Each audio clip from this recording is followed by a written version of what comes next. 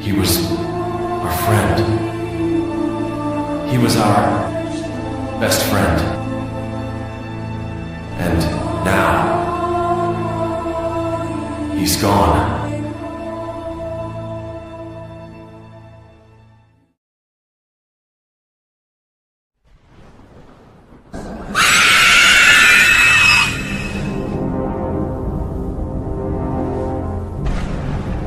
At long last, my lord, the summoning key is at your mercy, and now your plan will come to full fruition. Oh, the power. With the power of the reforged One Ring, you will be unstoppable. The portal will be completed much faster now with your diligent hand. Huh?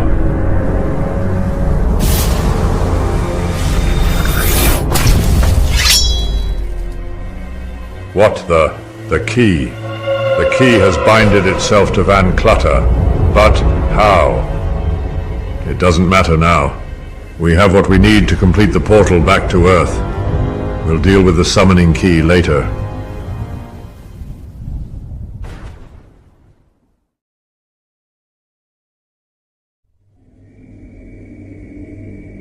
The time will soon come. The revenge of the fallen. is at hand. Just one more. That's all we need. One powerful life, full of potent energy. One last flame to be snuffed out, and you will rise again.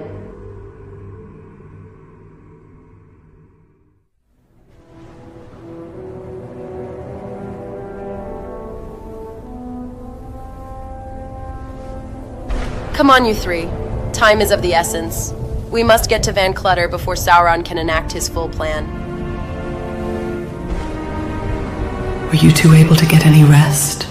Not really, but being in this place, can you really get any good sleep? I suppose not, but since I've been here for so long, let's just say you get used to it. How about you, Samantha? I did, but all I had were nightmares. I keep seeing this flaming eye. It's very large. Yes. As we draw closer to Sauron, the nightmares and visions will only increase. I have a question for you two, though. How much do you know of this Thomasin? We know enough to know that she can't be trusted, but if she knows where Caleb is, we have no choice. Look, we'll worry about her possible motives later. For now, let's just get to where Caleb is being held. We don't know how much time he has left.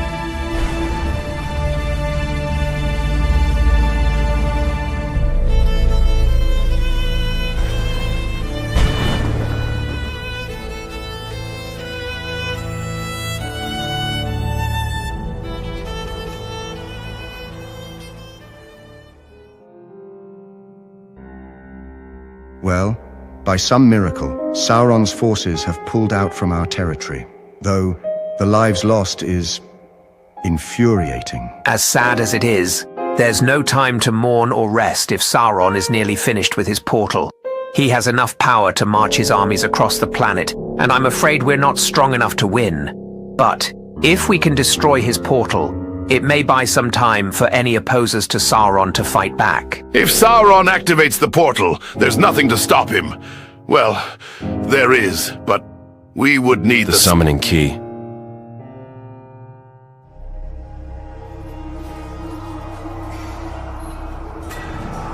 Get back, fucker. You're not gonna hurt these people. I won't let you.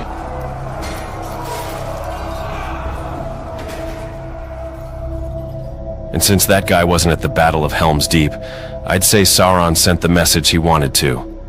Now the key is most likely back by Sauron's side. Carter, what's the matter?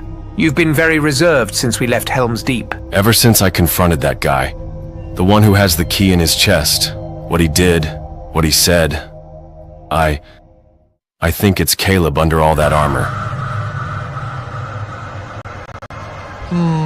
Well, considering the last we seen him, being surrounded by the Nazgul and the feeling of evil influencing him, I'd say it all adds up, unfortunately. If that's indeed the case, and if the portal is nearly complete, the time for stealth and espionage is over.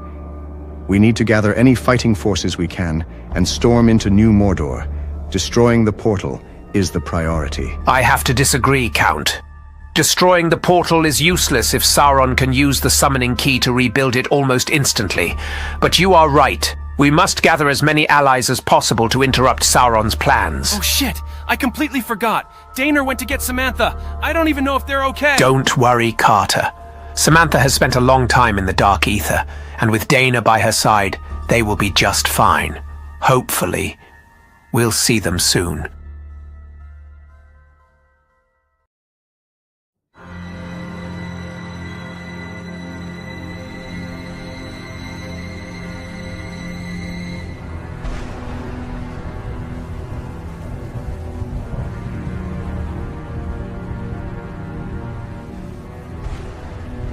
Thomasin, what the fuck is this?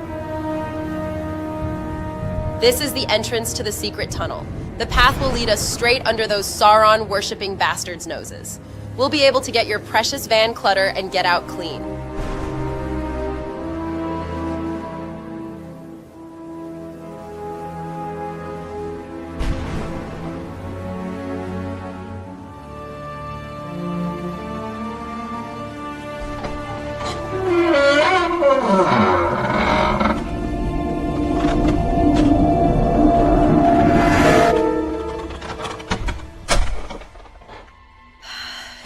It won't be long now. What did you say? Oh, nothing. I'm just anxious. We're so much closer to disrupting Sauron's plans, and I can't wait for it. God, this place is creepy. Yes. The Dark Aether is creepy in general. I can only imagine what you'll find as you travel deeper into the ground. Thomasin, how much farther till we enter Sauron's land? Thomasin, where have you gone?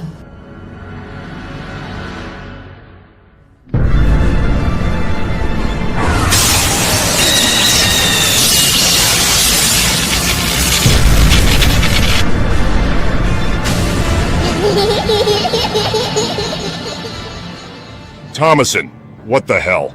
I knew we shouldn't have trusted you, you fucking snake. So, it was all a lie. You were never going to lead us to Caleb. Well, that's not entirely true. I have led you to the outskirts of Sauron's land. Though I never intended to deliver you to him, nor were we going to find Van Clutter where I last seen him. By now, Sauron will be nearly complete with his portal that will lead his army to Earth. And I'm sure Van Clutter will be by his side, helping him. And while that inevitable chaos ensues, I will have successfully resurrected my master, who will then snatch the summoning key and kill Sauron, as well as your precious Caleb, thereby ensuring his rule over the Dark Aether and Earth. Hehehehe. Wait, what do you mean Caleb will be by his side? Oh, didn't you know? Van Clutter is working with Sauron, and apparently he has a new name, Morgoth. With him under Sauron's control, there's very little standing in their way to take over everything. But worry not, because that's where I and all of you come in. It's perfect, actually. What the fuck are you talking about? Just what are you planning to do? Well, to be blunt, I'm going to kill you. All of you. Why, you ask? It's simple. Your deaths will resurrect the Overlord. I've been in the Dark Aether for so long, and it gave me plenty of time and lives to utilize. Now, all I need is one more sacrifice, and he will be reborn. But it's even better now. There's 3 of you, so not only will he be resurrected, but he'll be revived with the power of 3 supernatural beings. It might be enough to take on Sauron. Oh, the possibilities, hey. But I do appreciate you foolish pricks for following me all this way.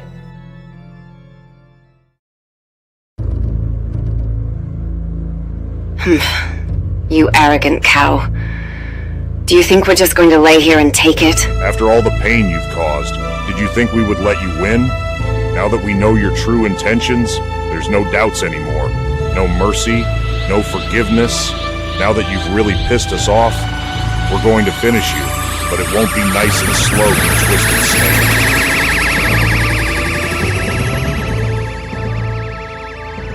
What the?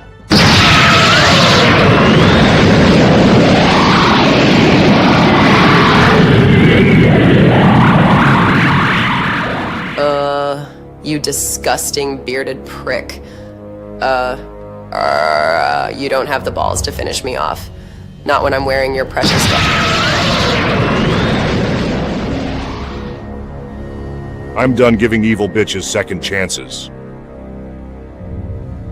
And so passes Thomasin, daughter of Muriel. Are you two okay? I'm so sorry.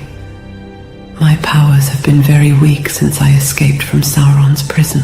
There's no need to apologize, Lisa. What's important is we're all alive, and the potential tyranny that Thomasin would have brought has been crushed. Lisa, I have a few questions. To start, you said you were going to help us get Caleb and the summoning key back. How? And was what Thomasin said true? Is Caleb really under Sauron's control? Yes, it's true. Van Clutter is indeed under Sauron's control, but not completely. When he was brought before Sauron, I cast a very powerful spell, one that I am not even capable of casting, yet I was able to. This spell bound the summoning key to Caleb's body, sealing it. Bound it to his body, sealing it. What do you mean? Yeah, and what do you mean it's a spell you can't cast? I mean, My powers are inadequate for a spell of that magnitude. Yet, something gave me the power to do it. By sealing the key, Sauron cannot use it. Therefore he needs Caleb. Even still, with it sealed, it cannot be used unless Caleb breaks free of Sauron's control. So now, Caleb's life is tied to the fate of the summoning key. I believe that something inside the key is attempting to ensure the survival of Earth and of Caleb. Something powerful enough to imbue me with the necessary energy to seal itself and prevent the abuse of its power. Wait, I thought it was Sauron communicating with Caleb through the key. But you're saying it's something else? Something that wants to protect Caleb and Earth? Well, the summoning key is capable of traversing the multiverse. It's like an open channel where all sorts of powerful beings communicate through it. So perhaps that would explain the forces attempting to aid us. But we can't worry about it now. We need to regroup with Carter and the others. Yes, you're right. I'm sensing large forces converging in the direction of Sauron's land. If his portal is nearly ready to open, many powerful entities will be making their way to the portal. Before it's all said and done, that land will be a war zone. We must move quickly. All right then. If everyone is heading to Sauron's land, then so will we. Get ready, ladies. The fate of our world is about to be decided, so let's give those orc bastards hell.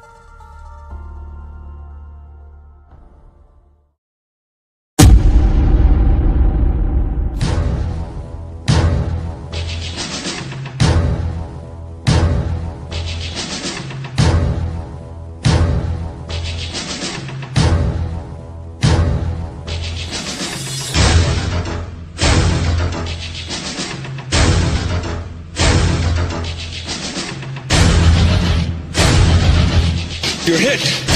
You're bleeding, man. I ain't got time to bleed.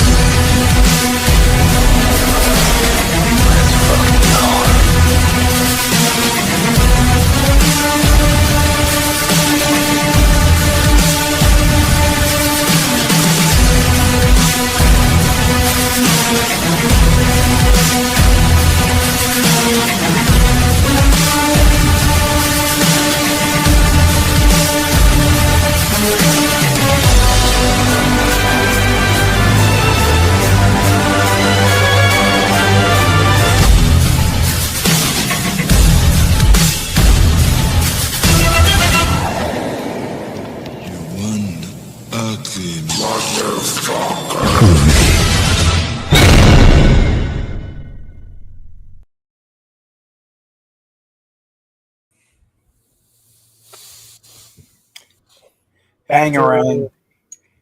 After so long, we are finally here. We made it to the end game. Oh wait, that's the wrong movie. Regardless, But hey, still has something in common. Both long movies. There you go. Yeah. We got Sauron by the balls now, don't we? Come on, let's book. Yeah, I guess so. Yeah. Hello there, ladies and gentlemen. The witch is dead. Hmm? Ding dong, the witch is dead. This time, for sure, I hope. So, welcome to the final installment of the Lord of the Rings watch-along series, going through all three films, and now we are at the finale, The Return of the King. Of course, I'm Special Agent Spooky Clutter, joined as always by my fellow co-hosts. Special Agent Daniel Boehner, greetings, exalted ones. Welcome to the show. And Special Agent Carter Sauce. My thoughts exactly. Of course, we're also joined by our resident Tolkien expert, Mr. Michael, a.k.a. the Wolfman from Mega Movie Z. Welcome back. Yes. Thank you for having me on tonight. I am in Tolkien attire for tonight, so that's my stuff I have. You know, I don't have a Return of the King shirt, so I was like, hey, it's fitting to wear a, this is the finale of the Hobbit films for the finale of, the Lord of the Rings films. So, Right. it still is fitting. Yeah, I'm really excited to talk about this because for a lot of people, this is their favorite of the entire trilogy. For me, I love them all equally. I can't pick a favorite. One does not simply pick a favorite. Yeah, I think if you pick a favorite, then you're not actually really like a true fan, you know, because they're all equally great in their own right, in my opinion. Well, I mean, No. it depends on what part of the story fascinates you the most. The beginning, the middle, where they all go on their separate journeys, or the culmination of everything it's been building up to. Oh yeah, I mean, but like I said, everyone's got their preferences. I mean, even though it's 3 movies, it's all one big story. That's and at the end of the day, it's all one big, huge epic, is what it feels like at the end of the day. And this one is just so phenomenal, and it's just there's a reason why this one won 11 Academy Awards, tying the record with Titanic and Ben-Hur for the most Oscar wins in history, because yeah, it's truly an exceptional work of film and just exceptional work of art, and nothing. I feel like what we're about to see has set the bar so high for what blockbuster filmmaking can do and can achieve, that a lot of blockbusters now can't even come close to matching the level of this. Like whenever Game of Thrones, the final season was coming out, right? The writers were hyping it up so much that they were saying, "Oh, the Battle of Winterfell, guys! You're about to see another Battle of Pelennor Fields about to come at your very doorstep on your TVs, guys. Just you wait." And I'm like, and I watched it, and I'm like, no, that was nothing like it.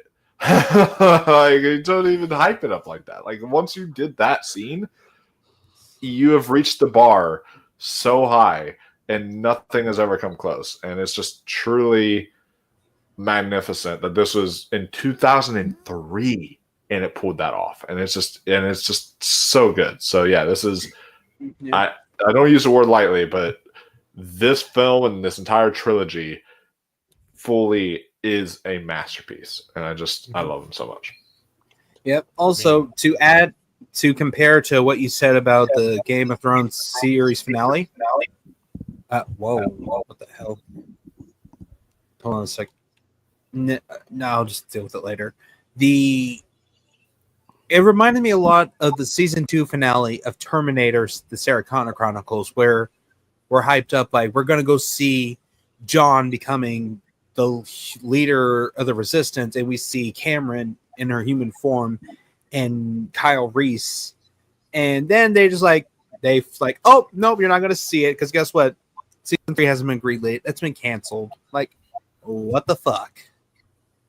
That was like the biggest, like, you're hyping us up and then you just like gave us this piece of shit. It's like that scene out of that episode of SpongeBob when Mr. Krabs promised the kids a playground when it was basically something that would be made by a crackhead.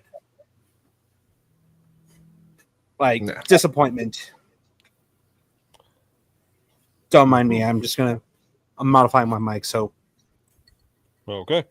You do that. All right. But, wait. I want to bring this up, too. This was one of the most physically painful theater experiences of my life. Oh, because you had a piece of that? Okay, how do I sound? Much better. Now, it's not just because I had to go so bad. I had to go the second the movie started. Oh, no. No. I just sat there. It's like, I don't care how badly I have to go. I am not missing one single frame of this fucking movie. I rewatched Fellowship and Two Towers, mind you, theatrical versions, but still the point stands. Like, no, like, fuck that. I've waited too long. Let's do this. And I'm just sitting there I mean, it's slowing down a bit. I could, but I don't want to.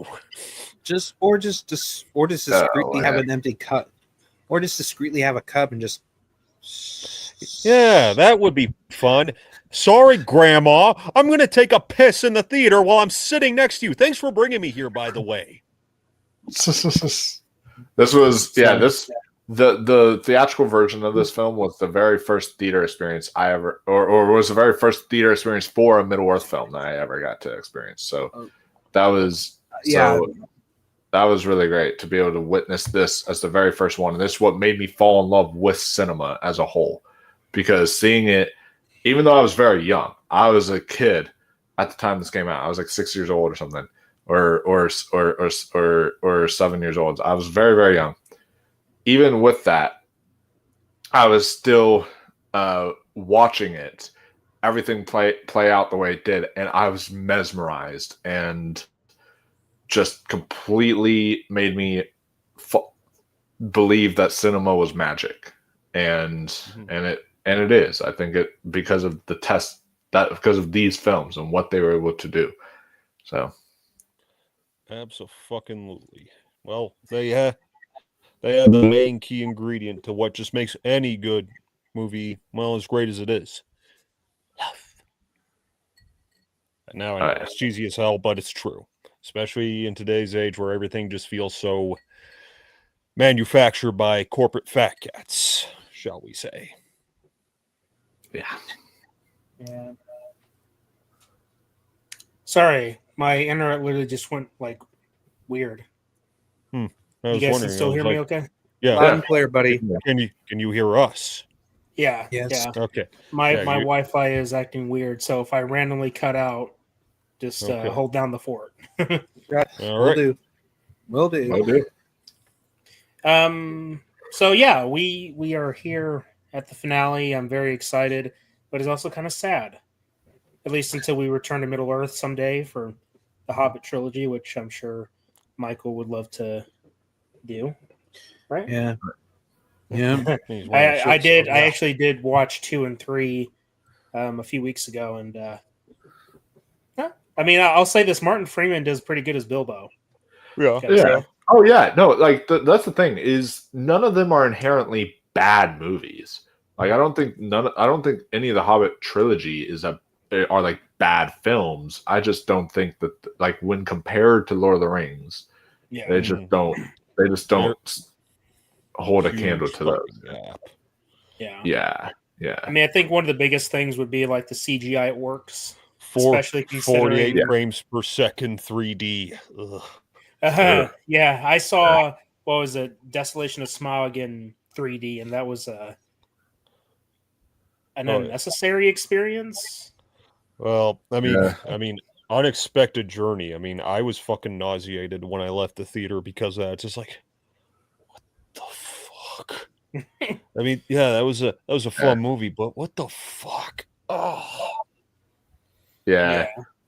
See it, but then it's like An Unexpected Journey is the best of the trilogy for me because that's one that the very first act of the film, like when they're in the Shire and he meets Gandalf, and I'm like, oh, this feels like it has that, Fellowship of the Ring kind of personality to it. Not nearly on par quality-wise with Fellowship of the Ring, but it has that kind of personality to it that makes this film still enjoyable, Yeah. So, yeah. Well, I mean, for me, being able to see Smaug was pretty good. Desolation is my favorite, in a way. Although I do have a little bit more liking to Battle of the Five Armies, just because it feels like there's more going on. But no, Desolation of Smog, I really like it.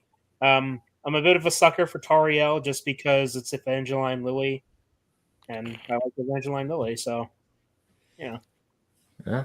But yeah, no, I'm very excited to get into this. We should get into it because we're going to be here for a while. Yeah. Although I do feel kind of sad that this is the last part of the trilogy. Reminds me a lot of the ending of the Back to the Future trilogy we did, though. I was kind of sad, though, that was the last one. Yeah. It'll be okay. Yeah, we'll be okay. Alrighty then. So for anybody, well, actually, first let me just address the chat really quick because we got the sergeant here. Hey, hello, Sarge. It's about fucking time to get your asses to Mordor. Nice tatas. Looks like Tits has a Minecraft sword. Oh yeah. Backstabbing bitch. I'm guessing referring to Thomason. Nice organ pipe music. Oh yeah, that's a yeah. We'll have to talk about that music sometime. Thomason's catchphrase, "What the." Black. What the black? I mean, that is she does say it both times before I, take her down. Mm-hmm. That's well, true. Well, it's a shame she didn't get hit by a bus. My unexpected bus. We're in the middle of the Dark Aether. Why would there be a random bus? Sorry, just Final Destination logic since I was watching it due to not watching Bloodlines yet, which I really want to go see, because of Tony Todd, rest his soul. Saw it today. What did you think? It's a Final Destination movie. I don't hold them to high standards. For what it was just another Final Destination movie. Nothing offensive. Dude, I was shocked to see the Rotten Tomato score of that movie come out. It had like a 93% or like a 94% when it I don't know if it's how much it's dropped now, 93. but it's at 93 now. Holy, it's like geez. Look, I get how Rotten Tomatoes works. It's all based on how many positive reviews it gotten, but yeah, I mean, whatever. I still think that's a bit too high. I mean, like, no Final Destination movie ever reached that peak. People think it's a generational thing, but it's just like maybe it's a standards thing. But that's a whole other can of worms that I'm not going to open up right now because. Well, you have to remember the last Final Destination 5 came out in 2011, and it's been like, Jesus, how many fucking years? 14. 14 years. Wait, 12, 13, 14, 15. 14. 16, 17, 18, 19. Yeah, 14. Yeah, 14 years. It's been 14 years since the last Final Destination. And not to mention with Tony Todd's health declining, before he bit the dust, he said that he wanted to return for Final Destination one last time. That's what he said before he passed of cancer. Rest his soul. Again. Yeah. Okay. But enough about that. Let's travel to Mordor and let's save Caleb. Let's go save the world, y'all. All right. So for anyone following along, you already know the deal. We're starting at all zeros for the black screen, and I shall proceed. I will also cue the intermission when we get there. Very good. Cool. All right. All righty then. So proceed with the countdown in 5, 4, 3, 2, 1, and play. Nice. New Line Cinema logo. They actually did show that logo at Final Destination. I was surprised. I'm so used to seeing Warner Brothers first, and then it just transitions to New Line, and you don't even get that. I like that. I like that little jingle for New Line. It was nice to hear that on the big screen. You know, my little dumbass always thought that those things you see at the New Line thing were ladders, but they're actually film reels. Mm-hmm. Yeah. Oh yeah, what did you guys think of the opening? I liked it. Yeah. Once again, trying to emulate the movie itself. Well, still taking your own liberty, while still taking your own liberties. Yeah. Yeah. Like obviously, Thomason did not lead us to a giant arachnid. That's true.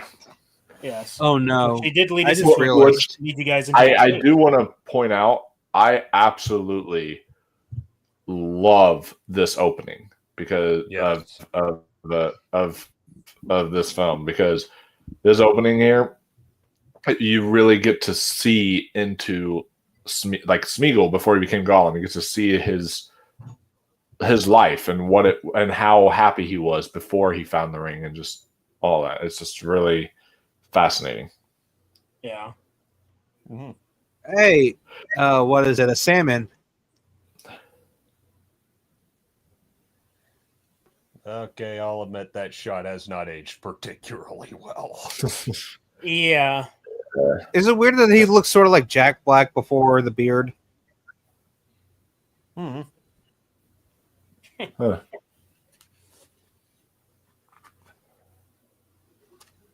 You know, I like that little rendition of that theme there with just the violin. Yeah.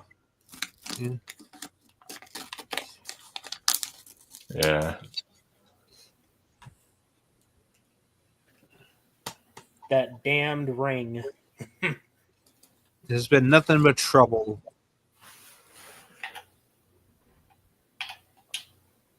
Hey, look, I found a cock ring.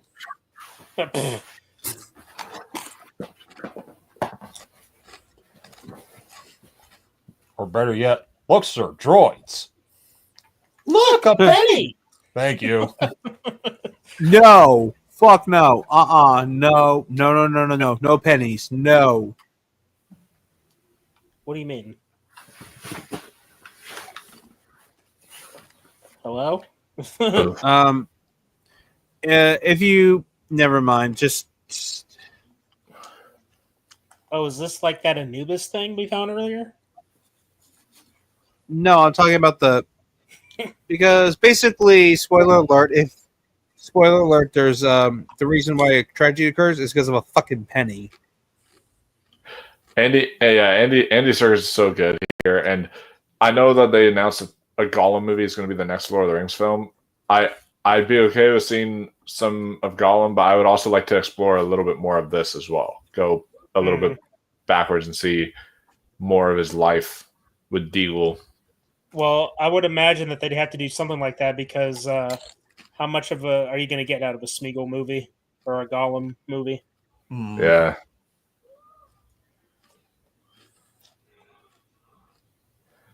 Unless they base it on the Gollum video game, then, you know, there's... Oh, no.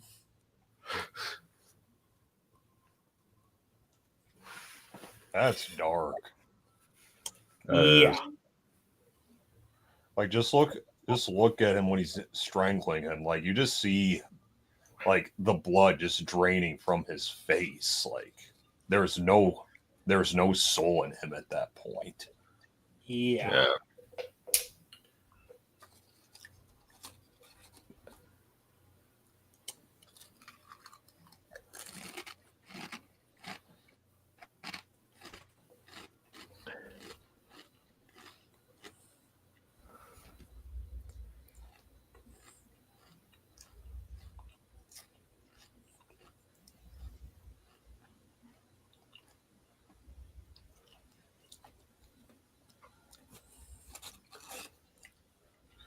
But hey, that was one thing I liked in the scene from Two Towers when he calls him a murderer.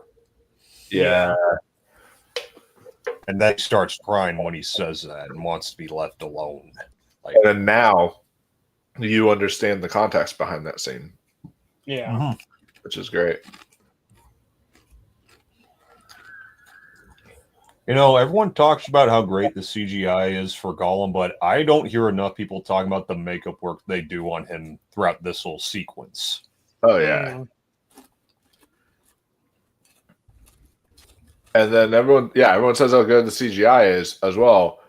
But I feel like not enough people, like, yeah, they say Andy Serkis is good, but like when you hear how good of an actor Andy Serkis is, a lot of people are like, oh yeah, he did Caesar amazing. And it's like, he also did Gollum amazing, guys. Like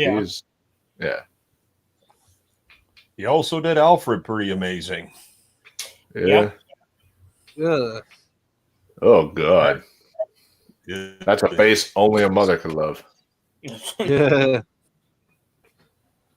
Like, see in that shot, that was makeup, and it looks great. Like, honestly, if he looked like that throughout the movies themselves, like the main story, I would have been okay with that, to be honest. Yeah, but same. We get what we get, and it's still great. Yeah. Yeah. It still holds up, too, the CG. I mean, because there's, as we've talked about, there's some effect shots in these movies that don't hold up. But Gollum has held up exponentially. Yeah. Damn straight. So it turns out, I think it was on Sean Astin's Instagram.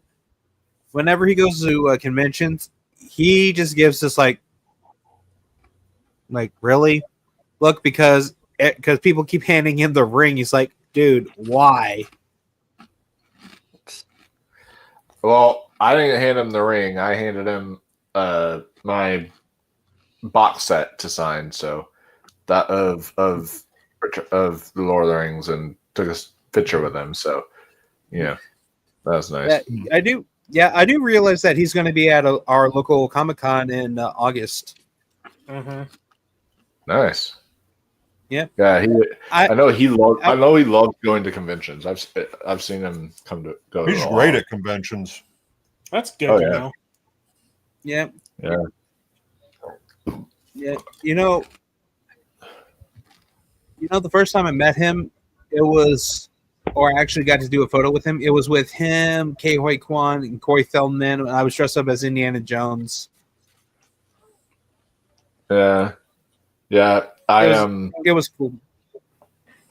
It was cool. And yeah, Sean Astin is such a nice person. He came like a day late at the convention, but so when the Lord of the Rings panel happened, it was like everyone else except for him because he came late, unfortunately. But he was still there to take autographs and photos, and he was great. That's good. Yeah. Yeah. Although I do want to meet him though and say, hey, thanks a lot for being part of being part of my childhood, and happy 40th anniversary to the Goonies. Oh yeah. Goonies never say die. Yeah, can't believe they're celebrating their 40th anniversary this year. Jeez.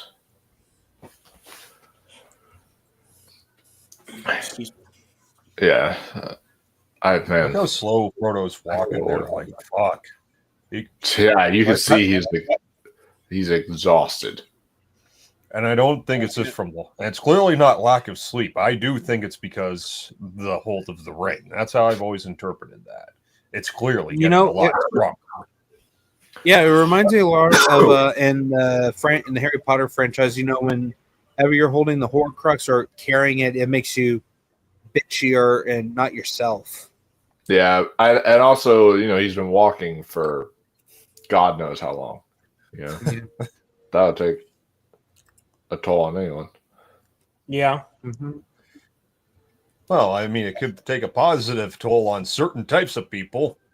Just follow them with a tuba. Oh, jeez.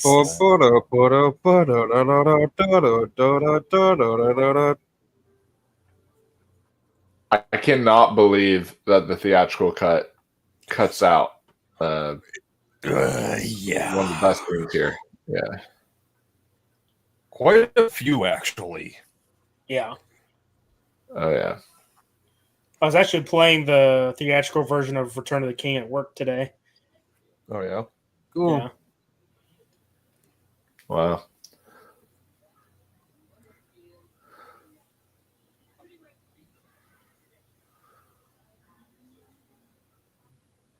Bullshit, I have. Yeah, same. I'm not going to currently until I find a new job, but I have done a hard day's work.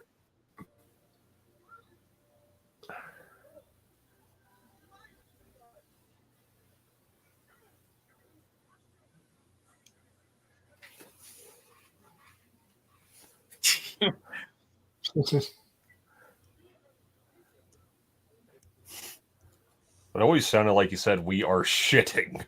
I know. Salted pork. There's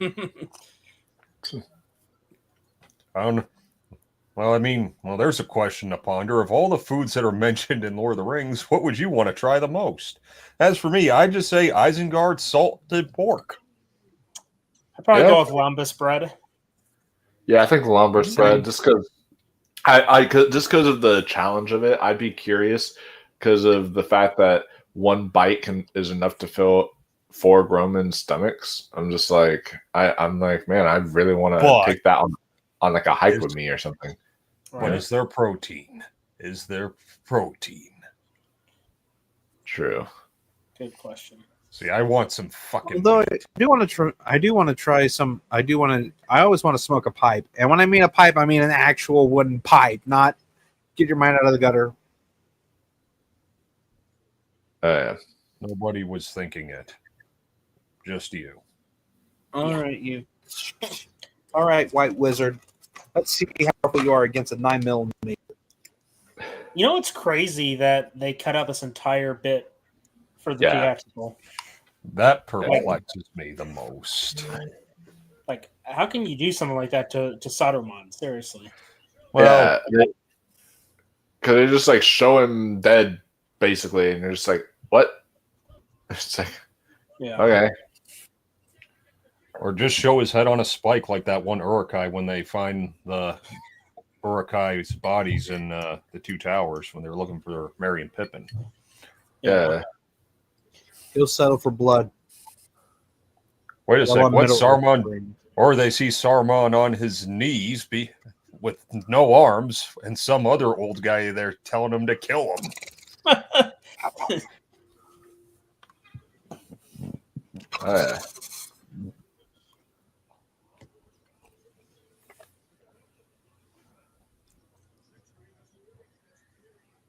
And this is actually the very first encounter right here.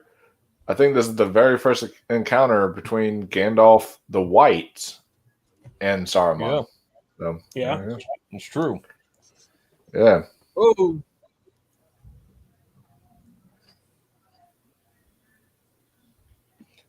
He's got coke nails. Yep.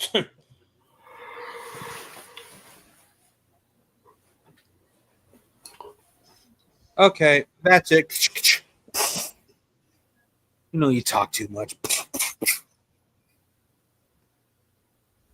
Why are you sniping him? Yeah. This is a medieval swords movie. But shouldn't you go like, you know? Yeah, you can use a bow, Carter. Or just use a crossbow. I mean, they existed, but I don't know.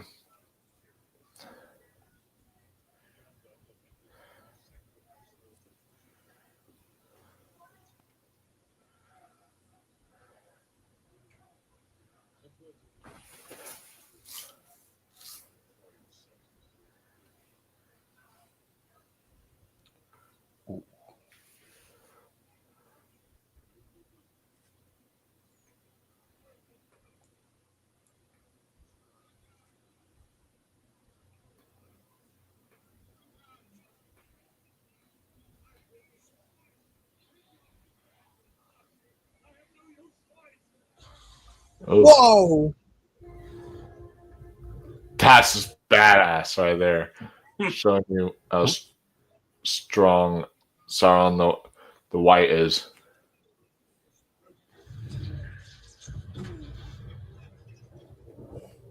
Well, if it isn't Count Dooku and Chucky. All right.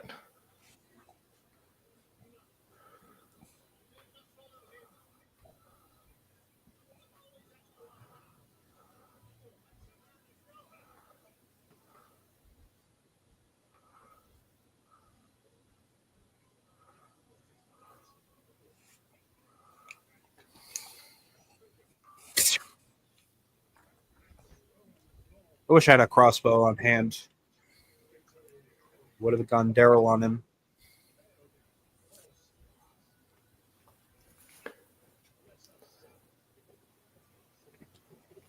Captain, shall I take the helm?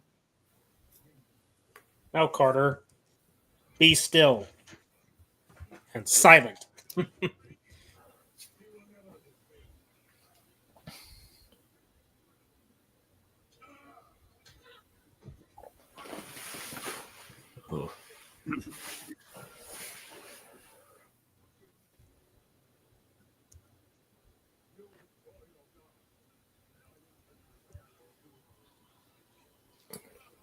Oh, a literal backstabber. Yeah. Literally. I know. Jeez. Hey, Ade, do we damn such a bitch. Yeah. Dun, dun, dun. Oh! Falling. Oof. Oh, here's one for you. Ooh. Good Who's form, death? but a little rough on the landing. He may have to settle for the bronze. Whose death was better, Saruman's or Dooku's? Uh-oh. Sauron or who? Or Dooku. Oh, I think. That's actually. Well, let me put it to you this way. I think that Dooku's death was more impactful for the story. Yeah. But I'd call Saruman's more dignifying. Yeah. Because I'll be honest, I was shocked, but also kind of disappointed, maybe just a bit, that he died so early in Revenge of the Sith. Yeah. Yeah. However, I do like some of the subtle moments during that scene, like when he says, "Kill him." The way Dooku looks at him, like, "Wait, what?" And Palpatine's kind of looking at him, and he says, "Kill him now." Like, fuck. I also feel like it's not much of a fight in Revenge of the Sith. It's like just kind of like, okay, he knocks something over on Obi-Wan a little bit, and then it's then Anakin gets the upper hand almost right away and like cuts off his head. It's like, oh, okay. So I don't know. I think it was shot pretty well when they were mirroring that same panning shot from Return of the Jedi. Yeah. Yeah. Agreed. Look, I love this. It's Whiterun, Michael. Yes. I'm never gonna look at it the same. When I first played Skyrim and I had seen Whiterun from the distance, I'm like, wait a minute, is that Rohan? It's like it makes sense. It's uncanny.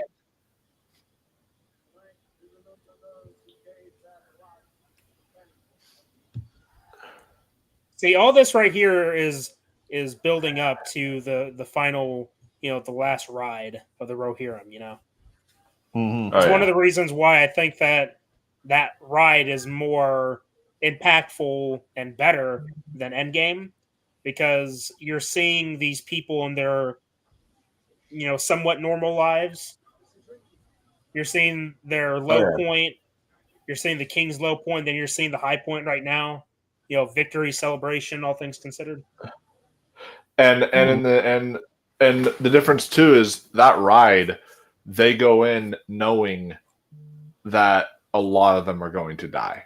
Yeah. That they are ready to face death. While in game, we only have one person who ends up dying for the cause. Every other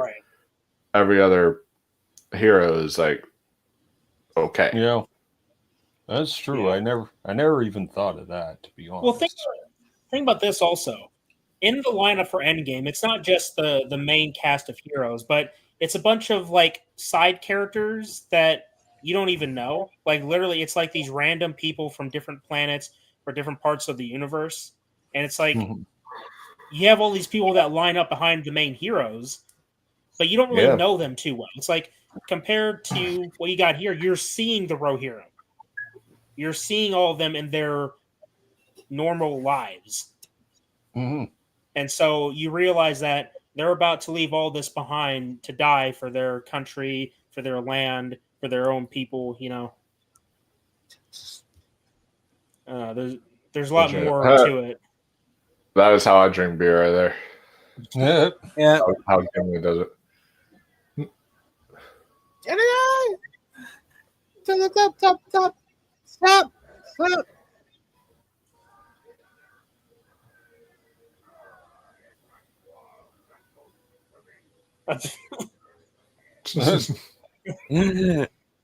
Hey, was that a Jaws reference?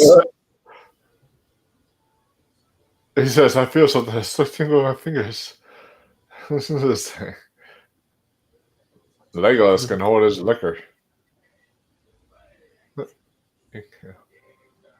Yeah. Oh, yeah! Dude, this part reminds me a lot of the scene in Raiders of the Lost Ark. At Marion, who's the drinking game with Marion. Yeah. Yeah.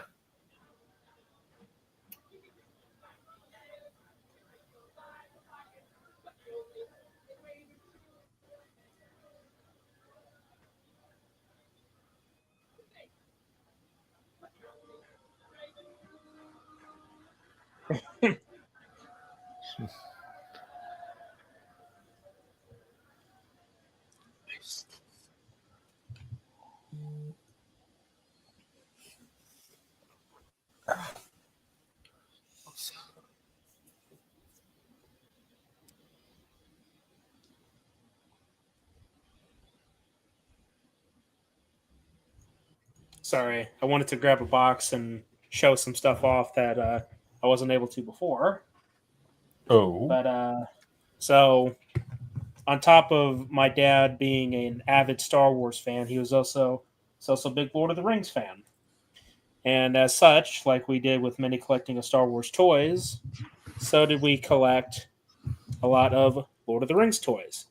Here's one of Gandalf on, I believe this is supposed to be, I forget the horse's name, but I think that's what this one is supposed to be. I love that. Let's see, what else do we got? I literally just found this box. Let's see. Legolas. Nice. And these are the toys from back in the day, like when they were first coming out back in 2002 and such. Mm-hmm. Or when I can't remember when these figures were actually made, but I know they came out close to around that time. I can't remember. No. Buttercup, hello there. How you doing? Hey, what's up? Thanks for being here. Oh yeah, here's one of my favorites, Arwen. Hello. Nice. Yep. Dang. So, see, the detail of action figures back then is not like it is today. Look at the hair on her, like the way it's like sticking up, and like just it's the craftsmanship behind it. That's insane. Yeah. Yeah. Oh yeah, well. Just not like that. They don't make them like that anymore. Yeah. And here's one in honor of our late White Wizard, Saruman. Oh wow. Yeah. I got quite a few in here to show. Let's see. Right. Doing good. That's good, Buttercup. Good to see you here. Mm-hmm. Glad to see y'all streaming. Yeah, for sure. Yeah, glad we're back. It's been a few minutes. Mm-hmm. Here's a good one for you guys. King Theoden. Wow. Oh, I need that one. With removable. Yes. Yes, I love it. Yes, sir. Yes, sir. This scene is very reminiscent of Two Towers when he was like talking to himself. Yeah. Mm-hmm. Here's Gandalf the Grey. Oh. Where's the hat? Yeah, there's no hat. That is a good question. Here's one of the Nazgul, missing head and all. I assume it was made that way. I have an Nazgul one as well. It's like deep into the abyss of my action figure toys, but yeah.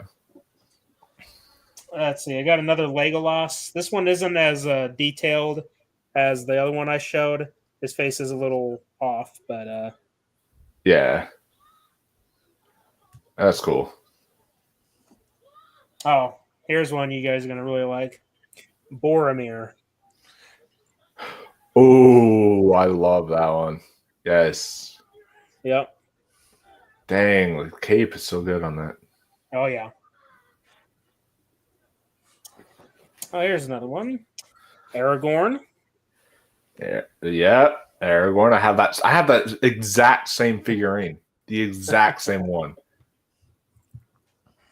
That's really cool.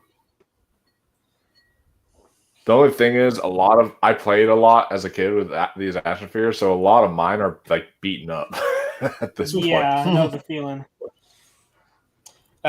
Here's one of the guards in Gondor. God, those helmets look ridiculous. They really look like. do. I'm sorry. Honestly, they look like some like out of Naboo or something, like Naboo Royal Guards or something. It almost was like Star Wars-ish. Yeah. Mm-hmm. Here's a good one. Aomer. Oh, that is a good one. I like that. Mm-hmm. Yeah. The sword, the mouth. Yep. I might have the same one because I remember I have an action figure of somebody who's like mouth is open like that. I think it's the same one. It's cool. Yeah. So, yeah, I've been saving this joke for a while now.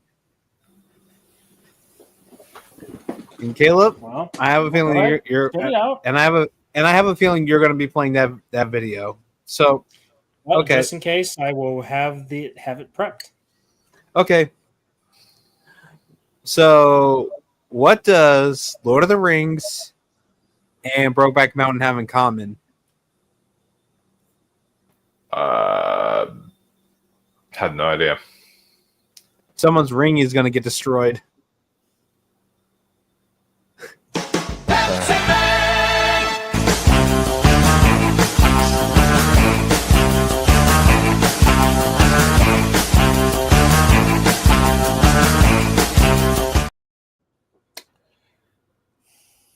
Thanks for ruining the mood, Carter. I had that thing saved up just for that moment. I had that joke saved. I think that we might have to excommunicate him from the panel for a few minutes. Oh, what the fuck? What the All who vote to have Carter removed from the panel for a few minutes say aye. Aye. Aye. This is mutiny. You will all be shot for this. You ain't This the is captain, sir. You ain't Yes. the captain. Mute any, literally, because oh god, that was a bad joke. Very distasteful, I'll say that. Yeah. Well, let's wash that nonsense out with this. Aragorn in his king outfit, cape and all. Nice. You Can't bow. Love it. You know, one does have to wonder, because we had two people tuned into the stream, and after Carter said that joke, both of them left. Oh, well. Nice of them to stop by anyway. I'm just curious, did they leave because of the joke? Because I doubt that. I doubt that. You never know. Some people in today's day and age will be offended by anything. This is true. Here's another interesting one. It is one of the Urukai. Ooh. Oh, Hey, that's cool. Hey, what's this scene remind you of? Oh. Yeah. That was full on Raiders right there. Oh yeah. Let's see. Now it's also creepy that Gandalf sleeps with his eyes open, by the way. Can you imagine waking up, just sharing a bed with that, and you wake up and he's sleeping with his fucking eyes open? Or just anyone. That would just... Ugh. So here, this one is a bit of a battle damage one, I'd say. And by battle damage, I mean, well, I was a kid, and I was playing with these toys. Here's the Witch King. Yes. Missing a little bit to his crown there. So good. The details insane. All right, and then here's the last one in this box anyway. You have our good friend Lurtz. Yes, I had a Lurch one as well. I love it. But I actually lost my Lurch one. I don't know where it went, unfortunately. But all right, let's bring Dirty Joke Man back to the fold. Yes. I didn't have that Lurch. The Lurch I had was like an action figure of him after he like just came out of the mud and he's like, being born and all this stuff. And it's like that look of Lurch. Yeah. Gotcha. So, yeah. You notice something? What did we learn? Double that shit again. Save the jokes for the post stream or backstage. You notice something about this? What's that? All that commotion and Gimli's still asleep. Probably because, well, maybe not really asleep, more like passed out. Yeah, yeah. I think that he had, because of all those beers, I think he's like full on just blacked out right now. Yeah.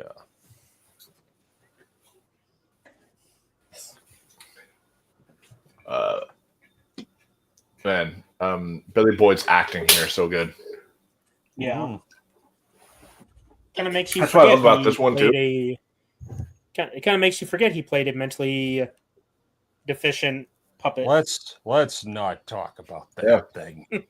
But what I love about this movie is it takes the two goofballs, which is Merry and Pippin, and it makes their stories so just rewarding. The development between them and where their characters go, the arc it goes with them. It's just beautiful. Yeah.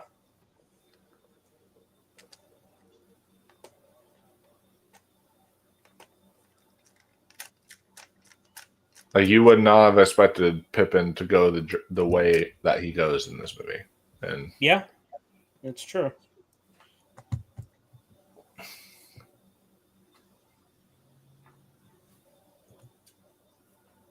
Same with Mary as well.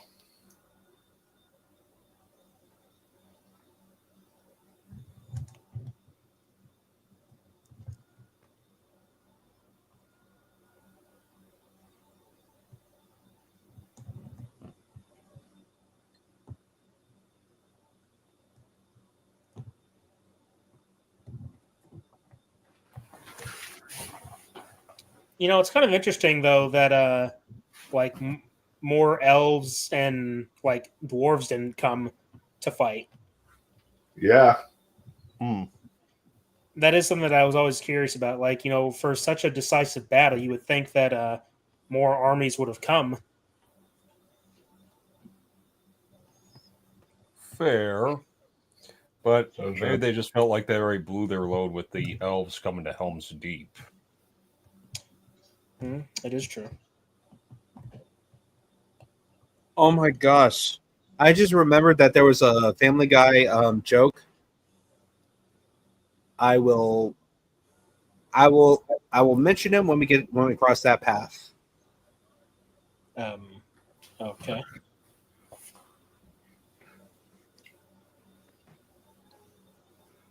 Just looking more at this this Arwen mean. figure. Huh? I was just saying, this is me to say, out of all the hobbits, you're the worst. No, what I was saying was I'm looking at this Arwen figure, and her face is very detailed for like a early 2000s figure. Oh yeah, that's what I mean. Like, look at that. They don't make them like that anymore. They don't even put nearly the effort. Like the way her hair is sculpted, everything. It's just insane. Yeah. Even the flap of her jacket, it's like sticking up. Like it has so much detail to it. Yeah.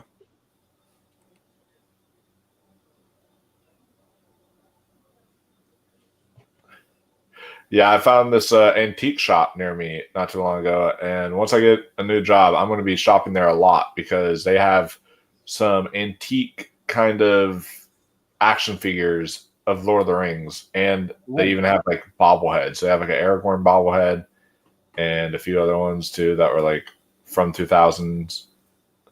So nice. Shadowfax, that's that.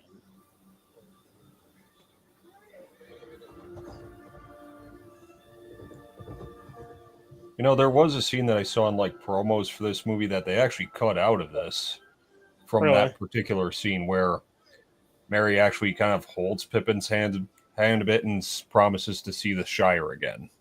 And Pippin's crying. Interesting. Yeah. So it was like, so it was like, it was in the promos, but only in the promos? Yeah, when they promoted Return of the King, like on the Two Towers DVD, I saw that clip and it's like, curious why that did not make it into the final cut. It's a goodbye. We may never see each other again moment. It makes you wonder. I mean, what we got here was so good. That's not even in the extended cut, and this has a lot of like deleted scenes, which is interesting. So yeah, no.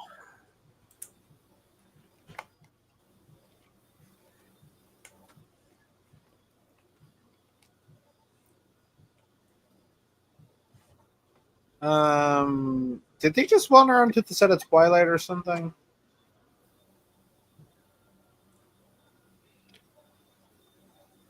How dare you?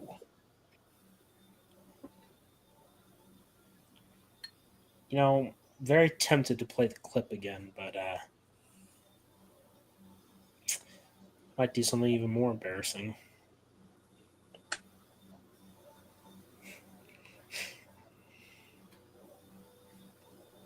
Oh yeah, I love this kind of look into what could be here. Mm-hmm. You know, that she's looking out and seeing the man she loves and their kid.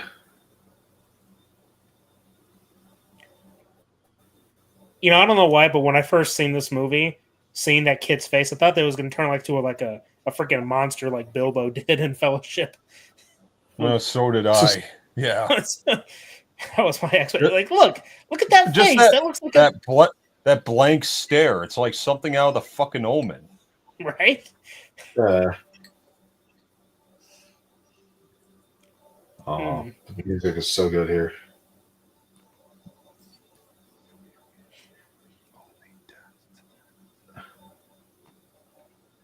Mr. Anderson.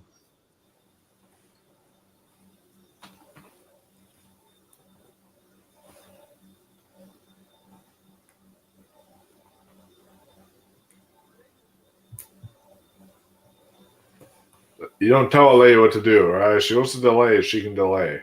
All right. Don't you know that? What's up, Kyle?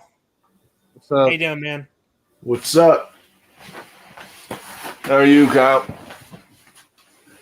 I'll be having him on the channel this week to do Mission Impossible Rogue Nation.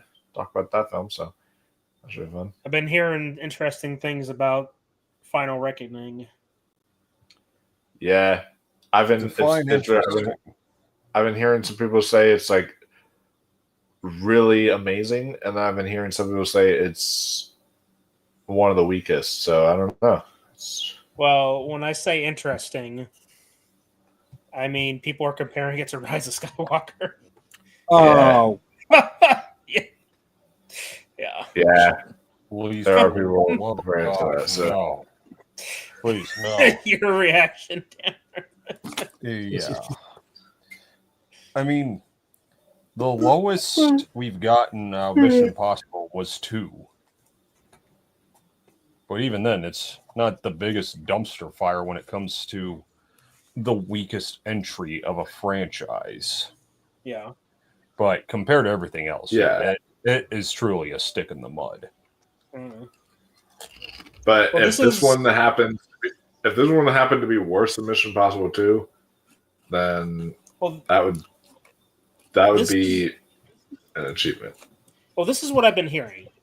I'm hearing that the first half of this movie, or the first portion, is really slow, has a lot of unnecessary exposition, but once it gets into the later parts, it's better. So that doesn't sound anything like Rise of Skywalker. There was no plot in that movie. Yeah. Now, so I mean, make of that what you will. Different people are saying different things. So, okay, one person, or well, not just one person. There were quite a few people saying, "Oh, it's like Rise of Skywalker." And other people were saying, "Oh, yeah, first part, nothing happens, and then later part, it gets better." So, yeah, I mean, it is an almost 3-hour long movie, so that means at least a good chunk of it will be good if that's the case. Yeah. But I'm so excited for it regardless. Sorry. So yeah, it does have better reviews than Rise of Skywalker, because Rise of Skywalker premiered with like a 50 something on Rotten Tomatoes, and this one has premiered with like an 80%. So, you know. Yeah. Well, time will tell. Yeah. So you got me curious now. What is your favorite Mission Impossible movie? Which one, me? Well, anyone, really. Anyone who likes Mission Impossible. Like, what's your favorite? For me, it's Fallout. I think Fallout is just the best because that is the one that I feel out of all the Mission Impossibles, it forces you to pay attention and you're just literally cannot leave. Because if you get up once during that movie and you've never seen it, you're going to miss a massive point. It's just everything is so important. There's so many good subtle moments in that. The action is top notch. Just the twists and turns are excellent. I love Fallout. So it's only a model. There it is. There it is. Oh yeah. I'm undecided. Like I will say right off the bat, Ghost Protocol, Rogue Nation, and Fallout are like god tier Mission Impossible. Oh yeah. Yeah. Those are my three favorites. So yeah. It's been a while since I've seen Mission Impossible movies. The last time I watched it was the one before Reckoning. The first of the Reckonings. Or Dead Reckoning. Dead Reckoning, thank you. That one had Haley Atwell in it. Yeah. Yep. Oh yeah. Yeah, that one is great. Is it weird that this sort of looks like a giant D&D model almost, or it sort of passes it?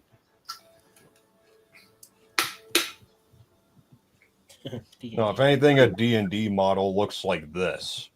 You know what's insane is that they built that entire castle. Commitment, dedication. I adore it. All the castle, all this production here is just, I cannot believe that. That is just, see, that's what I mean. Like movies nowadays, I mean, okay, I can't say all movies because like Wicked went to that kind of degree of, okay, let's build, let's build, stuff like that. But like, that's the only exception I can think of is that Wicked, wanted to go all out and try to make it as practical as possible. So yeah, especially especially in Munchkin Land when we see the little Munchkin kids running, they planted a whole lot of actual flowers just for that scene. It was it was 9 million flowers they planted for that. So kind of crazy. Yep. But I can't wait for Wicked for Good. Yeah. I bet you can't. Shut up. I'm a sucker for musical theater. Shut up. Same here, man. Same here. Well, keep that in mind. Yeah. We saw that for my mother's. We saw that for my mother's birthday last year. I will admit, as scummy as he is, I actually do feel bad for him here. I do. And there's this YouTube channel I follow called Cinema Therapy. I got to see him live on at the convention, and they did an entire Cinema Therapy episode on Denethor and Formir and Boromir, and like their kind of toxic kind of father and son kind of relationship and everything. So well, you know what it reminds me of? It reminds me of Stand By Me. Mm-hmm. I think I may have already mentioned that, but the point still stands. It's very similar. Oh yeah. Or better yet, it's like Walk Hard, the Dewey Cox story. Her own kid dad. What the fuck? Hey, you know what? I just realized something about this Arwen figure. What? So on her chest, you can see she has her pendant. It actually lights up. I would show it to you, but I can't because the battery's dead. But look at that right there. Wow. What? So it lights up. Oh. That's cool. I have to find a battery. Why would Arwen need to light up? I mean, she lights me up, but still, you know. Well, at least one of us here is normal.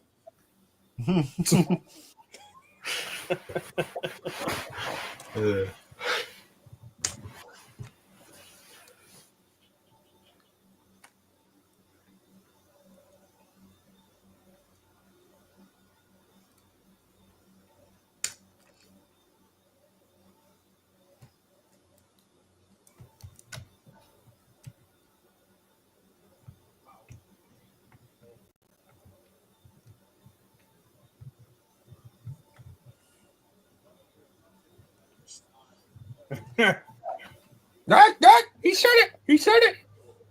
Oh, he said the thing. Oh, that's why they call it that.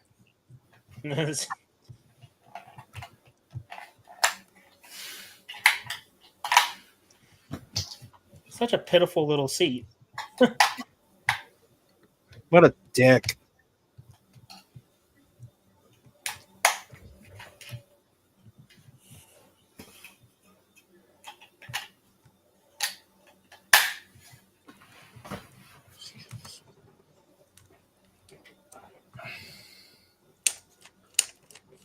Seriously, those helmets just look retarded.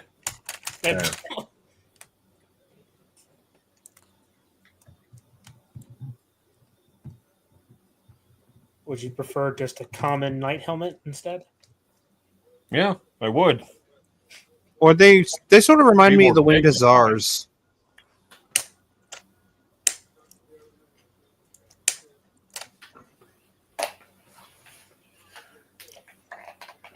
For those of you who played the Lego Lord of the Rings game, did you ever come to this part of the of the map?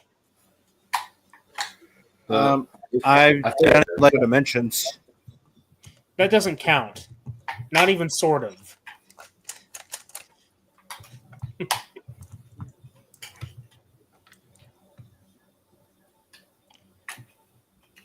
I guess that's another game I got to bring up to Canada. You're better off playing. Hey, don't be dissing the Lego Lord of the Rings game when you haven't even played it. Oh, it's so What good. have you played Return of the King? Yeah, the difference is that I'm not dissing Return of the King, now am I? I'm not dissing it. I'm just saying one is probably better. Uh-huh. I'm just going off the probability. You're right, I am. I'm an asshole. The storm is coming. Okay, Oh, maybe God, don't tell me Virgil's showing up. Maybe it's just me, but that kind of weather is just unsettling. I like seeing it, though. I mean, like where they are, where it's all nice and sunny, but then you could just see the black clouds rolling in. It's a little unnerving. Yeah.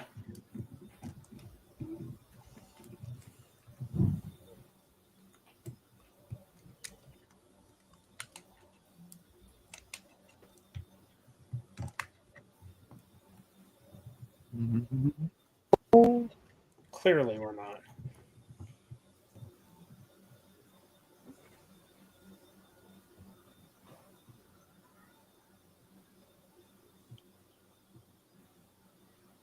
Oh, now you're seeing it, Huck Finn?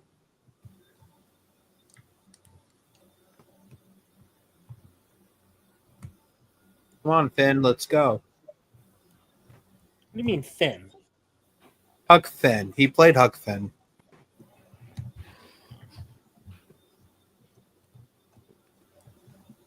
Haha, Bilbo. Not just Bilbo. Mr. Bilbo. Well, not for Thorn Oakenshield, though, eh? True. He let himself get stabbed by a albino orc with a mental problem. Now I'm being the asshole. See? It's fun. Kidding me? Car's been calling me an asshole since day one. Legends of the Hidden Temple. Oh, yeah. I don't even know what that's supposed to mean, sir. It's a reference. A reference I don't get. Good to know.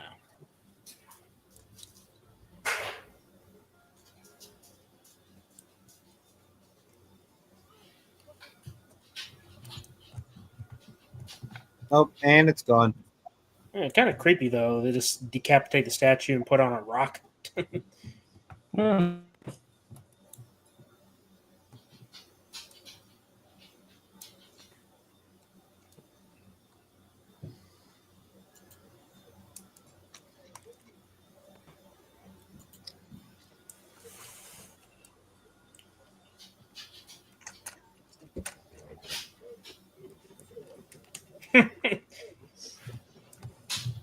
Must be some good smoking. Ridiculous outfit.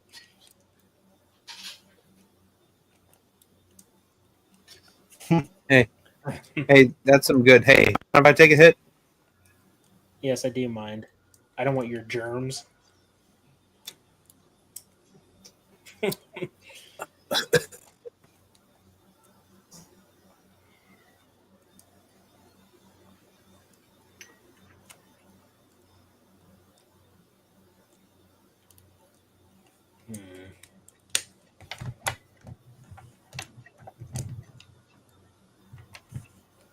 That's something I really love about this one is just how the darkness looming over just feels like it's getting a lot stronger anymore, and they're starting to notice it.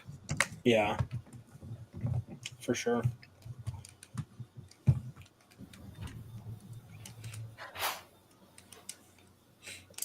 It's a great view. Yeah.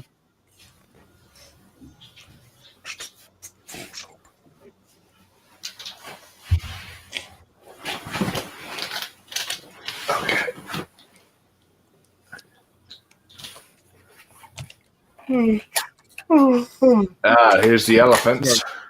Yep.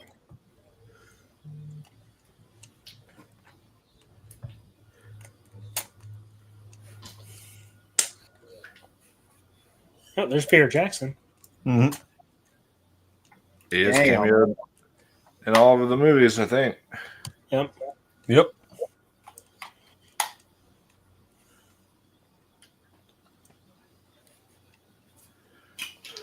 It's the end of the world as we know it.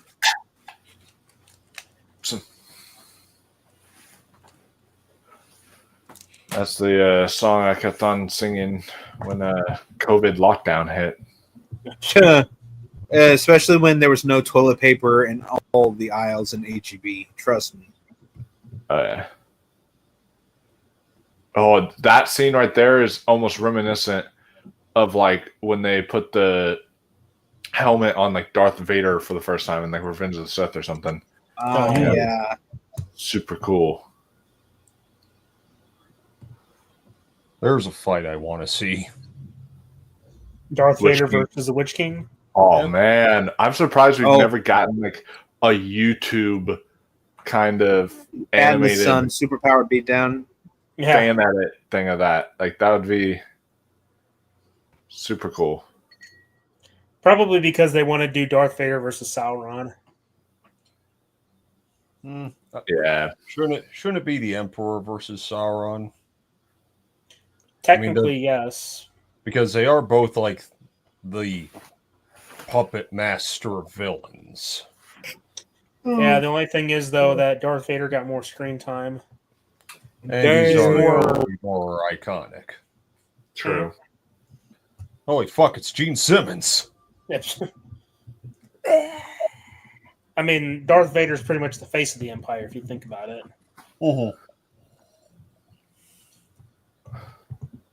And as for the Witch King, well, he doesn't really have a face.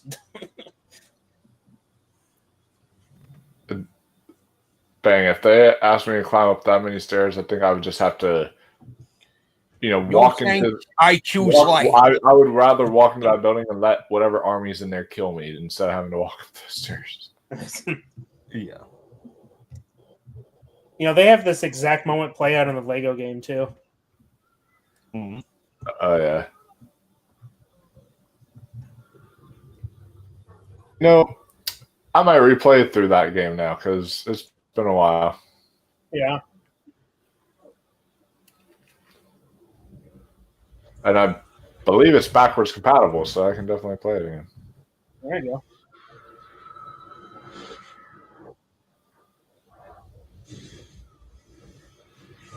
I always wonder what that green energy was. I'll have to look up and see if the movie games are backwards compatible. I don't know if like the Two Towers games and Return of the King game is. It should. I wish it were. Mm. Oh, great! Somebody just powered up the Death Star. This has my favorite score of the entire trilogy. I think. I don't know. It's between this or Fellowship. It's like a toss up, but yeah. Very tough toss up.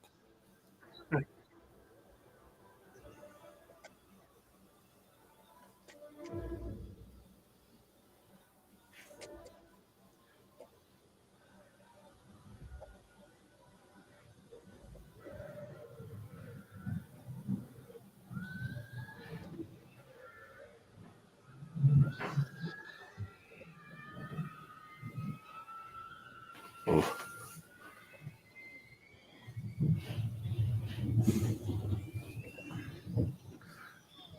And the Nazgul still looks good. Yeah. Oh yeah. That's nice. Yeah.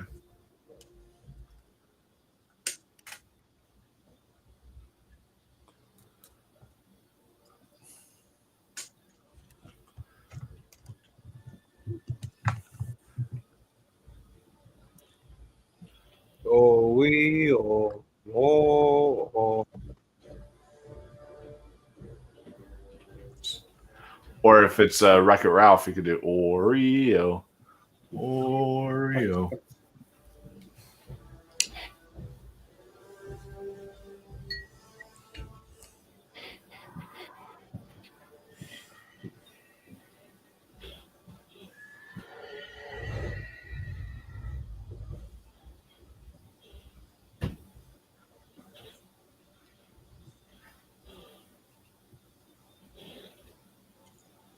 Man, these stairs are too damn steep.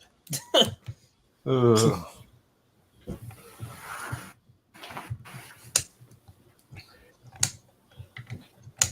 I think I'd rather use a grapple gun instead. Yeah.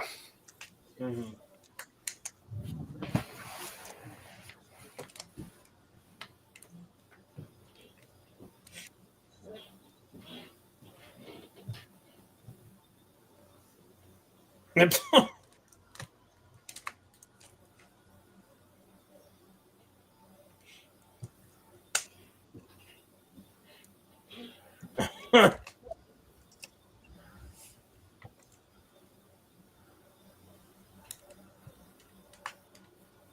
That devious little bastard, huh? Yeah. Little shithead.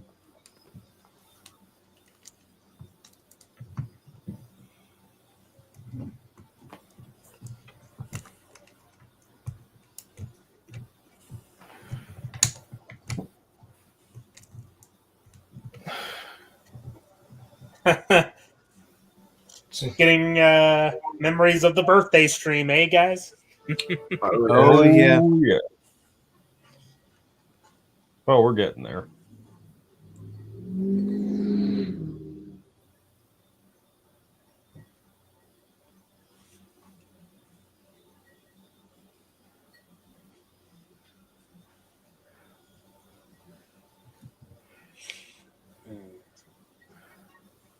Too quiet.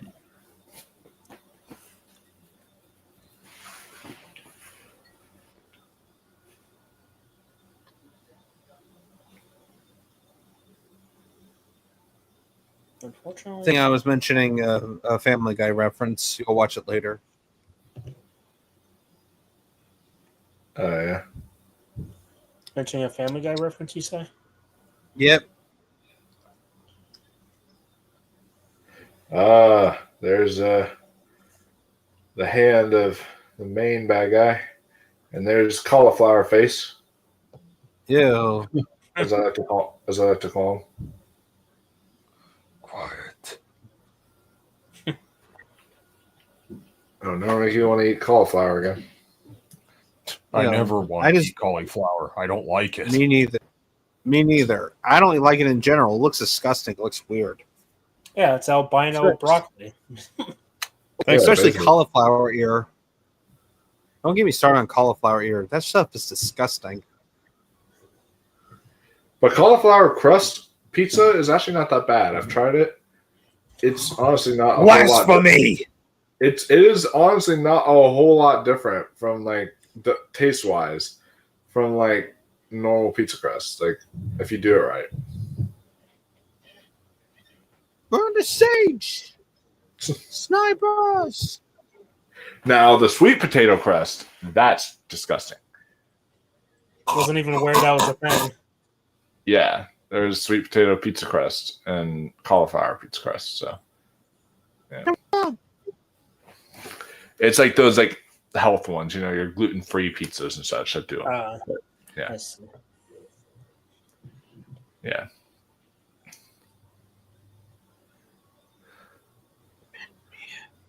Anybody on a fried orc?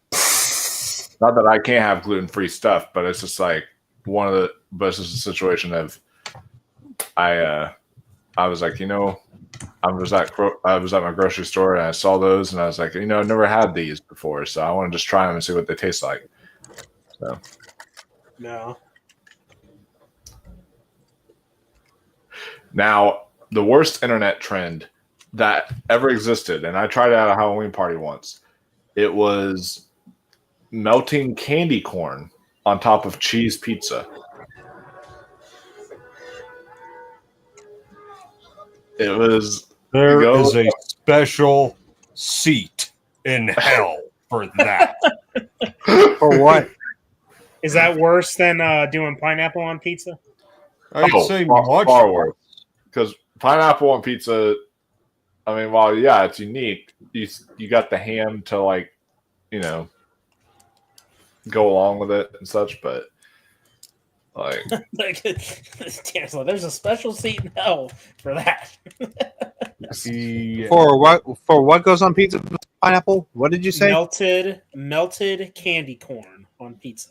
Ew! Oh hell no, dude! Oh, you yeah. should have your pizza, your taste for pizza, or you should be banned for life for eating pizza. Oh, here it is. yeah, Yeah, and I saw that as an internet trend. It was weird. It was like some people on YouTube were trying it, and I was like, I'm gonna try it at a Halloween party, and like no one wanted to eat it at the Halloween party. Yeah, I would imagine so. It's like basically know just what putting candy corn's candy on made? pizza, you know? Yeah, You know what candy corn's made out of? Dildo bits. Yeah, you would know. yeah. Don't test me. Oh shit, that's hot. Gotta get the fuck down. That's me when I start a bonfire and I'm like, oh shit, it started. I gotta get down now. Mm-hmm. Because it's like takes forever for me to start it, and I like practically have to stand on top of the wood trying to get it started, and then it starts booming up, and I'm like, oh shit, that's hot. Better get up now. Hope is rekindled, right, Danner? Yeah. Oh yeah. I could see my angry face on Gandalf right now. Mm-hmm. The beacons of rebellion. You know, I gotta say though, rebellions are built on hope. I feel bad for the people that got camped near those beacons. There's kind of like, they ever gonna call Rohan for aid? Like they could be sitting there for like, they could have been camped there for like months, if not years. Now, I'm nitpicking, and you know what? At the end of the day, the shots are amazing. The music is awesome. Who cares? So good, this music and everything. Oh my gosh. Shoot up a signal flare. By the way, I would hate for my village or whatever to be out that far, like because people are having to light up. They used to say like each faction is. Mm-hmm. Did you know they actually did that? They actually did this practice a long time ago. Did what? This practice, what they did, it was like back in I don't know when it was, but whenever there was an invasion force or coming by sea, they'd light a flare. This scene, hold up. This scene right here. This scene right here. It gives me goosebumps every time.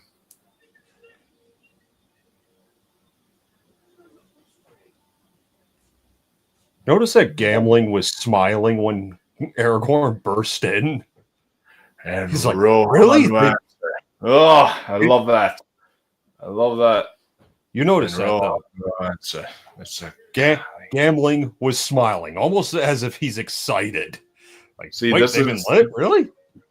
This is the best King Theoden we have had, because like in Two Towers, I talked about it when we did that episode. How he just got back to being King Theoden, and he was just like, "Oh, here it is. We are going to die," and he just didn't know how to comprehend it yet. And now he is back, and this is that king they've all been looking for, and to lead them into battle, and it's so fantastic. I love King Theoden in this movie.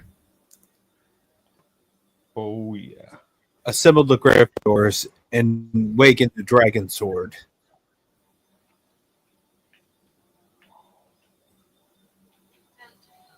Aye, Captain Smith.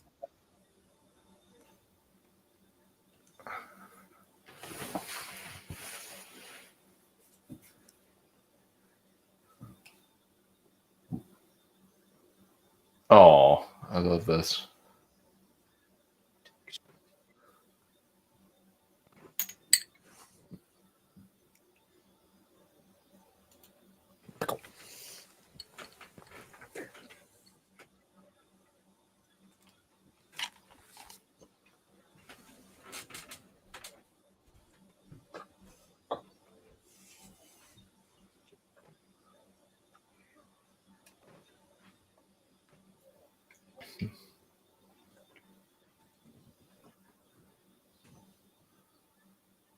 Just love Gimli and Legolas's chemistry in this one.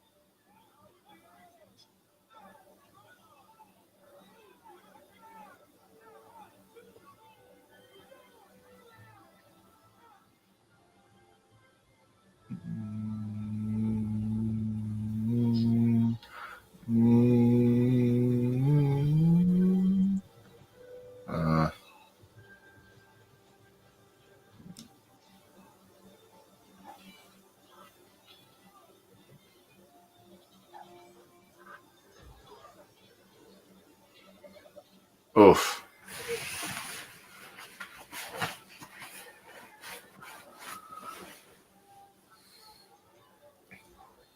Those poor people, jeez. That's another thing I love here, just how real the violence feels.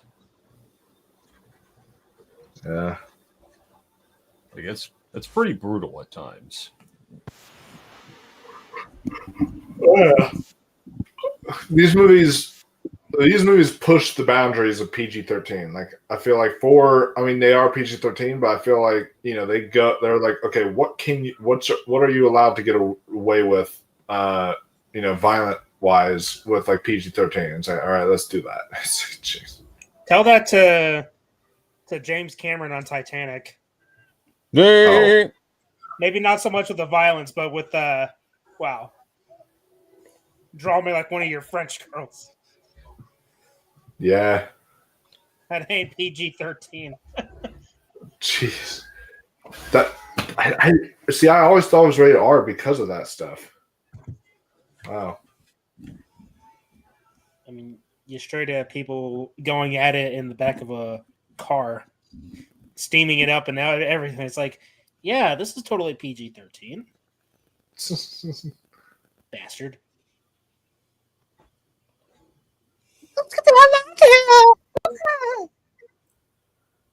The fuck? Sorry, Army of Darkness.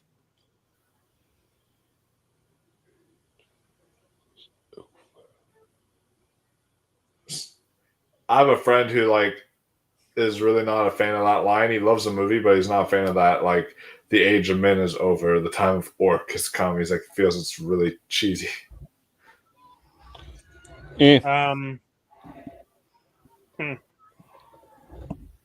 But I just try to tell him that it's that, he's trying to say that all the orcs are about to take over Middle Earth, basically. Yeah.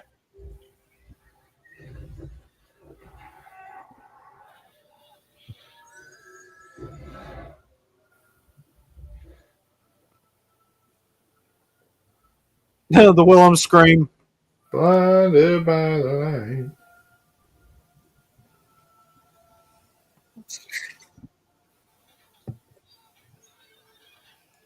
Zigzag.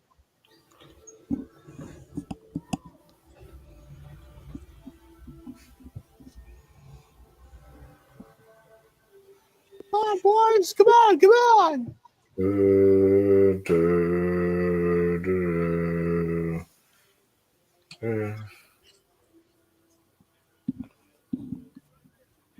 It's too perfect.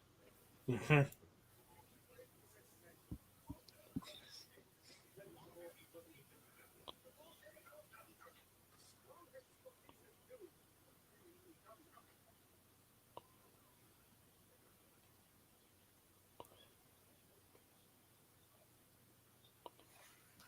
Shit.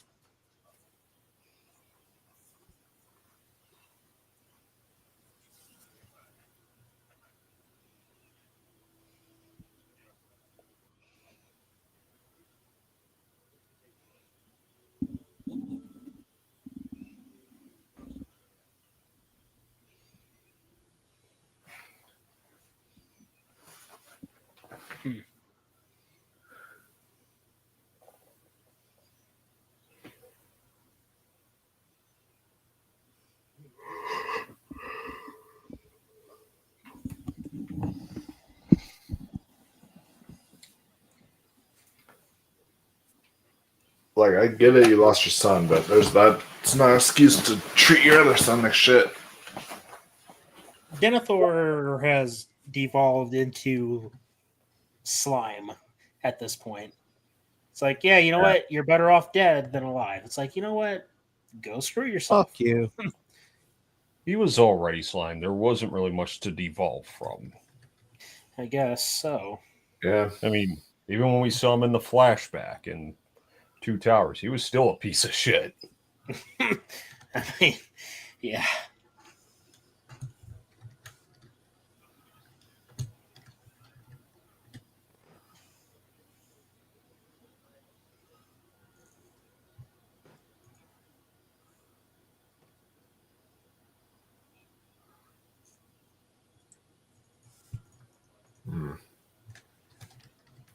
Oh. So is that all you want? Is just gifts? Come on now.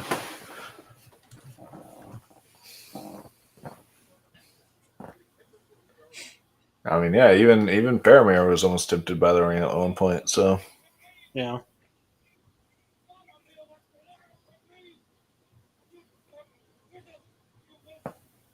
What a bumbling fool. Seeing in today's age, you'd be like, people would probably watch us and say, "Oh, that's elder abuse." Yeah. Elder Finally. abuse. Try the administration for the last 4 years. Very true. That's right, I went there. And given what we now currently know about him, yeah. You tried to get him in office for another 4 years? Yeah. But as long as it's not shut up. Yeah. But man, this actor's he's so good though. Yeah. I still can't believe he voiced Scarecrow in Arkham Knight. Yeah, not entirely the biggest fan of that. I like the look of the character, but in terms of characterization, he just felt like a complete far cry from who he was in Arkham Asylum. Yeah, I agree. With how he was in Asylum, it was a lot more ominous and maniacal. Yeah. Asylum is still the greatest Batman game of all time. Like, this is, I think. Really? More than City? City. Oh, no, I got those two confused. Never mind. Never mind. I meant to say City. I got Arkham Asylum and City confused, but yeah. I'll say this. Asylum has my favorite atmosphere. Fuck yeah. Oh, yeah. Like, that game oozes with atmosphere. Yeah. And just that dun dun dun dun. Or I guess you could call it Batmosphere at this point. You know? Real funny.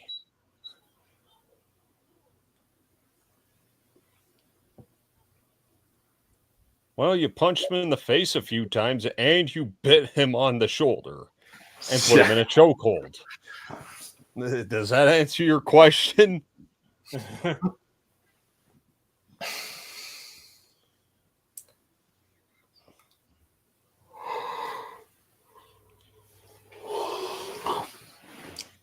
You could say that there's no way we would have had this bit in our story, yeah?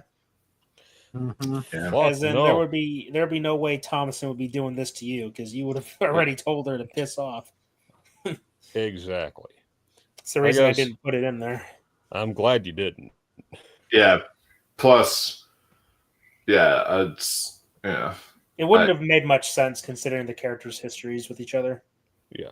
Yeah. I just Same don't. Actors. I feel like it would be kind of forced a little bit if you did. So yeah. That'll work.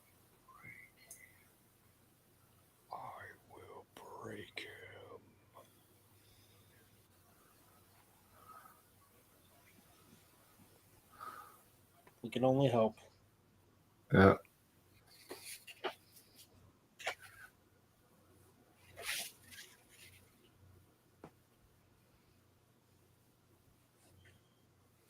Okay, Ivan Drago.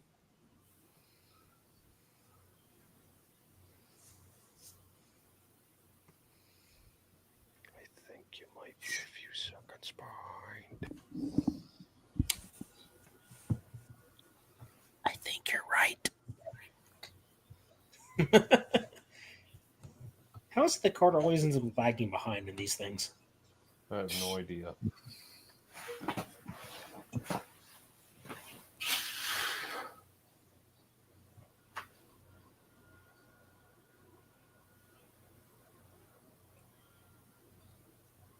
Actually, I really like this scene. Mm. Oh, yeah. Well, see, that's one of the in the grand scheme of things, that's another reason why I think the extended versions are the way to go.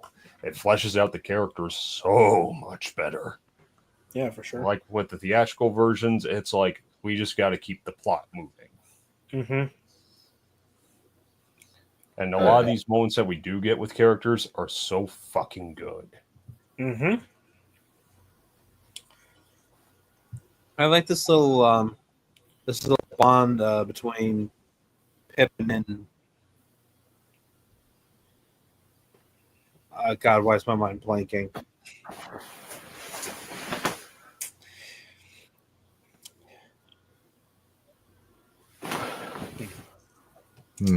Sorry, just don't give me guff. I'm. The look on Denethor's face in that shot, like, are you serious? You're really swearing an oath? Jeez. Smug bastard.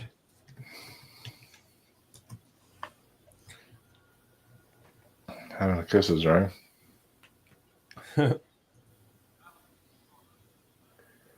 Oh yeah, the way he eats here is disgusting. Yeah. Yeah. The most brutal violence in the whole fucking trilogy. I know, right? The most graphic scene. Oh, you thought the elevator of blood in The Shining was graphic? Ho, ho, ho. You ain't seen nothing yet.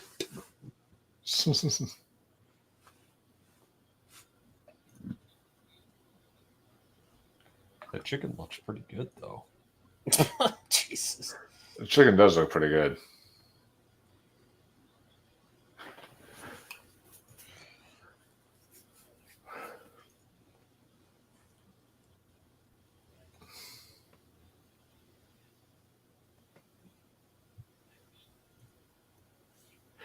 See, that's just cool to say to your own son.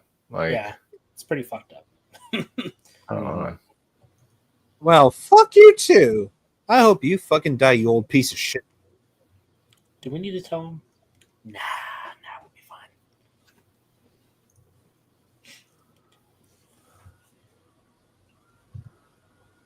fine. So, a question, Danner. When is your meeting off, or your? Why can't I fucking phrase words? When do we have to take our break? Is what I'm trying to say. Where does it cut off? How do you mean? Like when you have to switch discs? I think if I remember correctly, it cuts off when they're like they take the whatever it is, a big like rog or whatever the big like it's approaching the gate.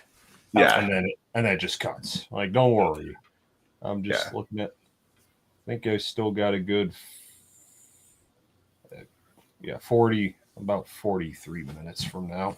Okay. So yeah. There's still time. All right. Dude, I can't imagine sleeping that close to a fucking edge. Look at that. Fuck no. Hell no. So unless I have a parachute or something. My cousins used to have this house where you would have to drive up this hill or like around this hill like constantly in a circle to get to them. But the hill, it was like that, a narrow road you would drive on. And if you basically make a wrong turn, you're falling off a cliff that high. Yeah. I believe it.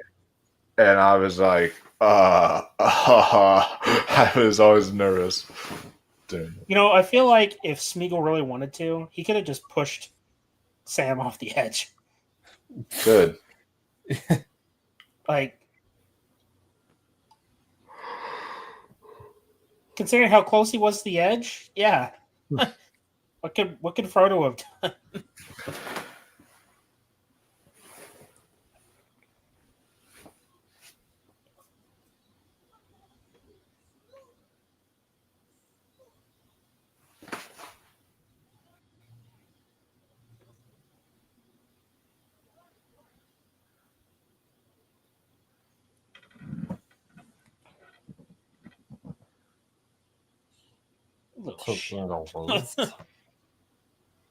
Dude, he just confessed to sneaking.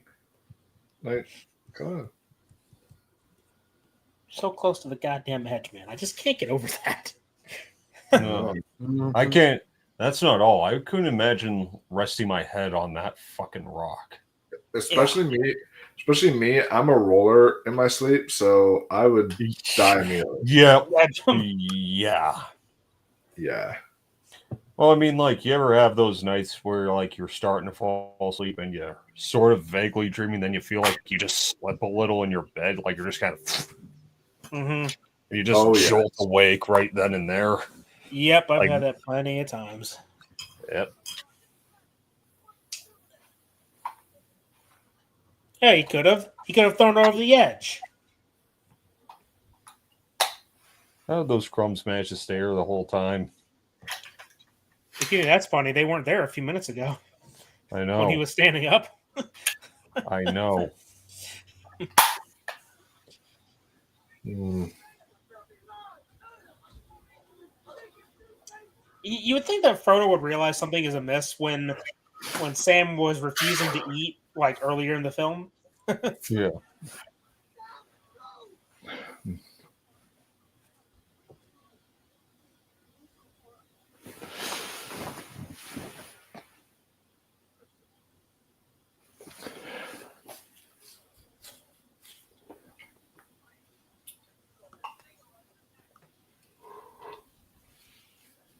See, he doesn't actually get upset until he says something about the ring. Yeah. Yeah.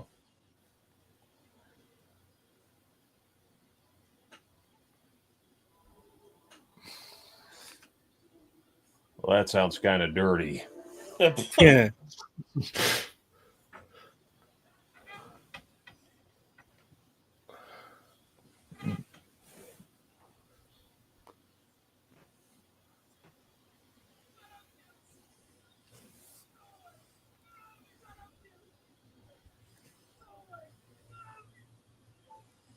Are you fucking kidding me? That's what's going through my head. Yeah. Me? Wow. When your best friend chooses a lying bitch over you. Yeah.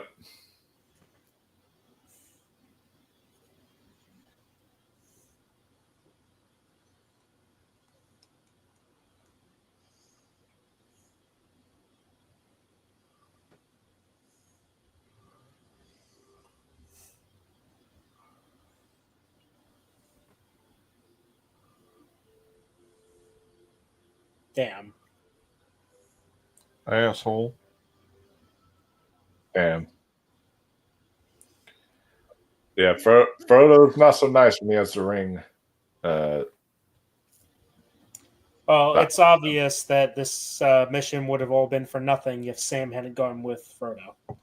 Frodo be dead. Frodo would be dead. He wouldn't have even made it just to meet Gollum. Like, he wouldn't have made it that far, even. Yeah. Nazgul probably would have picked up on him real quick. Oh, yeah. Mm-hmm.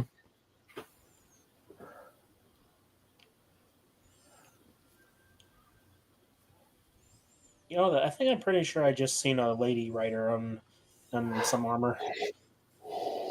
But I saw a lady's face. Hey, there's one of Peter Jackson's kids. Again. Wow. That's cool. Yeah, she was also in Fellowship when Bilbo was talking to the kids, storytelling. And you see her in the caves of Helm's Deep. Mm-hmm.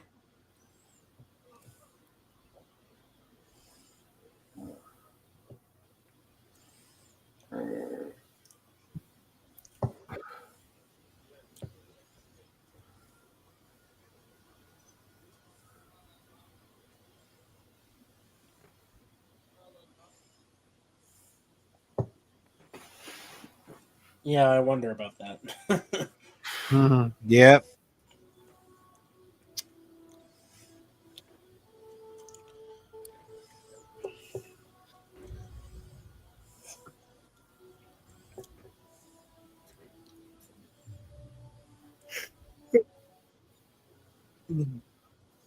It's one hell of a shot, though, huh?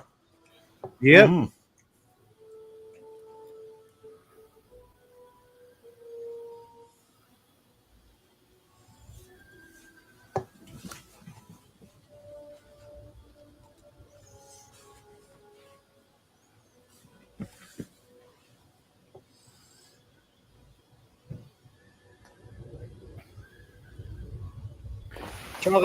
Charlie Tango 1, Charlie Tango 1. You have your coordinates. Black or back to the Stone Age. Know what ultimately ruined this scene, though? The cop out from Holy Grail. Oh, he's already got a red streak down his mouth.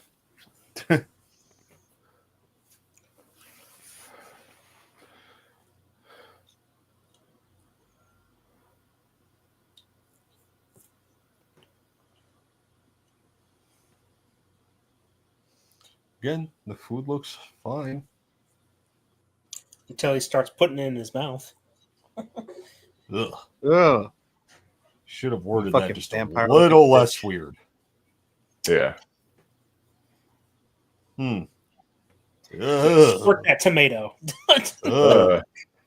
Not just that, tomatoes.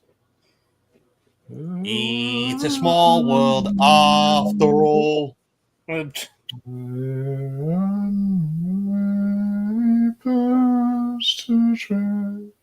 So good. I don't.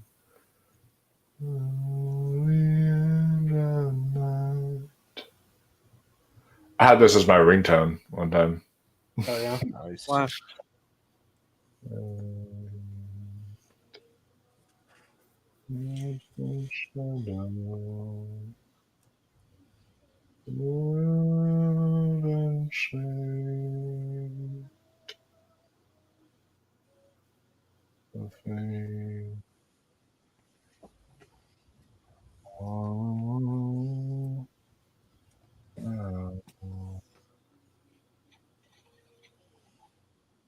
Ugh.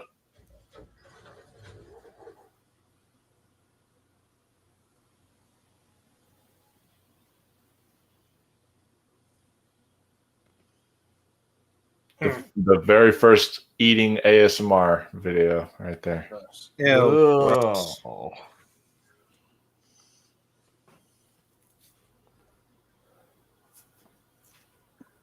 Ugh.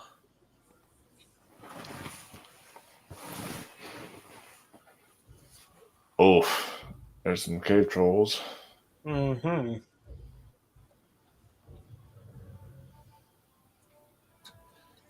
Hey, here's a good meme for you. Oh. The wheels on the shopping cart be like. Shows 3 of them are the cave troll from Fellowship, and then the 4th one is the troll from Harry Potter. Oh, God.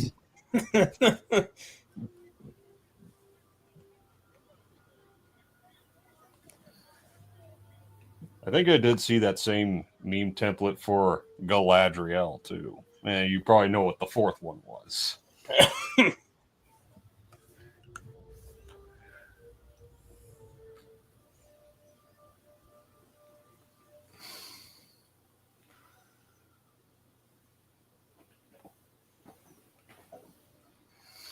That is a gorgeous fucking view. Oh, yeah. Mm-hmm. Actually, hang on. I want to...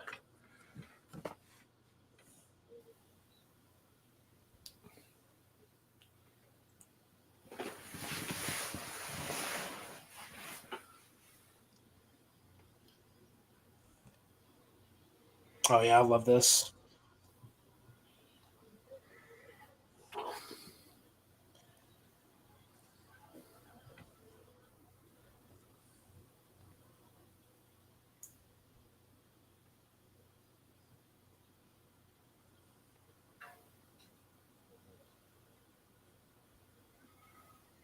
That mountain.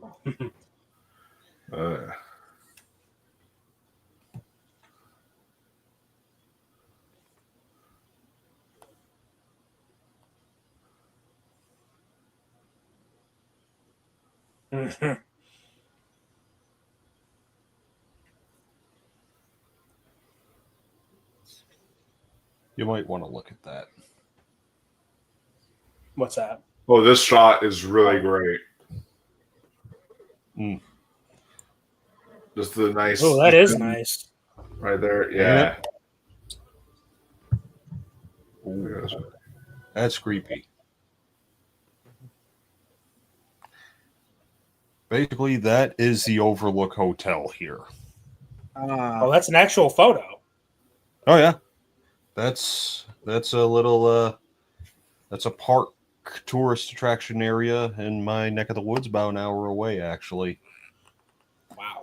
That hotel is basically the Overlook. Yeah. And yes, you can go inside. Nah.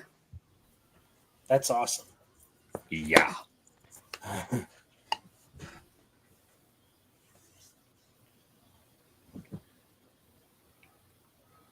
You could sure break some ribs though.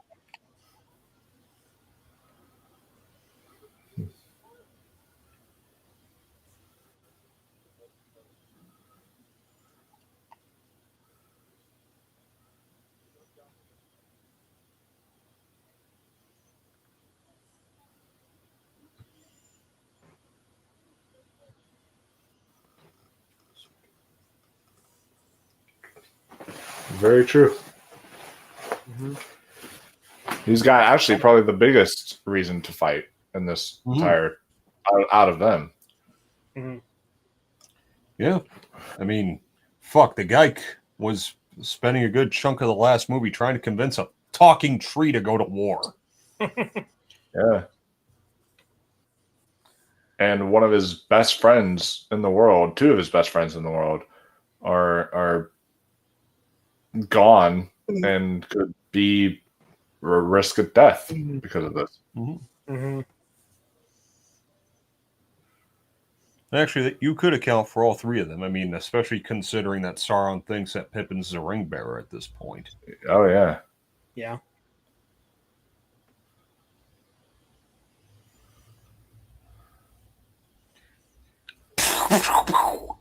Sorry, I thought you were a Nazgul.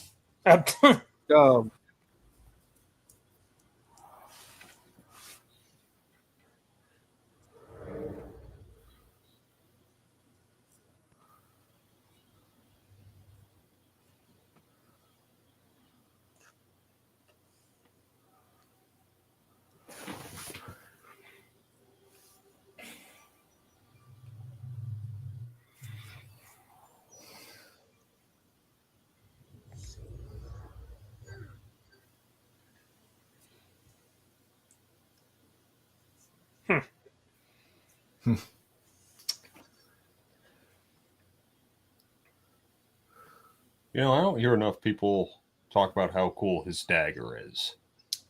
Yeah. I love that blade.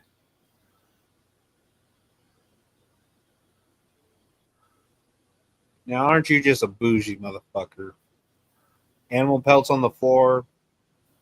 Oh, yeah. Oh, what's wrong, Carter? You think that's one of your cousins? Oh, fuck. Oh, fuck you. Little bit of overkill. I haven't seen overkill like that since fucking Red Dead Online. Mr. Anderson. I love this scene.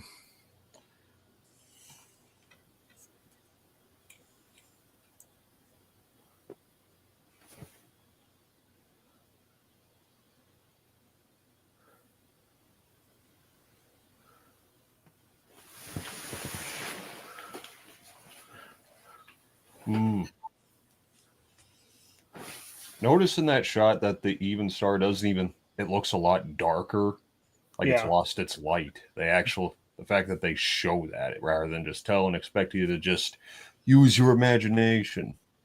Oh, yeah. Yeah. I love these movies.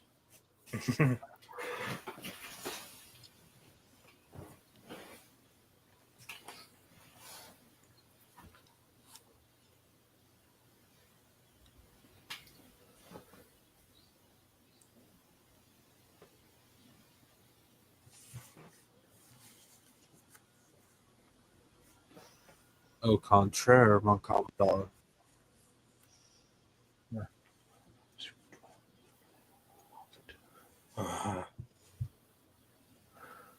Uh-oh. Oh, what the fuck? Are those ghosts? Yeah. How about you just watch the movie, Carter, and you'll see.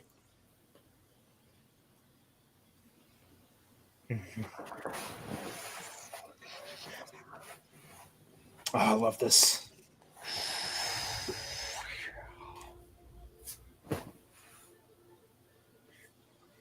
That line. So good. And there it is. The sword that was broken.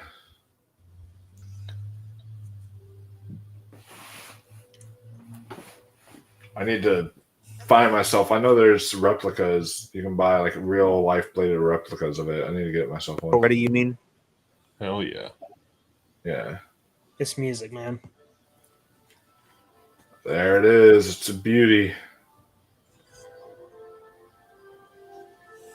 Although, that being said, if I were given an option between this sword or the Master Sword from Legend of Zelda, oh boy, that would be a tough call.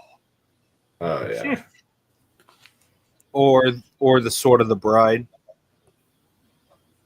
Oh, I have that one. Yeah, I have that one too. Yeah, the bride from Kill Bill. That was Yep. cool. How's that even a competition, though? The bride sword versus Arundel? Like, Arundel? Like, what? The friggin' Master Sword? There's no contest. There's a contest between this and the Master Sword, but my gosh. We're talking about ones that are in from fantasy worlds, not the real world. So to speak. True. Well, Plus, one's a Hattori Hanzo sword.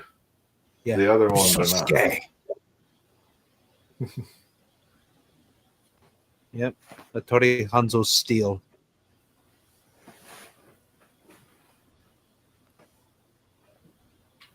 So, my only nitpick with this movie, but it's so small, it doesn't really take me out of it. But my one nitpick with this movie is we spend so much time with Eowyn and Aragorn. We don't spend that much time with her and Faramir. So whenever her and Faramir get married, you're just sort of like, oh, okay. Yeah, that sort of happens. I guess they're married and love each other now. It's like kind of like there's really no build up for their relationship. Yeah.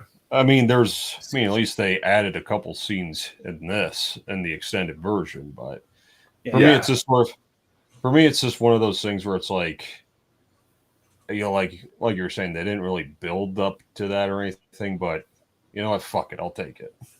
Yeah. Yeah. It's not like it's having like a huge damp on the plot or anything. It's just, well, there it is. I can accept that. Yeah.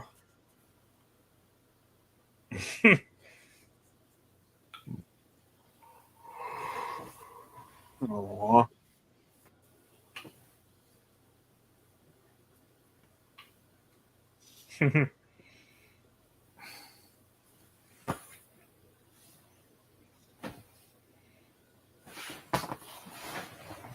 Yeah, kind of like how, Frodo tried to set out for Mordor alone, and then Sam said, "I'm going with you."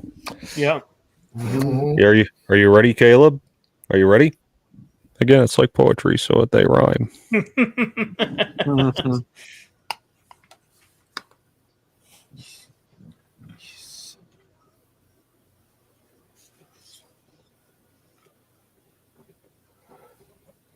I love how they just kind of fade into shadow. Yeah.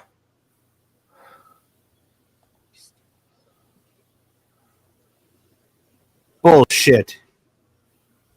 Y'all will be able to soon.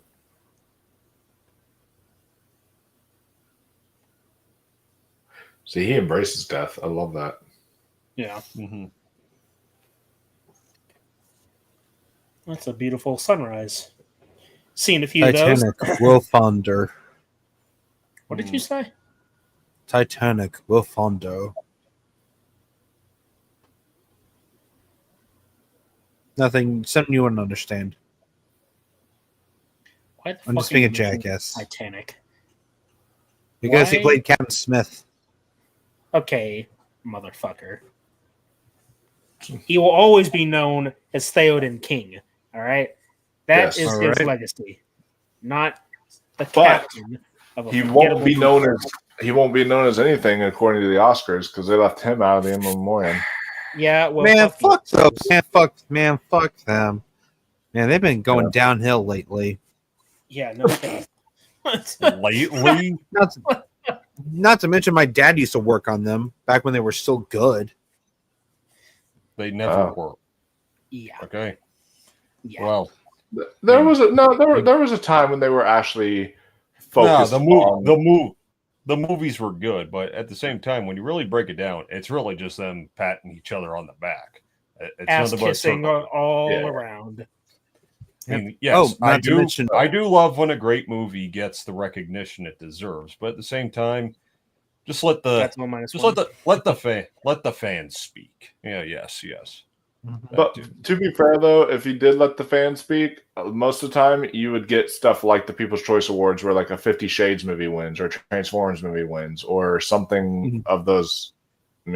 Like I understand why they do it, because like audiences don't actually see enough in theaters to warrant, like, the Substance probably wouldn't win over, some other stuff like it probably wouldn't win against an Inside Out 2 or a Deadpool Wolverine or something like that, because those are your big films that people want to go see. So, well, plus the Substance is very much an acquired taste. You have to be you have to be in a certain mood to watch that movie. True, but I'm just saying, like, that was a better film than a lot of stuff that came out last year. So, I mean, yeah, you're right, but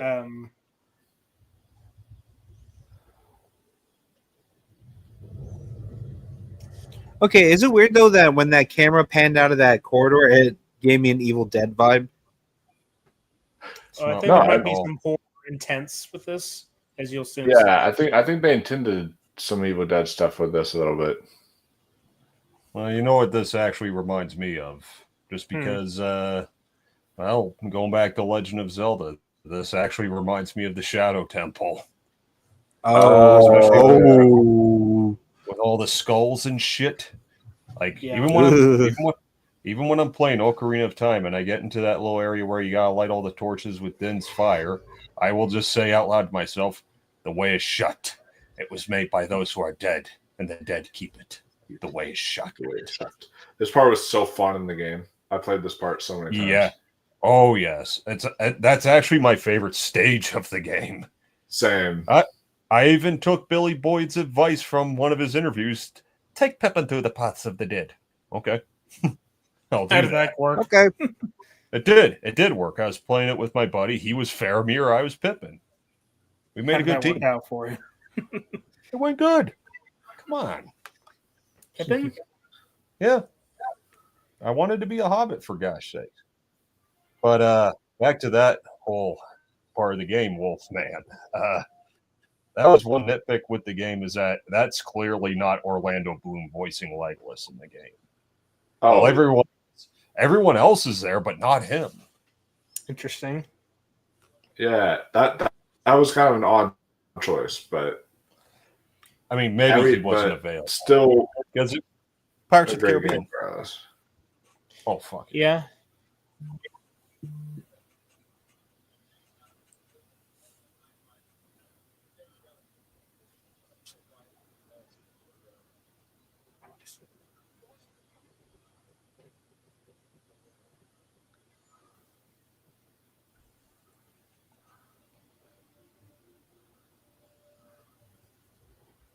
I love this. Whoa! Hello. Okay.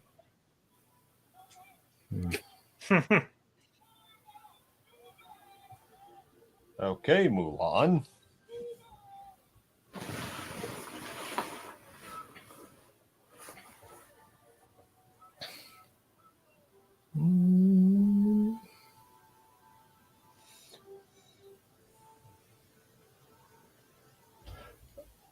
Now we're about to come up on the intermission soon. I know that.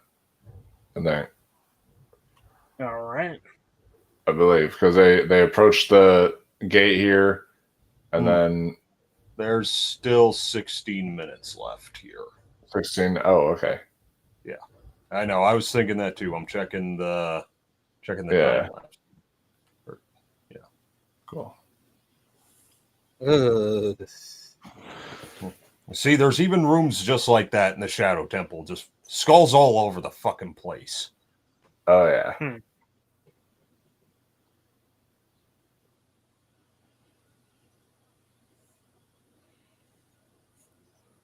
Hey, there's a page you can follow. Lord of the Rings memes with politically incorrect themes, or whatever it's called. That's a fun page.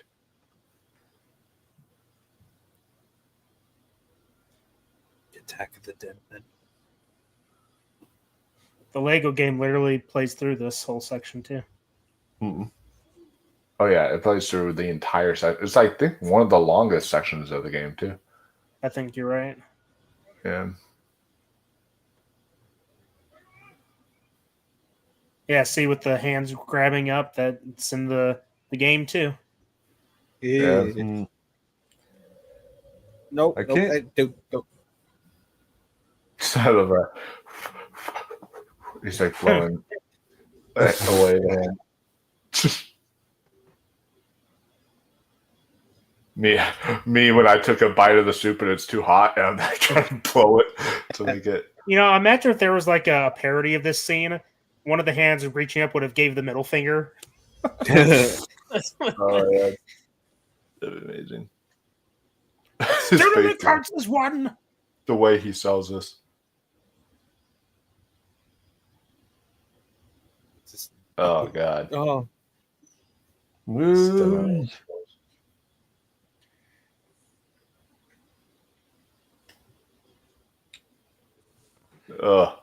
Fred, I'm looking down. Just I'm just gonna think they're just cockroaches. That's doesn't help. As a kid. I'd argue that's worse. Yeah. Well, it's either that or fucking dead skulls. Yeah. Well, the dead roaches skulls are can't alive. crawl all over you. Think Yeah. about it. Yeah. Oh, you know what that actually kind of looks like to me, Caleb? What's that? What? The fucking entrance to Ra's al Ghul's lair in Arkham City. Hey, it that's totally, right. it totally looks like it. Yeah. Yeah.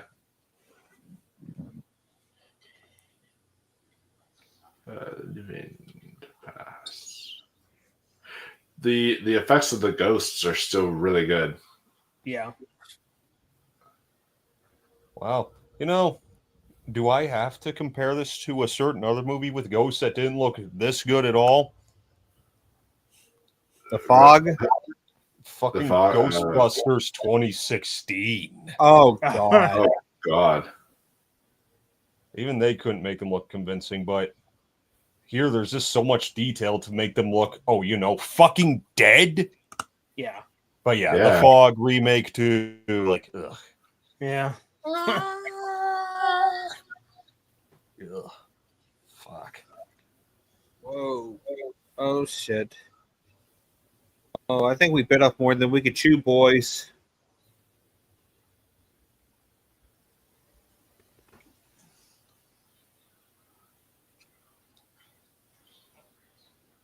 Bro, what did you think that was going to do? You like it was worth a shot. Okay, this part is just awesome.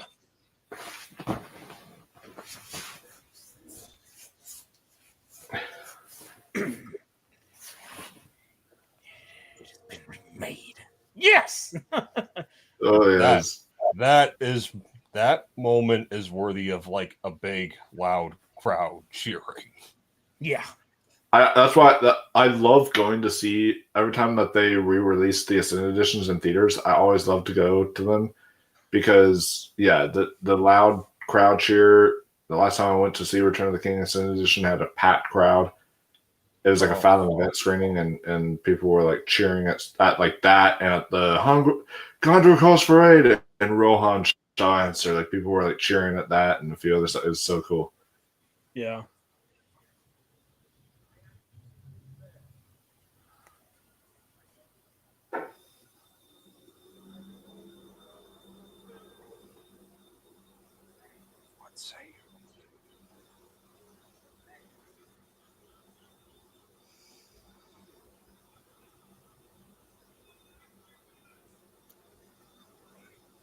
They cut this part out of the theatrical version too, didn't they? Yeah, this whole sequence. Yeah. The only thing that it cut off where he said, "What say you?" Yeah. And then, it just cuts. Yeah. I guess to leave it sort of like ambiguous, like leave you guessing, do they succeed or? That's fair, but. But to be fair, but to be fair, you can still do it here because the Ascended edition still leaves you guessing because you don't get to know for a while that that they do agree to fight. This part also Sure. was in the Lego game. All the stuff pouring out. Yeah. Yeah. I remember in the Return of the King game, you have to like run away from this. Yeah. So So many skulls. Like, what the hell's going on here? jeez. How many people have died in there? Holy shit. That's Gimli.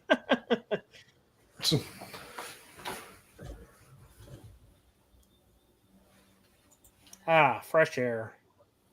The shiny sky. And there's Bloody the black cowards. ships. Shit.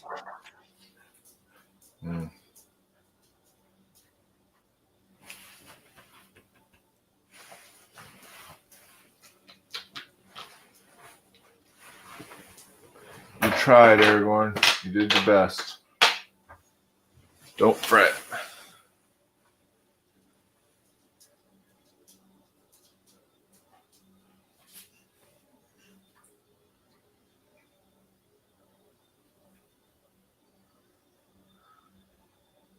No, this is really cool. Oh yeah.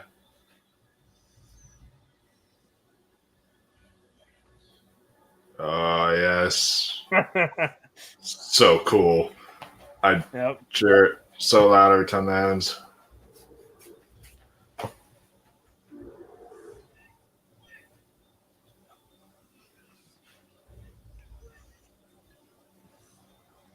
That is one loyal horse, huh? Well, maybe not as loyal as Aragorn's. I mean, when he Yeah. fell off the cliff in Two Towers, that horse went for him. It's like, hey, there you are. Hop on.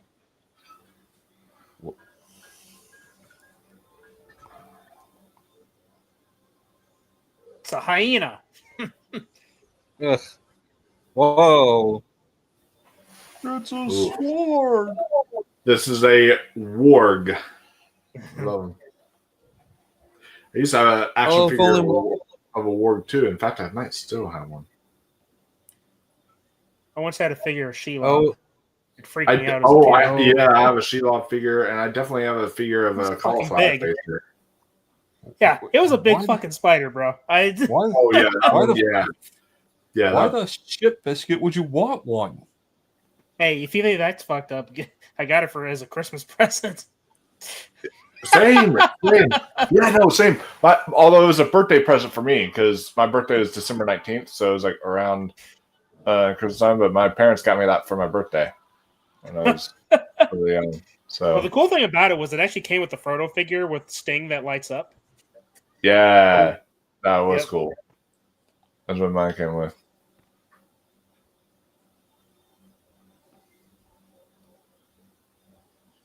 That's okay. You can always find a woman in the city and do the do. Hey. It's going to take a while, but do I have another?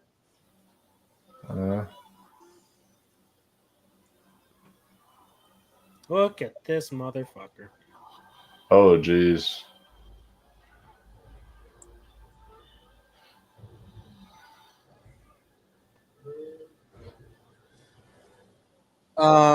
Yeah.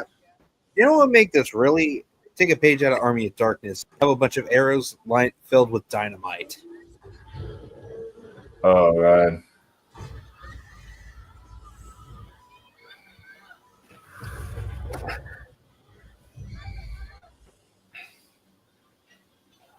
No, you've betrayed yourself, man. Okay, why were those people standing in there? Why haven't they escorted everybody out like way earlier? You see the army coming to the castle. Why is not every single individual being escorted out already? No! Damn. It's walkie time. That's what Prepare for battle.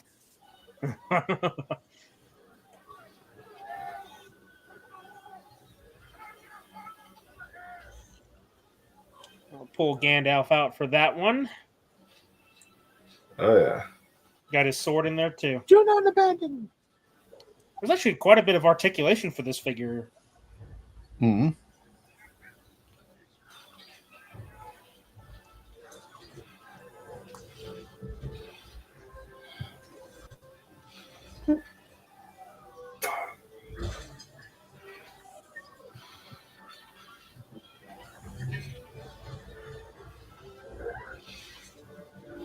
Wait a minute. Wait. He just who voiced him? This is ooh, damn. Who voiced you? And then That one of those the fuck almost pushes that the the orc general, that guy. You know what he sounded like almost? Who? Like Claw almost from the animated Inspector Gadget. You know who actually does that voice, Carter? That's Motor Drone from Power Rangers Ninja It Storm. almost crushes him. He's just standing there like, Sidestep the devil. But yeah. Motor Drone from Power Rangers Ninja Storm. That's him. Ah. You're right. Get a store.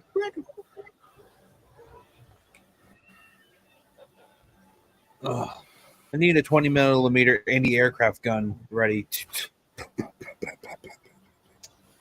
Way to ruin the moment. Get those guns ready! We can't hurt them, but we can delay them. Bring them down! Bring them down! oof.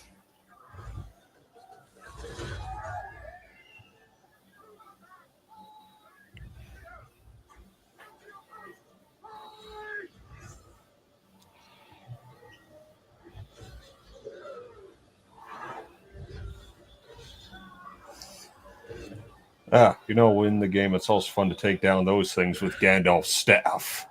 Oh, yeah? Yeah. Just watching them burn to the fucking ground. Like, hey.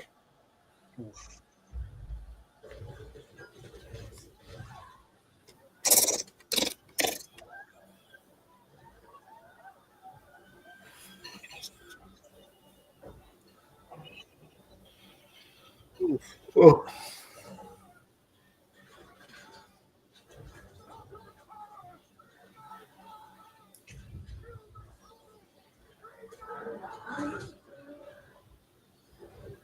Oh boy. They've now entered the castle.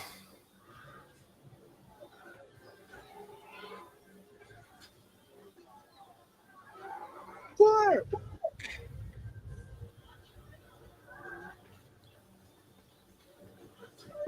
Reload! And the intermission's about to come up soon. I know that now. All right. Yep. Don't worry, I'll cue you. Still got 2 minutes here.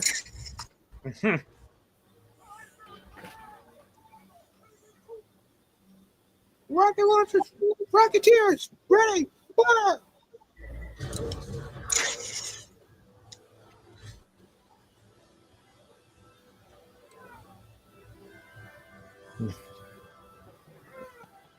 Guys are back! Don't give him an ounce! Oof. Damn, look at Jedi Master Gandalf go there. He'd be a great Jedi Master. He would. Yep. So Be would that Grandmaster same at this Jedi point. Master Guild. Jedi Master that Jedi Gandalf. Master fight Dooku? Right? Oh yeah, dream matchup right there. Dooku versus Gandalf. Wherever the fuck he'd play. Shit, it's close. Qui-Gon's grandpappy? Yeah. Grandpappy Jin? Yep. Yeah.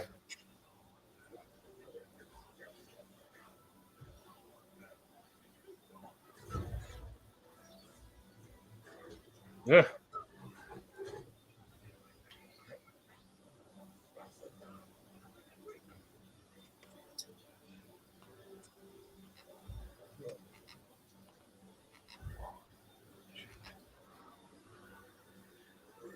Uh-oh. Geez, what are those things? World's biggest fucking rhino dinosaur mutated hybrids. Took the words right out of my mouth. What?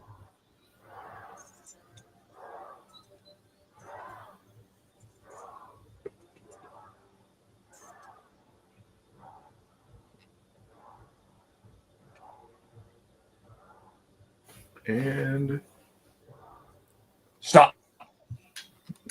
All Oh, right. shit. Okay.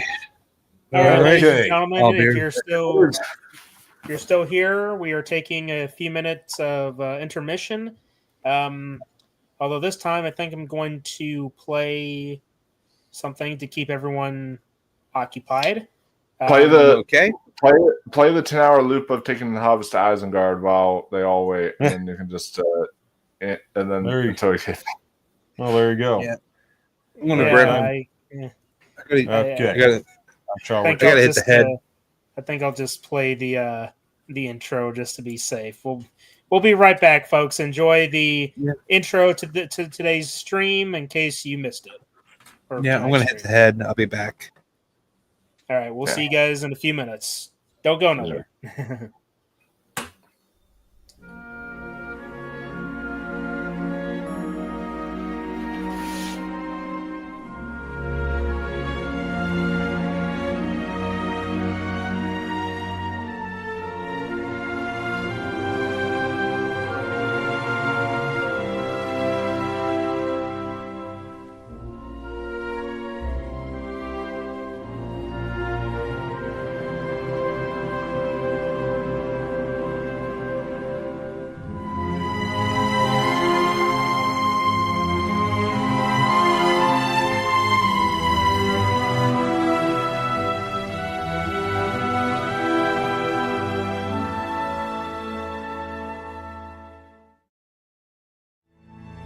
He was our friend. He was our best friend. And now, he's gone.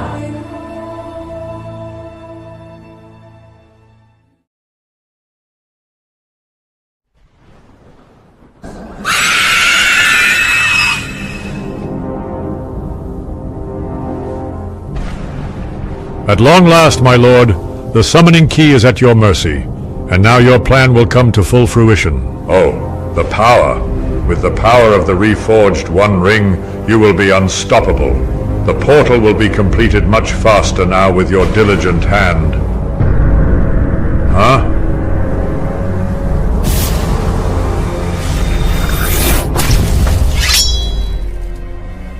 What the key? The key has binded itself to Van Clutter, but how? It doesn't matter now. We have what we need to complete the portal back to Earth. We'll deal with the summoning key later.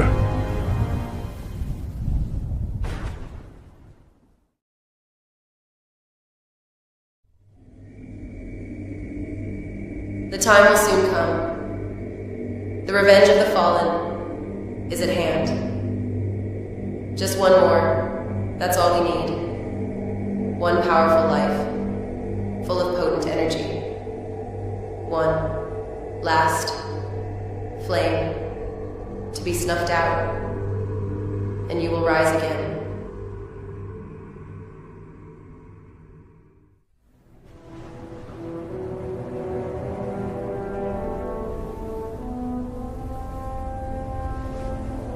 Come on, you three.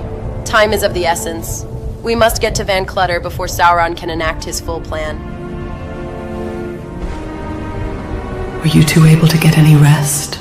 Not really, but being in this place, can you really get any good sleep? I suppose not, but since I've been here for so long, let's just say you get used to it.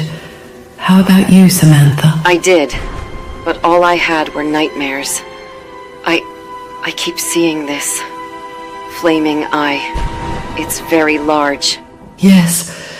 As we draw closer to Sauron, the nightmares and visions will only increase. I have a question for you two, though. How much do you know of this Thomasin? We know enough to know that she can't be trusted, but if she knows where Caleb is, we have no choice. Look, we'll worry about her possible motives later.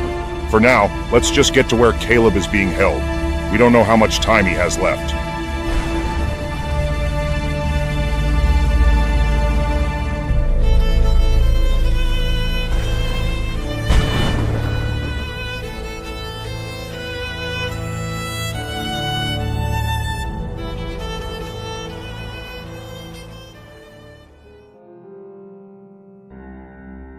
Well, by some miracle, Sauron's forces have pulled out from our territory, though the lives lost is infuriating. As sad as it is, there's no time to mourn or rest if Sauron is nearly finished with his portal. He has enough power to march his armies across the planet, and I'm afraid we're not strong enough to win. But if we can destroy his portal, it may buy some time for any opposers to Sauron to fight back. If Sauron activates the portal, there's nothing to stop him. Well, there is, but we would need the summoning key.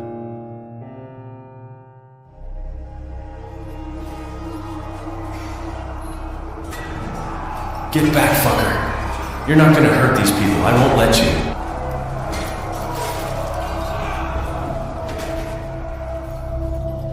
And since that guy wasn't at the Battle of Helm's Deep, I'd say Sauron sent the message he wanted to. Now the key is most likely back by Sauron's side. Carter, what's the matter? You've been very reserved since we left Helm's Deep. Ever since I confronted that guy, the one who has the key in his chest, what he did, what he said, I think it's Caleb under all that armor. Well, considering the last we seen him, being surrounded by the Nazgul and the feeling of evil influencing him, I'd say it all adds up, unfortunately. If that's indeed the case, and if the portal is nearly complete, the time for stealth and espionage is over. We need to gather any fighting forces we can and storm into New Mordor. Destroying the portal is the priority. I have to disagree, Count. Destroying the portal is useless if Sauron can use the summoning key to rebuild it almost instantly. But you are right. We must gather as many allies as possible to interrupt Sauron's plans. Oh shit! I completely forgot. Daner went to get Samantha. I don't even know if they're okay. Don't worry, Carter. Samantha has spent a long time in the Dark Aether, and with Dana by her side, they will be just fine. Hopefully. We'll see them soon.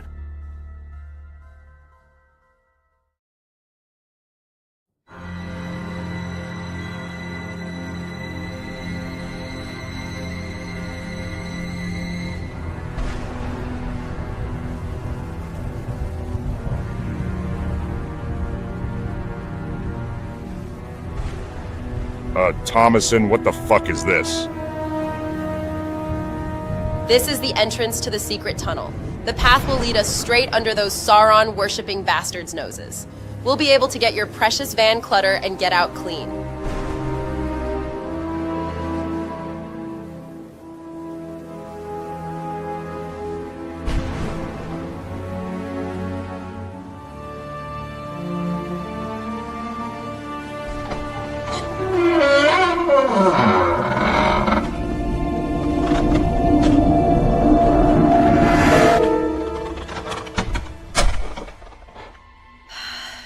It won't be long now. What did you say? Oh, nothing. I'm just anxious. We're so much closer to disrupting Sauron's plans, and I can't wait. God, this place is creepy. Yes, the Dark Aether is creepy in general. I can only imagine what you'll find as you travel deeper into the ground. Thomason, how much farther till we enter Sauron's land? Thomason, where have you gone?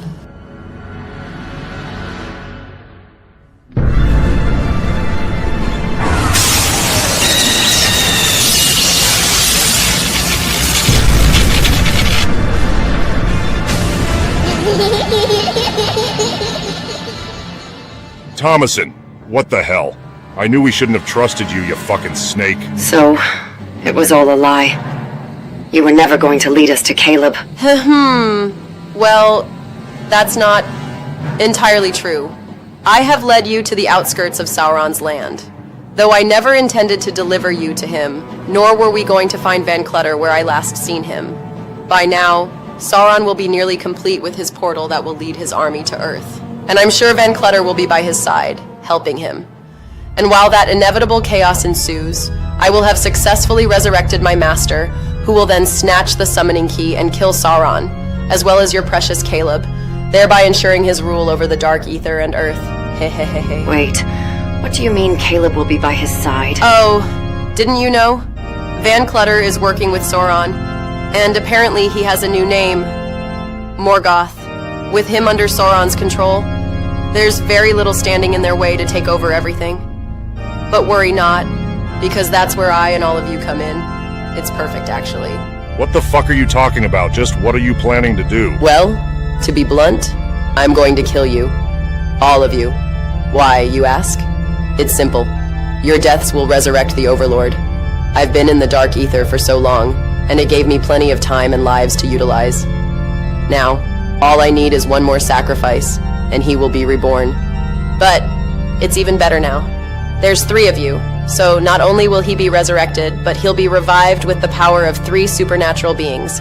It might be enough to take on Sauron. Oh, the possibilities, hey. But I do appreciate you foolish pricks for following me all this way.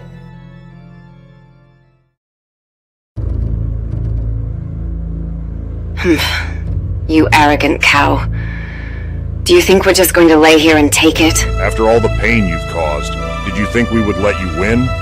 Now that we know your true intentions, there's no doubts anymore. No mercy, no forgiveness.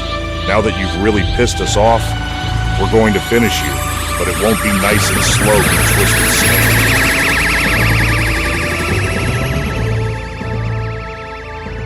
What the?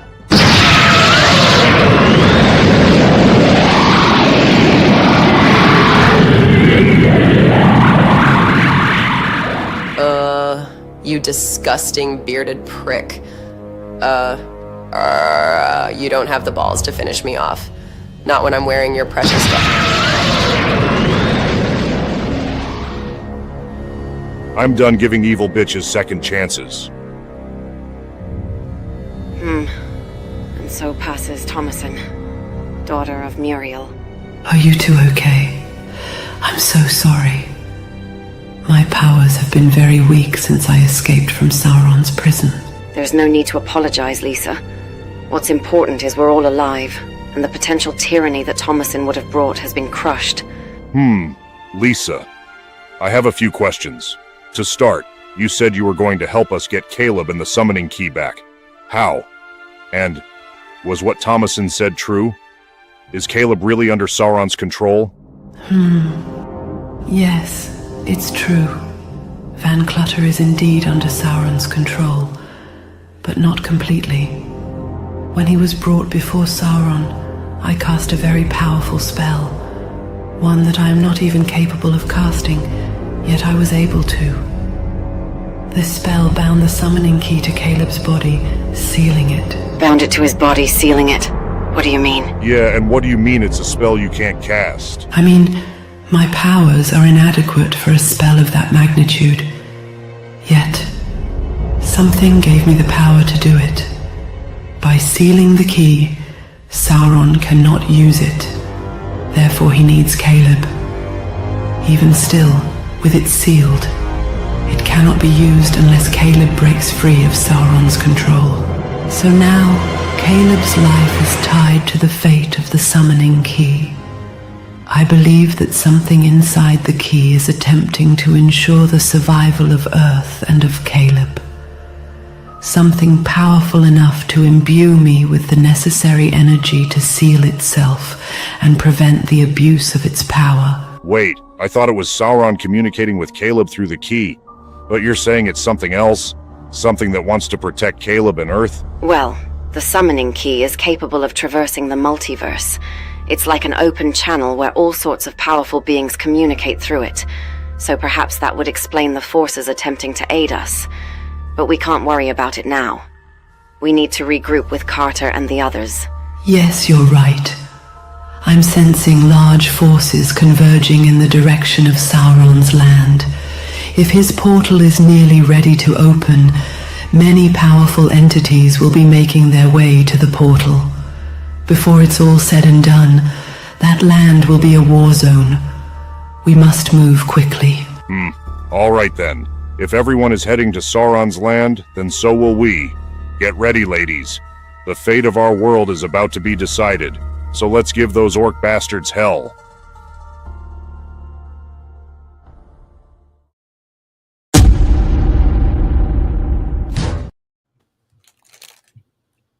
And we're back. Well, At least some of us. Oh, there we are. We are back. Why am I hearing our own theme song? Oh, that's weird. I've returned. Hey, there we are. Mm-hmm. I'd say that was just in time. Mm-hmm. All right. Luke, you came just in time. And you ruined it. All right. Are we ready to resume? Yes. Yep. All right. Oh, yeah. Once again, proceeding with the countdown. T minus 5, 4, 3, 2, 1, and play. Cool. Oh, here's your Pirates of the Caribbean, right? Right. Yeah.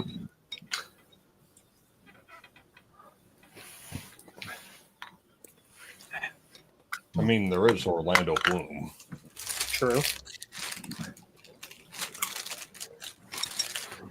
You shall.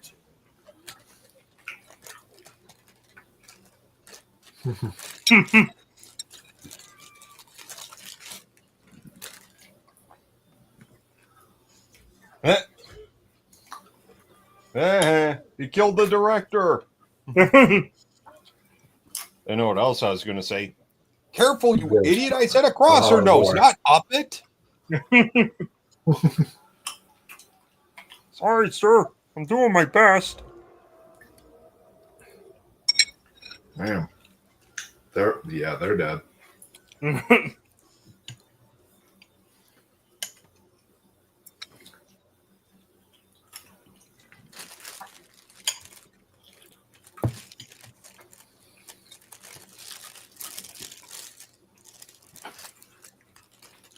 No thanks, I choose life.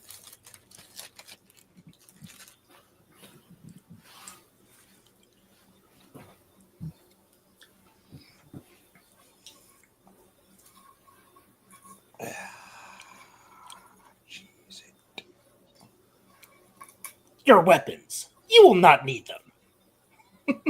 You should know that there's never only one way.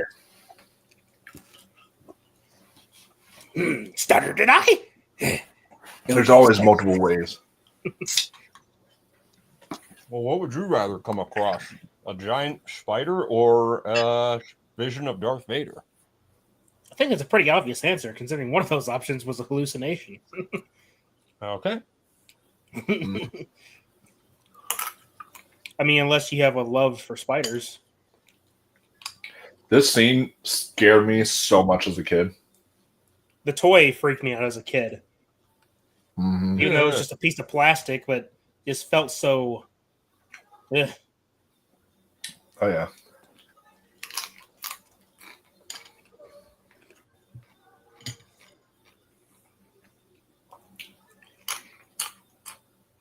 P. Diddy's bedroom.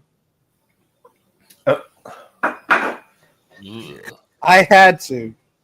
Jeez. He set himself up for that. We didn't set ourselves up for anything. He just said it.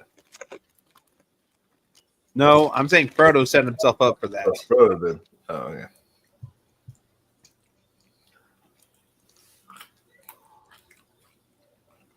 Yeah, this one, if I was in that situation, I'd go in there with a flamethrower. You wouldn't have a flamethrower. This is a fantasy medieval time. You don't have a flamethrower. Yeah.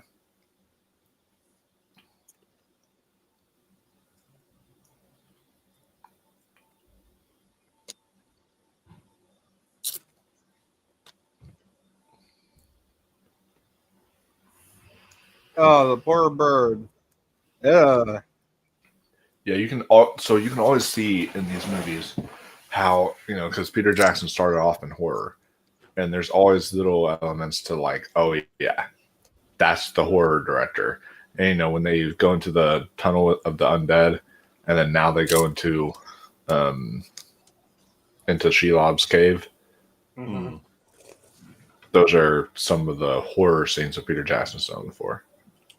Oh yeah. And there's the bread. Hey, some of it survived the fall. Yeah. All right. Hey, I'd be eating it while I was down there. You might as well. Well, that really pissed him off. Oh yeah.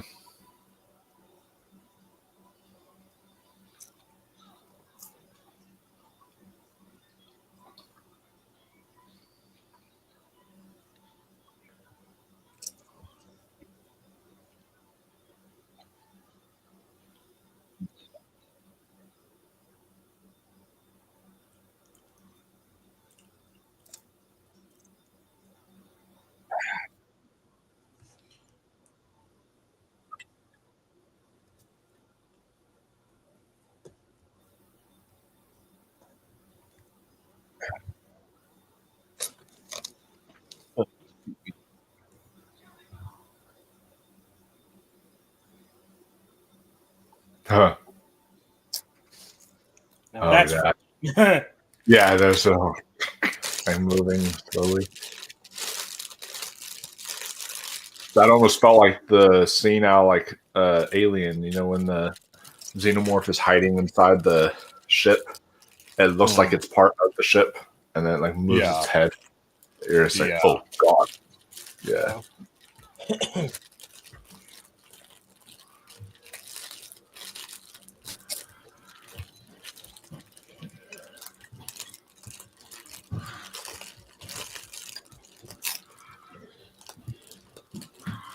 The Shelob CGI is still spectacular. Mm-hmm.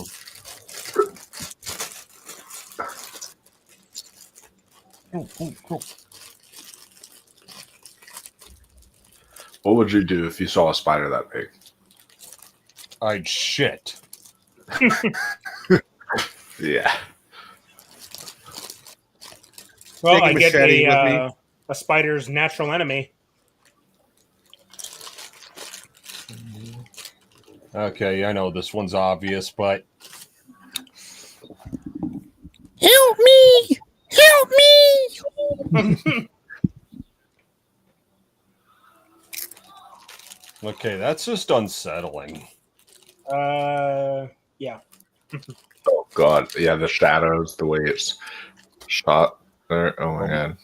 Well, not just the visuals, just the way Gollum's taunting him. Even Gollum's like terrified and running away because he knows.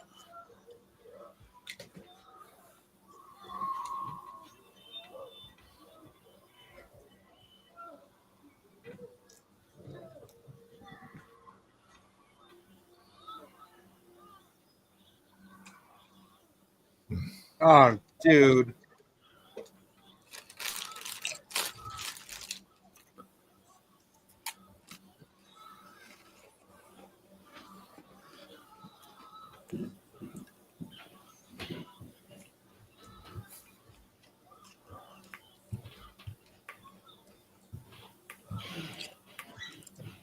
I lied.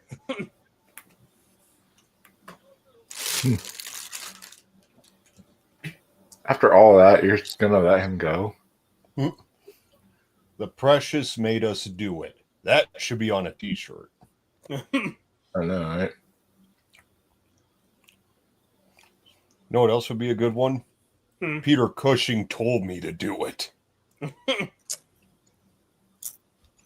It's like those girls who took their friend. Those two girls took their friend to the woods, and these are little girls, and they decided to stab their friend like 19 Slenderman times. shit. Yeah, 19 times, and say that Slenderman made them do it.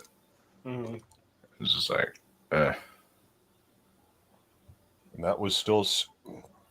That's more frightening than the movie we got in 2018. Don't fucking remind me. We did a watch party for that, which you should totally watch.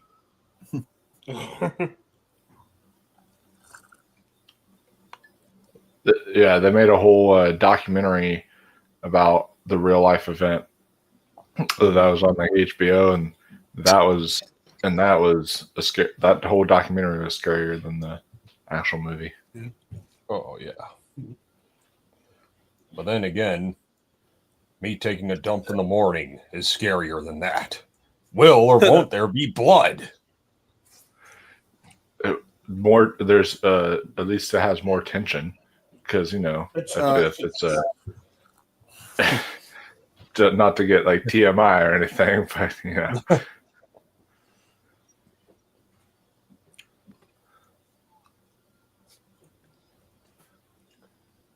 Yeah, like all the possibilities are there. Will there be blood? Will I end up clogging the toilet? Will it be the size of a football? Okay, Bruce, that's enough. Except when I will it hurt on its way out? We don't know yet. It's like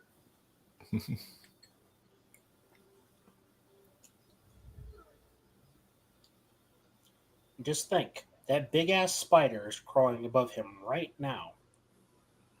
God.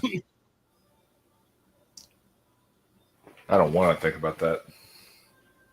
Fuck no. So I have a friend. So the friend who graduated this weekend, he and I have been very close friends for over 13 years. And he said the one thing that would ruin our friendship, and he said he would straight up unfriend me and never talk to me again, is if as like an April Fool's joke or something, I put real life tarantulas in his bed or something. Oh, hell no. Spiders or anything like that. He'd be like, yeah, no, we're done. Well, why the hell would you do that in the first place? I mean, if they were fake spiders, maybe that'd be a real prank. Real ones, and then I'm convinced you might be a psychopath. Yeah.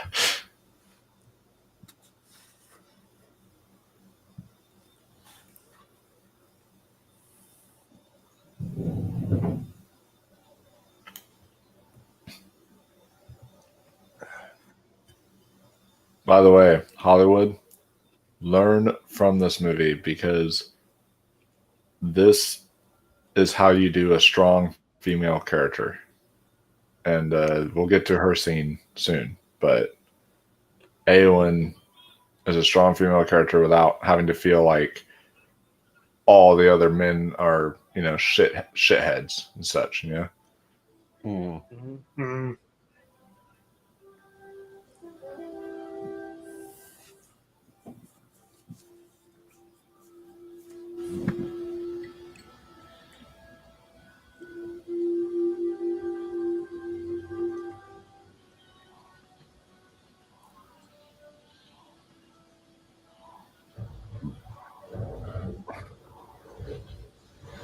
Jeez, Grond is still going out at it. He was going at it during the daytime.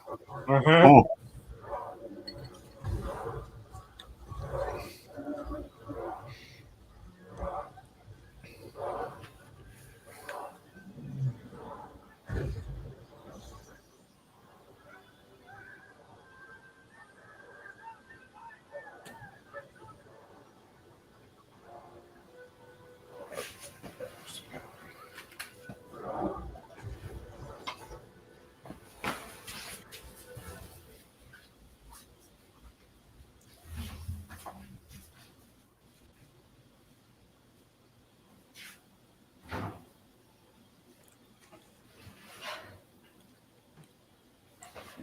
Just twisted SOB, man. Yeah. I believe in the books they made him much more of a villain than here in the movie. Yeah, they did. I can attest to that. Like, you think he's bad now. His book counterpart is like evil incarnate. Like, didn't he? Oh, yeah. I believe he had a Palantir too. Yeah, I did. He was like talking to Sauron, I think.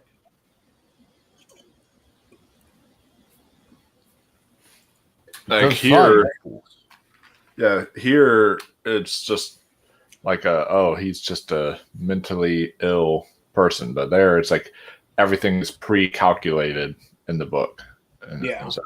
Like he's got a lot of evil plans.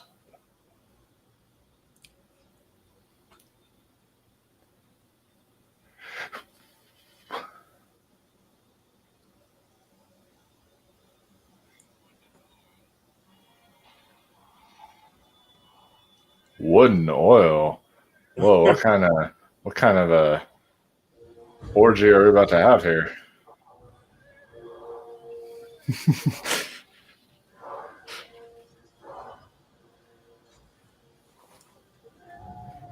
Oh, not that kind of oil. Okay. I see.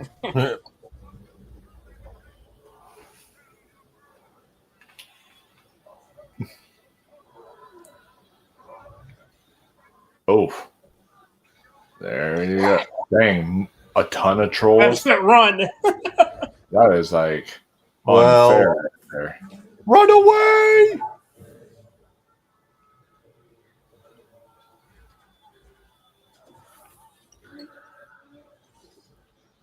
Those trolls are even more intimidating than the last ones we saw.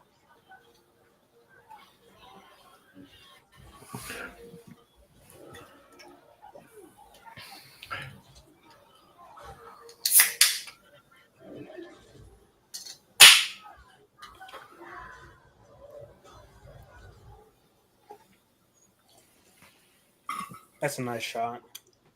Oh, if only I had a long-range acoustic device. The one of Kirathungal? Mm-hmm.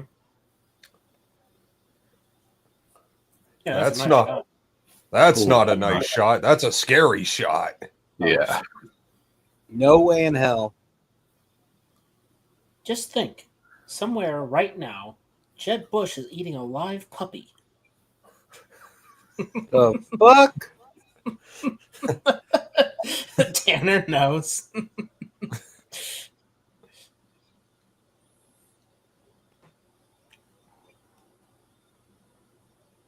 And here comes the blade.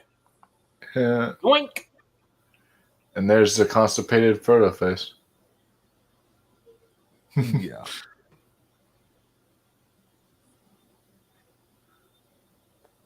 Ew, gross.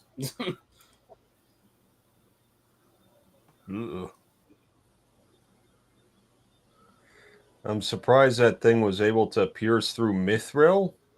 Yeah. That's a crock of shit. Mm-hmm. Yeah, that's... There we go. There you go. Sam is the hero. Sam, I think what you really meant was, get away from her, you bitch. Oh, yeah. He is the Ellen Ripley of this whole trilogy. Or just better yet, the true hero. Yeah.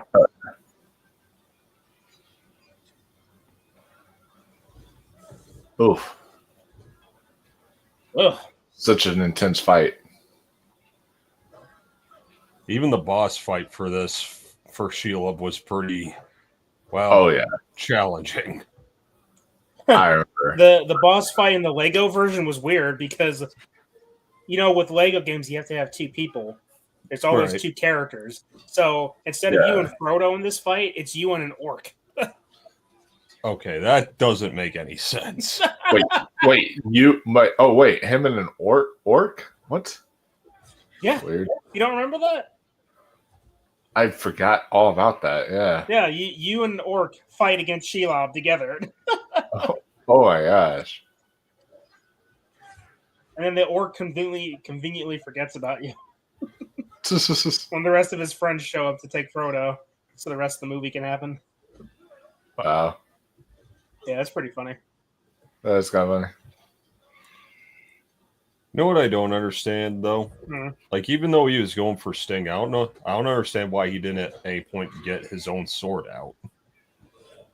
Yeah. I mean, I'm nitpicking, but, Yeah. Maybe Sting is like a stronger blade. I don't know. Well, it is an Elven blade. That's true. It is. You know, Elven. I just figured, just given the circumstances, you'd at least give the other one a try until you got Sting back in your grasp. Yeah. You know, just a thought. Yeah. Or use his trusty frying pan. Yep. Which is his weapon of choice, by the way, in the game. The Lego game. That's literally what it equips you with. Okay, so it's like Conquer.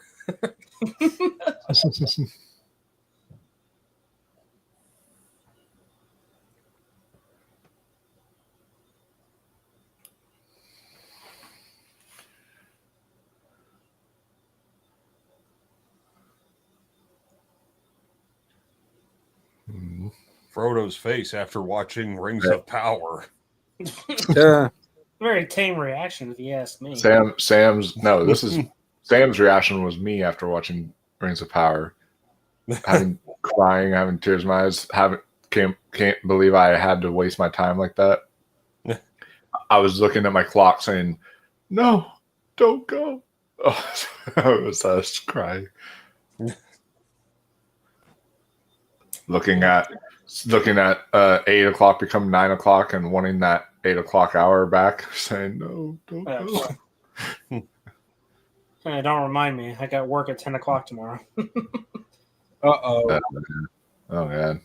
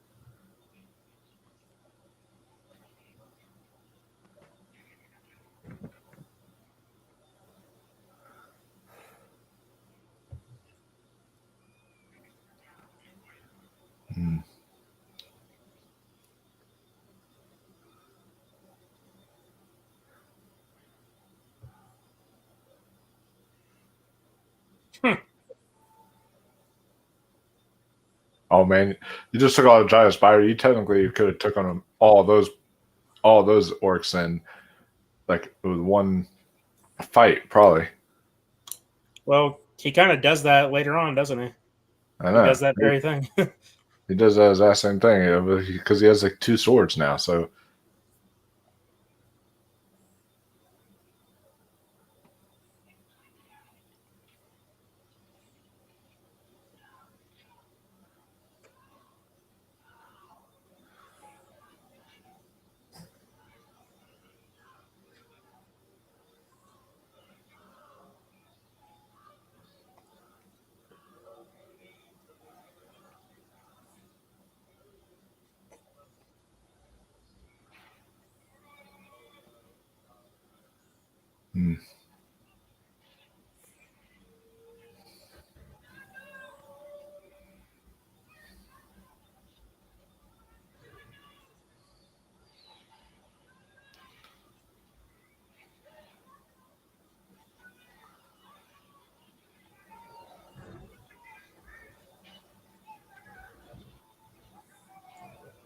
You know, Gandalf, for being a wizard, he doesn't really use that much like spells here or anything. He just is like whacking people with his staff and using his sword.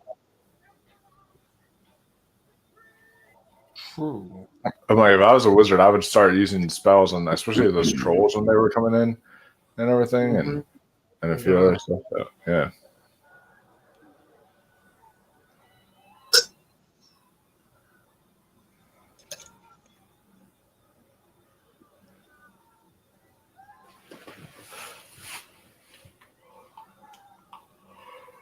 Ooh.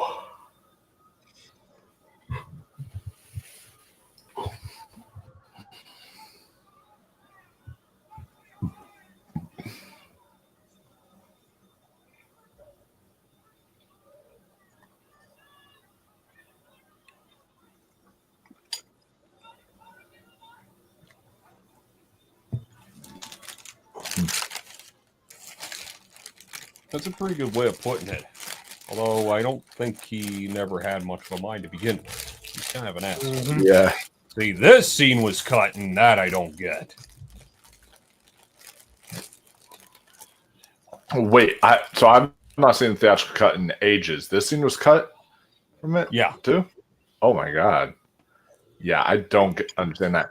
Because I would honestly, that would make no sense. Because then you would literally look and say, well, like, wait, didn't Gandalf just have his staff? What happened to his staff? You know, you'd be like wondering what happened to his staff the whole time. Yeah. Without that. And you wouldn't get a payoff to the line where he said, I will break him. Yeah.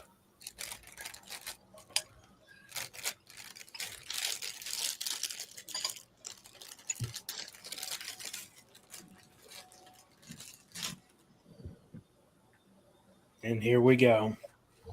Yeah. I do question, though, why the hell he just leaves. This is the greatest moment maybe in cinema history. Is this moment right here? It's up there for sure. I can't dispute that for even a microsecond. I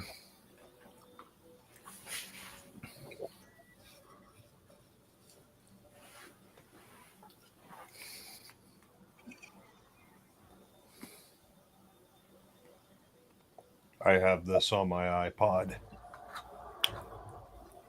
This music. Mm-hmm.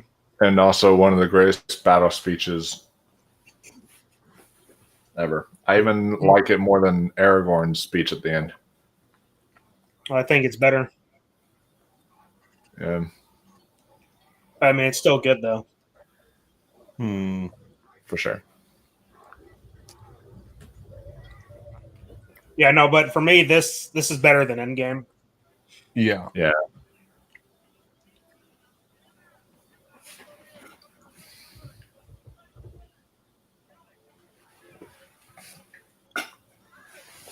Rise, riders of Theoden. Spears shall be bruised and shields shall be splintered. So day, or a day, ere the sun rises. Oh my gosh, look how big that army is.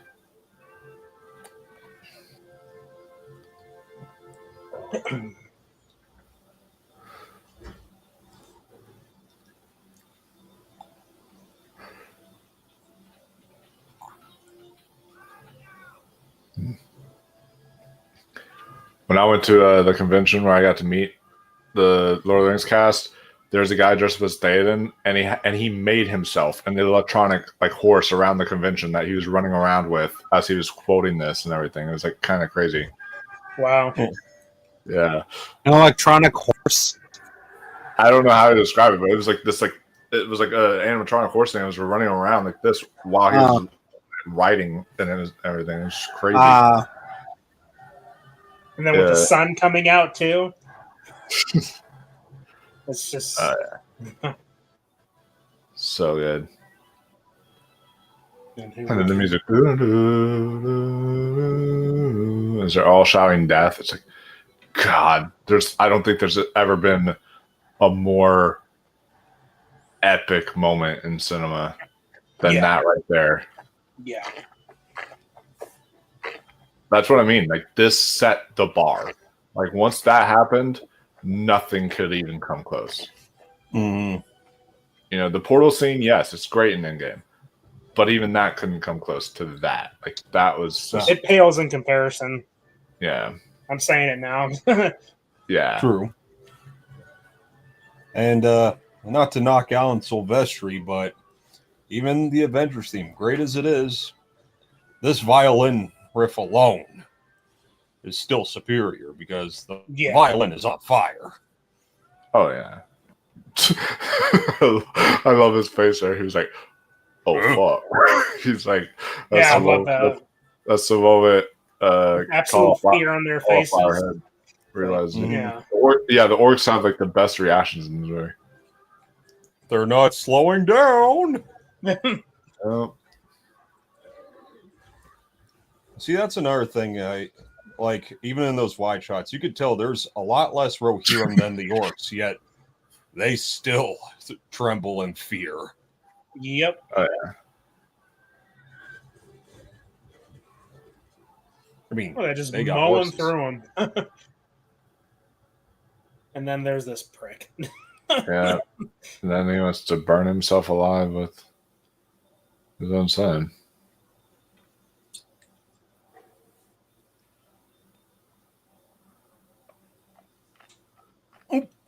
You sick bastard.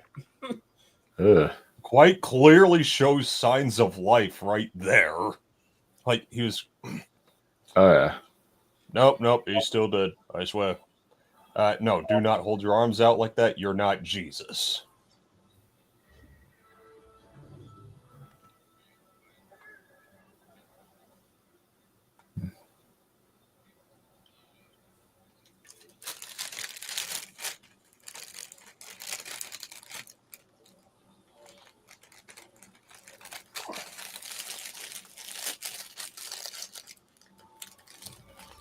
I want to get your opinion on something here in a second once it happens. All right. Because I've heard something debated for a while. Let's see.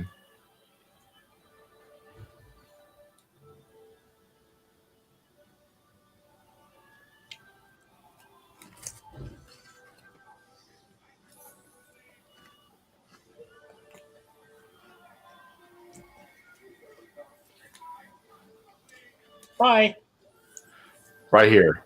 When he looks and he sees Faramir's eyes opening, he's like, and you know, so I've heard some people say that like that when he's looking at him in that moment, he's like finally understanding right before he dies the whole like what he's done, but it's like too late, you know, and everything. And just because he's like Faramir, like the way his eyes look and the way he's like actually like looking at and at his own son.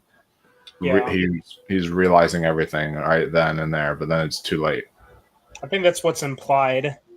Yeah. I don't really know how it could be debated necessarily. Just because because I mean, there's some people, I guess, who just think that maybe he hasn't, that maybe he just doesn't really necessarily still learn, like at the end, like he doesn't think it at the end that like. Some people have even said that maybe he sees, even though he says Faramir, maybe he's seeing like Boromir within his other son or something. I don't know. And there's other stuff like that too, that like maybe he's still not over Boromir and such. So I've heard some debates on all that. And this guy here kind of reminds me of somebody from 300. A little bit.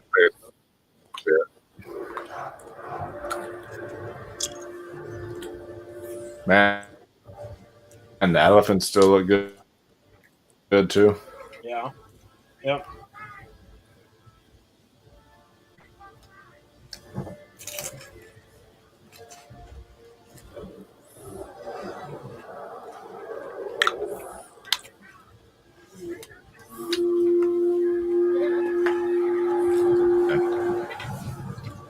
So cool.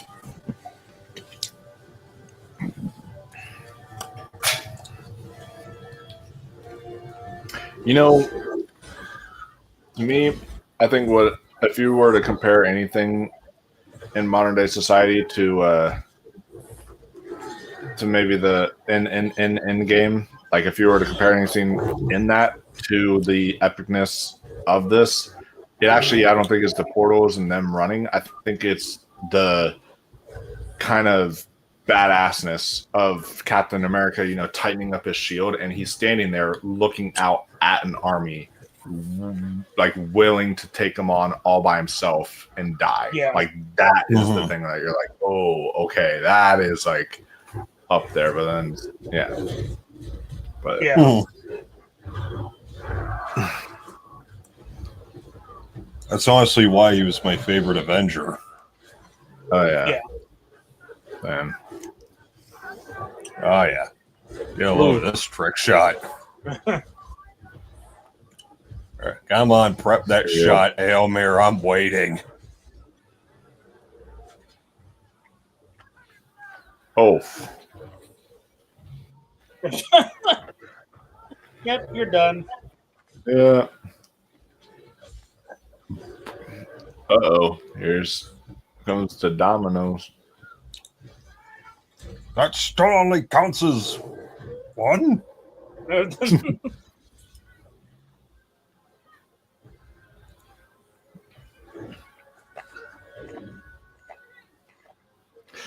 The way they went down though was almost like resembling the AT-ATs from Star Wars a little bit. Oh yeah, the same thing. Yeah.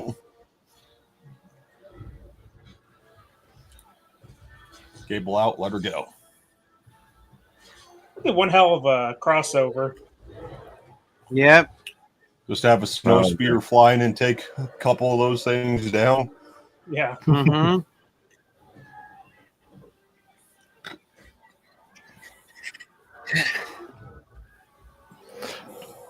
No. You know what scene they need to do? Like, this would be the ultimate crossover, right? And this would be up there with the Battle of Pillar Fields. What they need to do is have a scene where you see like some Transformers are like out on this big battlefield, and then Dominic Toretto and everybody else from Fast and Furious are on dinosaurs. So they have Jurassic Park as well and thrown in there. And then Dominic Toretto's all like, full family. And then they like run off, and then it's like a whole big epic battle. They're just running after each other. Little overindulgent, if you don't mind my saying so. Yeah, I get it. But it's like meme culture at this point. Yeah.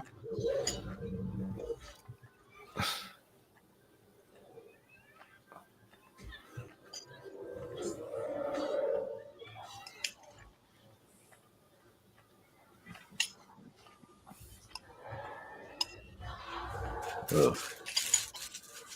Oh, I love this quote here. One of the best scenes of the whole movie. That was like a full-on nod to The Shining. The journey doesn't end here. Death is just another path. One that we almost take. Wearing into this world was back. Turns to silver glass.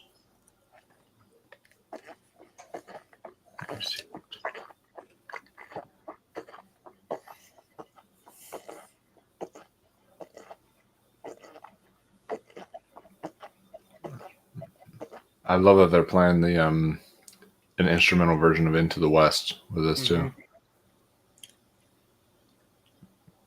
There's a sunrise.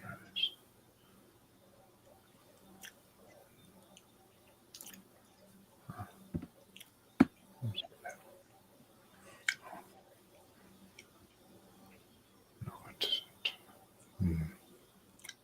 So beautiful. Yeah, that's kind of a beautiful way of exploring, whether you're religious or not, that there's something more out there after death, that there is something greater. Well, that's a hell of a lot better of a message than, oh yeah, you just rot on the ground and die. It's like, okay, that's nice. Yeah. What a wonderful message to send to people. Yeah. Like, oh yeah, everything you do in life is meaningless because you just rot on the ground. It's like, oh yeah, well, go fuck yourself too. It's like, oh yeah, your body doesn't mean anything.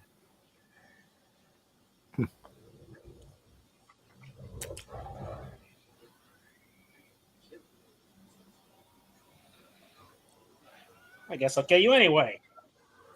Oh, yeah. Damn. Dang that. Looks like you got too ahead of yourself, you bastard. Oh, yeah. Oh, great. Now I'm sounding like Carter. Look at that fucking thing. Jesus. God damn. Damn.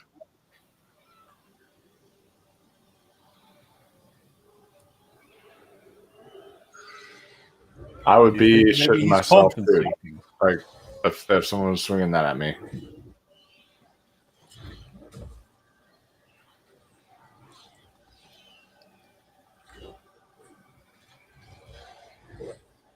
Oh, who's an Oaken Shield now, huh?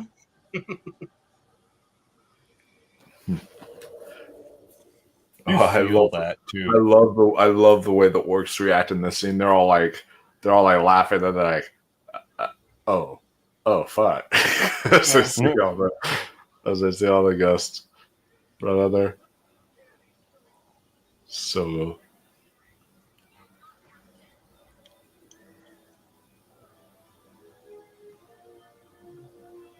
you're like, oh, we got y'all. This is easy. And they're like smiling. And then they run out. And then it's just like, uh-oh. Oh, fuck.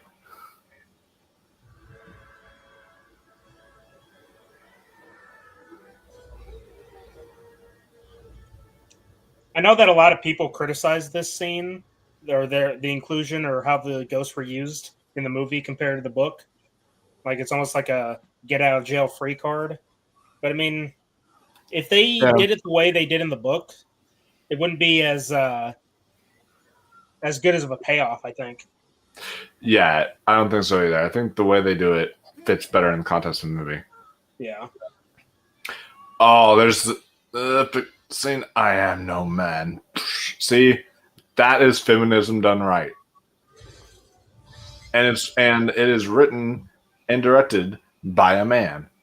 So, like, go figure.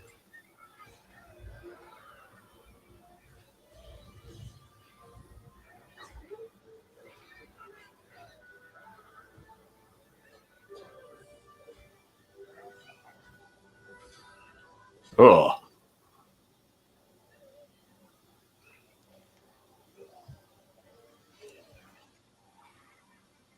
Hell, even this was cut out of the theatrical version.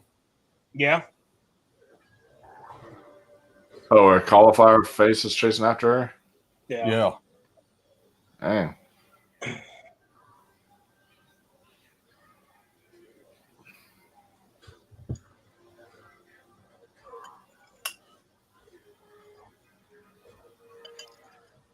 But the reason why that would suck for that to be cut is because then you wouldn't actually get to know what even happens to him.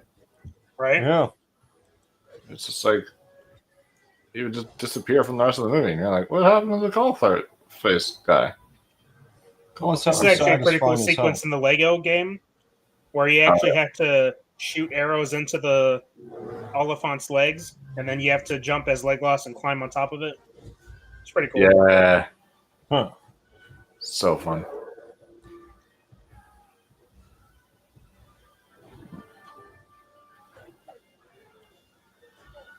So there's a Wilhelm scream. Ah!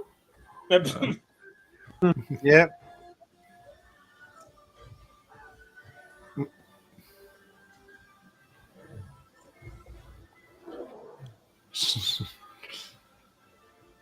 Jeez. Just so cool. Look at this, is so cool.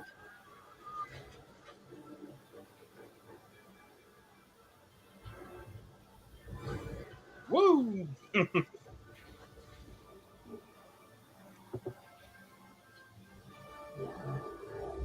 It roars. I love how he just slides off the snout. There's no other concept one. Still because it's one. You got to appreciate that playful banter, even in the midst of battle. Well, even the look that Legolas gave him before he said that kind of like... Yeah.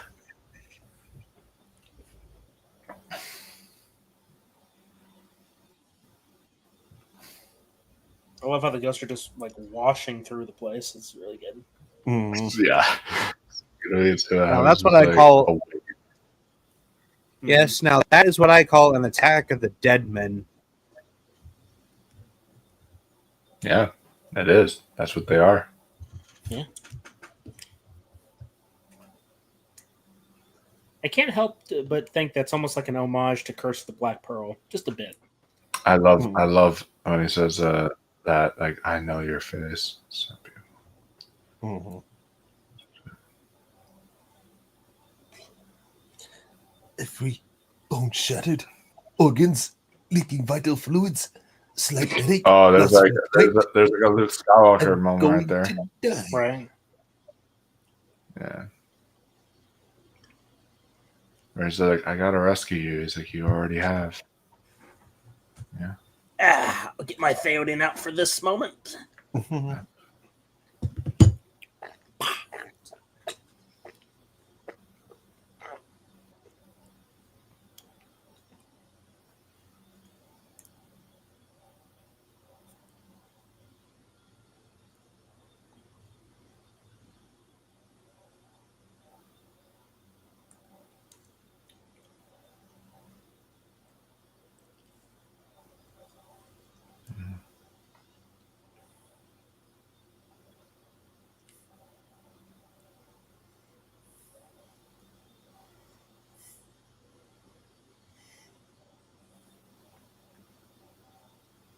And he's gone. Damn.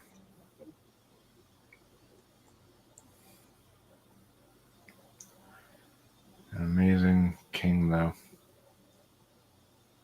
Yeah.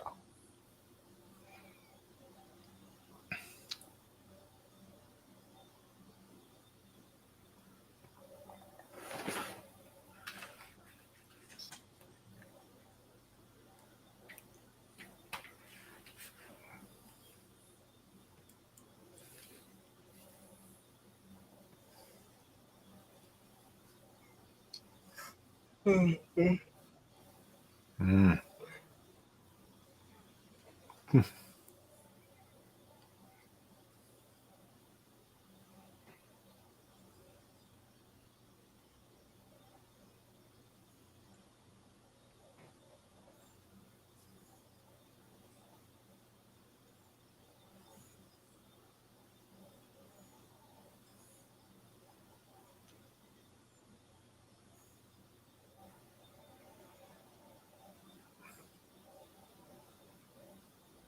I mean, let's be honest here. If they had stayed around, the orcs probably would have lost.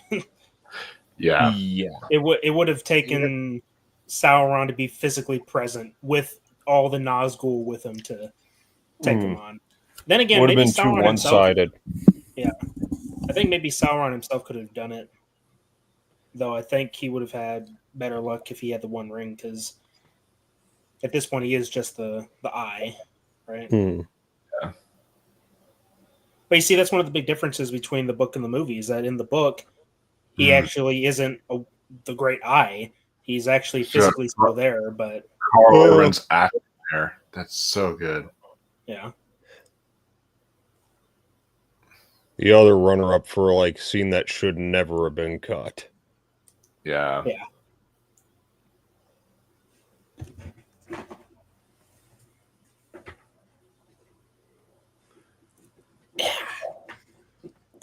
Fuck it. Let's get Aylmer in here too.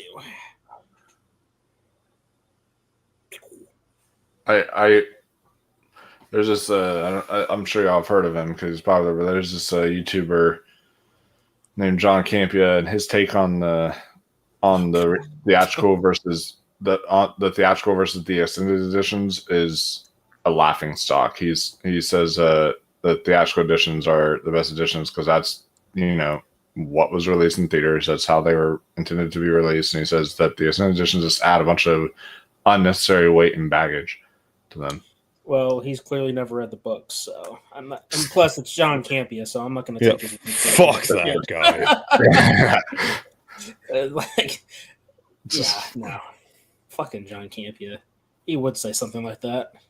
Yeah. Chill. Asshole. Dumbass. What the fuck? Duckish. So. Aragorn, is Anakin okay? What? Fuck. Sorry, but that shot when she opens her eyes kind of reminds me of when Padme awakens after the battle and Revenge of the Sith.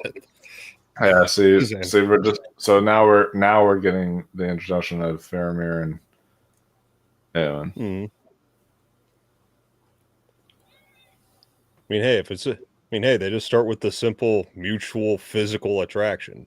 Just keep it simple. And let's be real, they're both good-looking people, so there you go. Sometimes that's all you need. Yeah.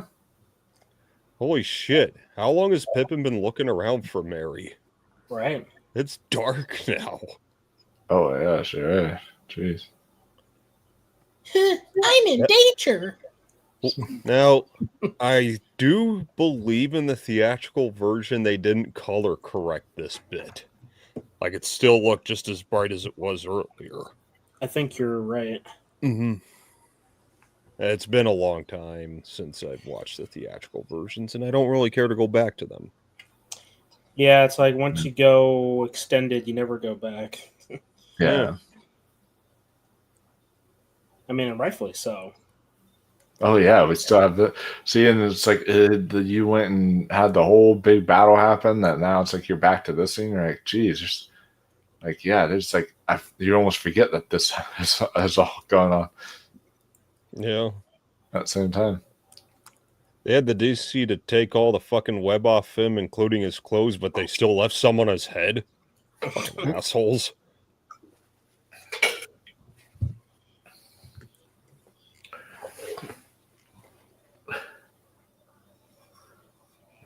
Yours, he had his hands on it first. What? hey, it's claimsies. Whoever did claimsies, they get. Well, apparently these assholes have never heard of a little game called Rock, Paper, Scissors.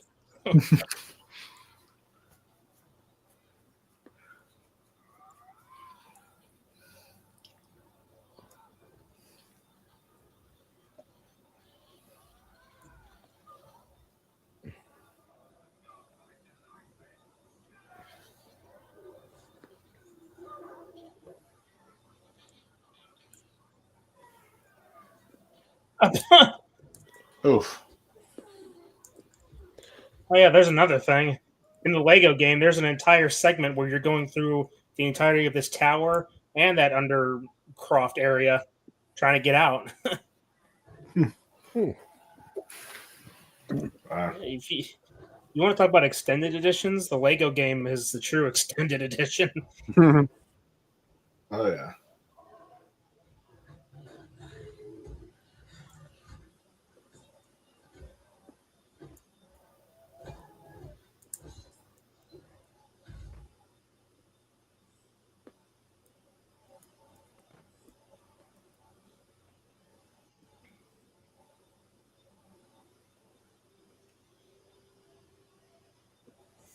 Ugh, creepy ass. Yeah.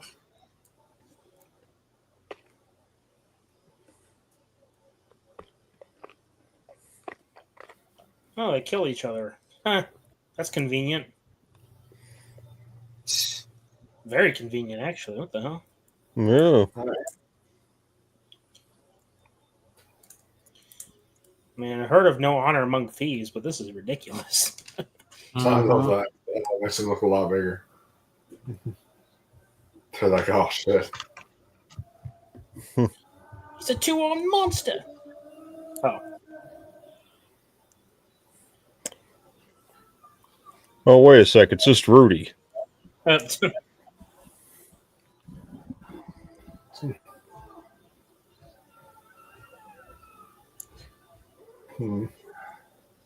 You could say that Sam has a lot of pent-up rage. Mm-hmm. Yeah. He's definitely been holding some feelings back. That's for sure. Mm-hmm.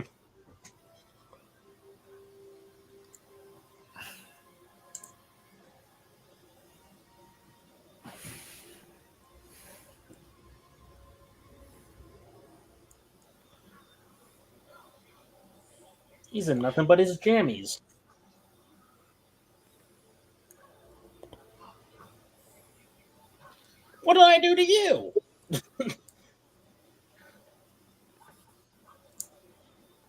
You just been stinged.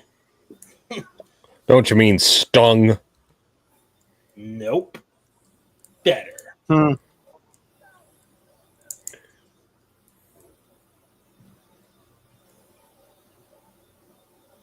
should be, you fucker.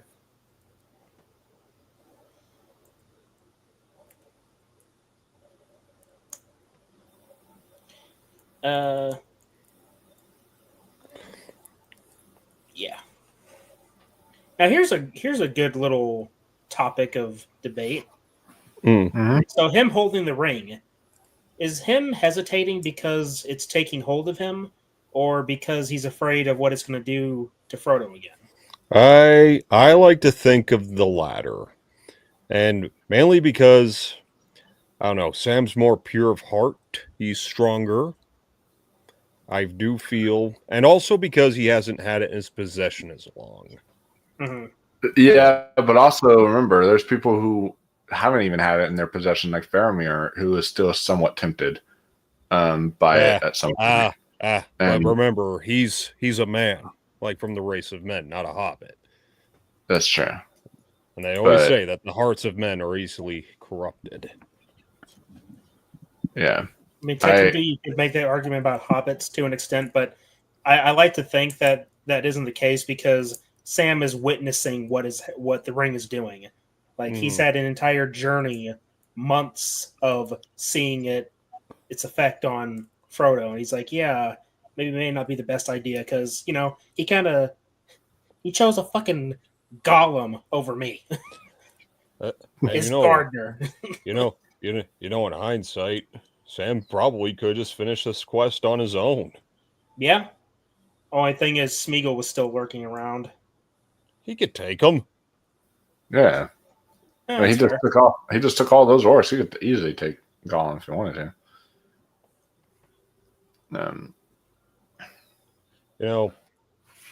I think this is the only time in Lord of the Rings where you kind of where they added the spotlight effect on Sauron's eye. Yeah. And then also, I will say that like whenever they try to blend in with the orcs and such, that maybe the orcs are just not really paying attention that much, but like they look human. Like, you can just look into their eyes and like, you don't look like orcs. Like, what do you? Hey, those aren't bears on unicycles juggling.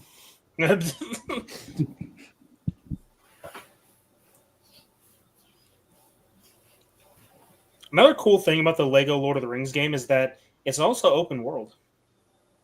Yeah, I really love that. Like you can go to Rivendell, the Shire, straight into Mordor. It's great. It's really great. Yeah.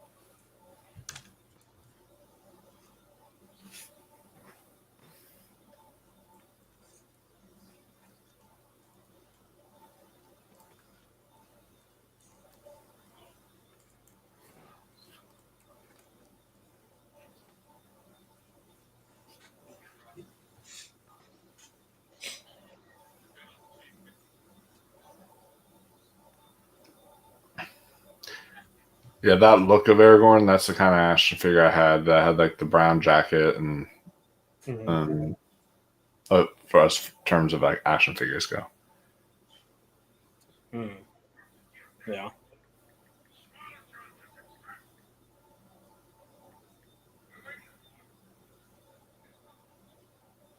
That's that is one bit where I can actually give some credit to the theatrical version. Just because when he says, "What are we waiting for?" and it cuts to them leaving. Yeah. I actually really like that cut. Yeah. Yeah. Well, I guess this here explains why he doesn't have the even star.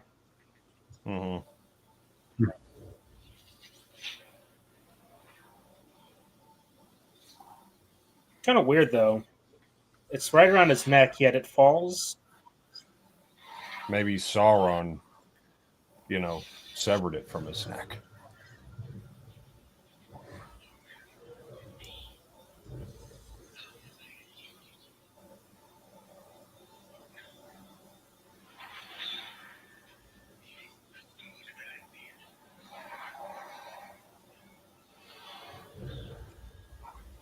I love how you can see him in there. That's so cool.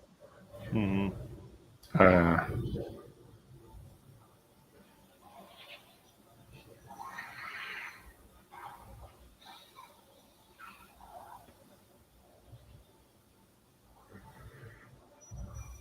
Oh, dick move. Dang. How the hell did it fall off? Again, I think Sauron did that. So weird.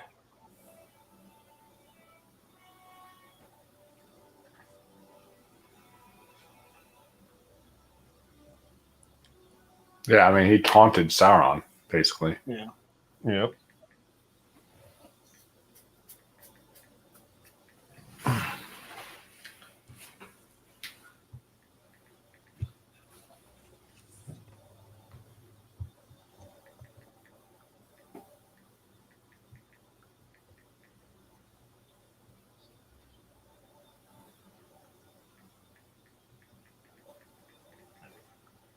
Oh, if it wasn't for Faramir having a good heart towards the end, then this wouldn't be happening, right?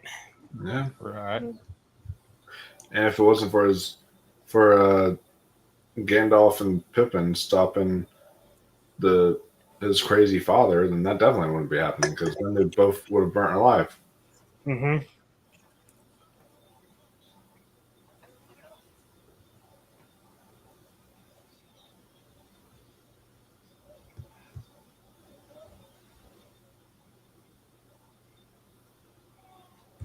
Spoke too soon. Yeah. Let's get busy.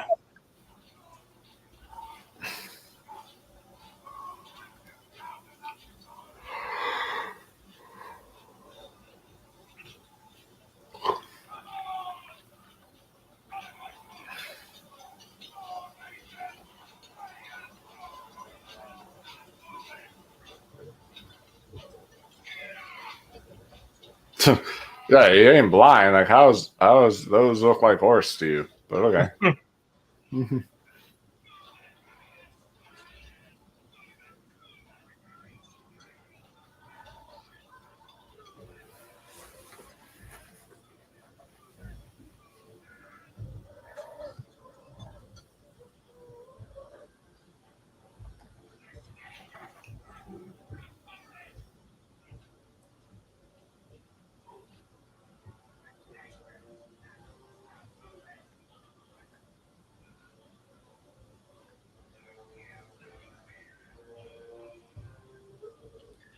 You know I want.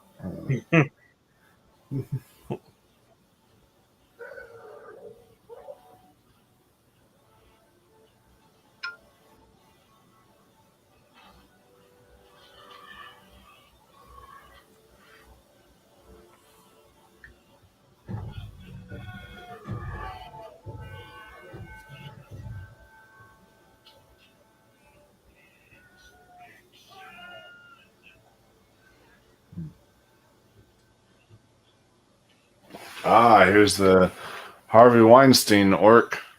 They're always freaking me out. Oh yeah.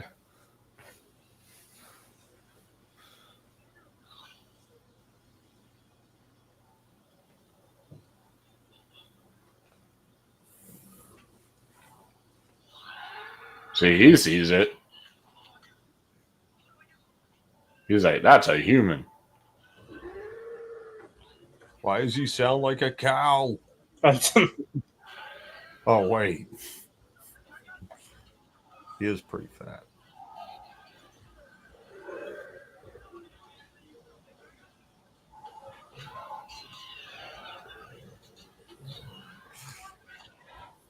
I didn't say hit me that hard, Sam. Well, I had to make it convincing. Look what you did to my nose.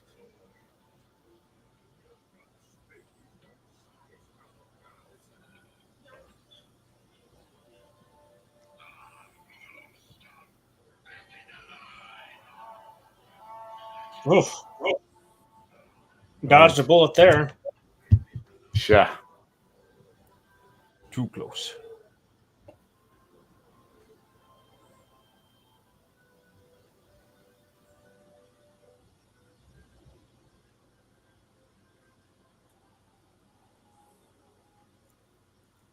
Kind of feel like I'm on Mustafar. I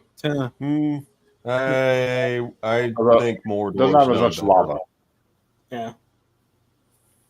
You get the point, though. It's a fucking volcano. Well, I mean, let me put it to you this way. You know, like the background screen you get in the Revenge of the Sith video game where you get Mustafar? Yeah. It actually does. Even there, it's like, why does this look like Mordor? I just think Mordor is done better because, well, it's more practical from a technical standpoint, of course.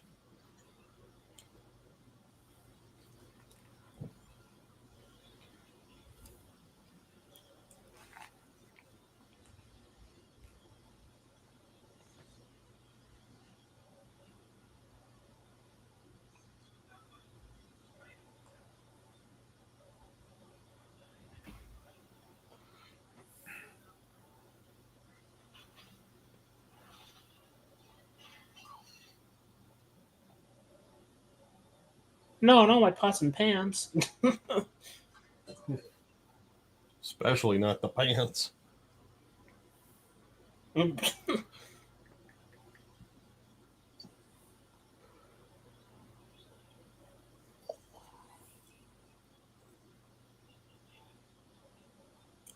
Star.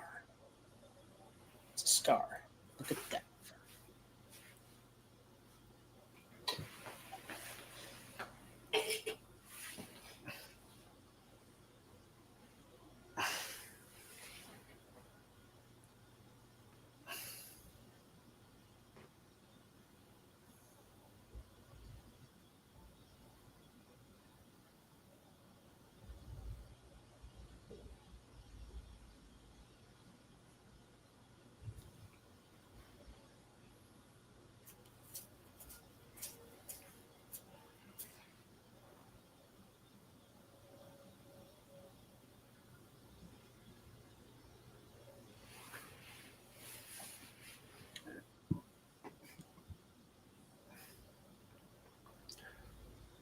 Jeez, offering him your own water. See, that's like such a good friend right there.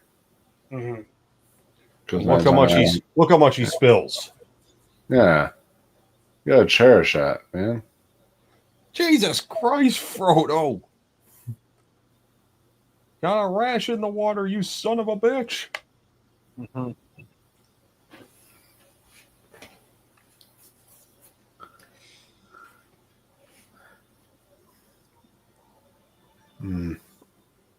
That's a bummer of a line. Yeah.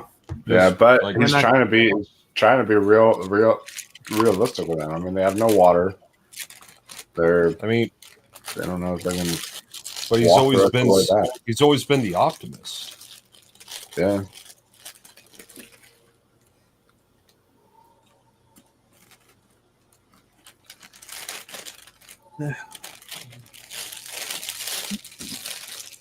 And to think, Gollum has been on their trail this whole time. Mm-hmm. Yeah.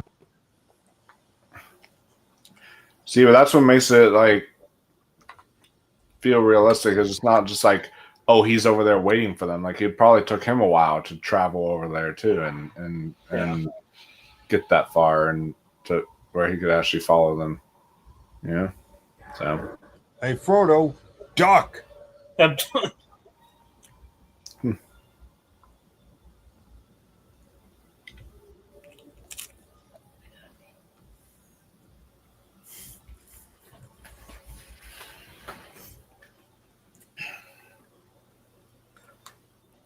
Go knock, see if someone's home. I like how Aylmer is carrying one of the hobbits with him. Well, I mean, so is Gandalf. Well, I mean, I'm talking Aylmer in particular, considering his line to Mary earlier in the film. Well, about Mary earlier. Well, I mean, they are wearing Rohirrim armor, so...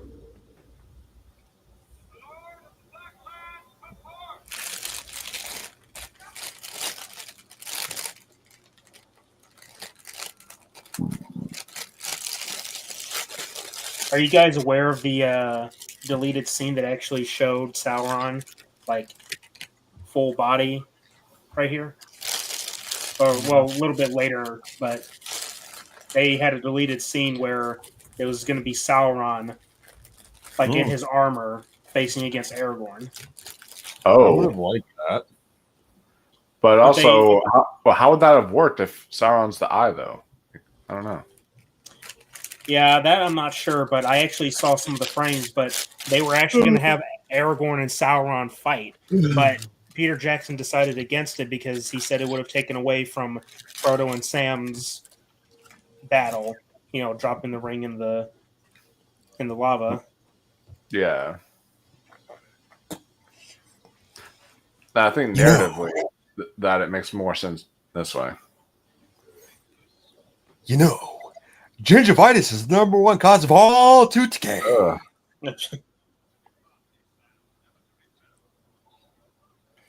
Just remember, that guy was in Revenge of the Sith. Yep, I can see his mouth. And that's all it took for me to know that. And in the game, he was voiced by Ghostface. Oh, what the hell? That's real.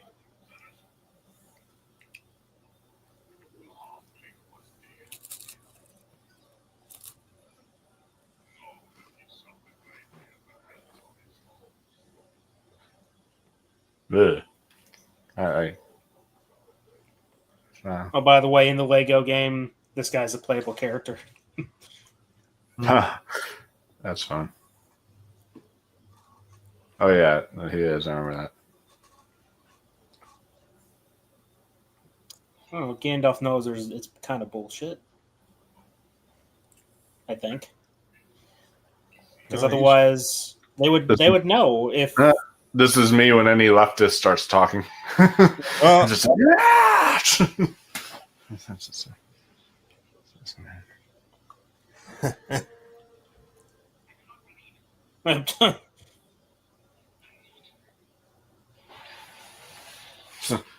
and that's also me after that's also me after every leftist starts talking. I do not believe it. You see, because if Sauron had the ring, they would know. So obviously, it's like, yeah, Frodo and Sam are still out there.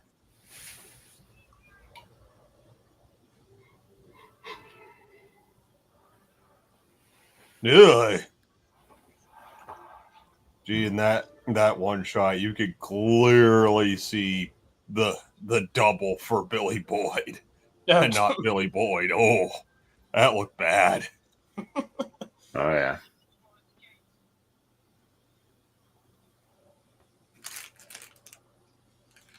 Good. Now let's get the fuck out of here.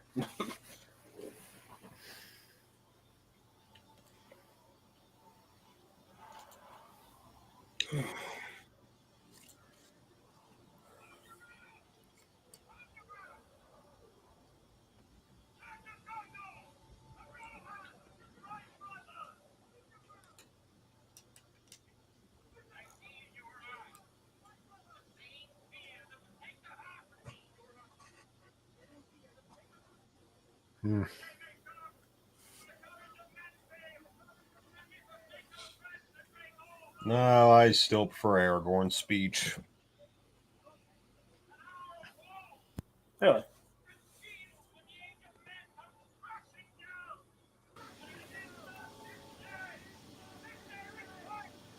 I mean, they're both neck and neck with each other.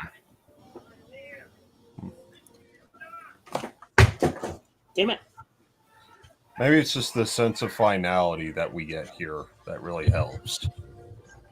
I think you make a good point. Men of the West. Boom. Here's your Man of the West right here. But for me, I think the actual ride on Pelennor Fields is a lot more epic than the actual Black Gate.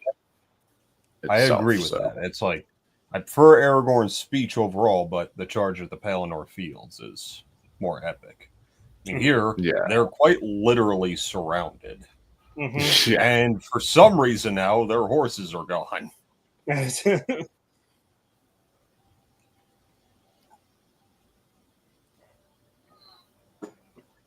of my favorite moments in the entire film.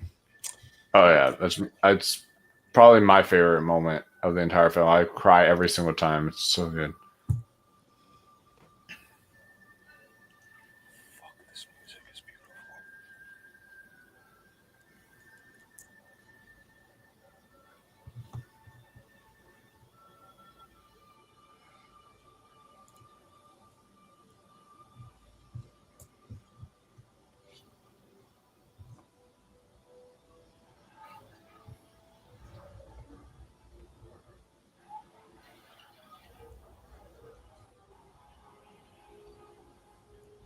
Get it? It looks like an eye.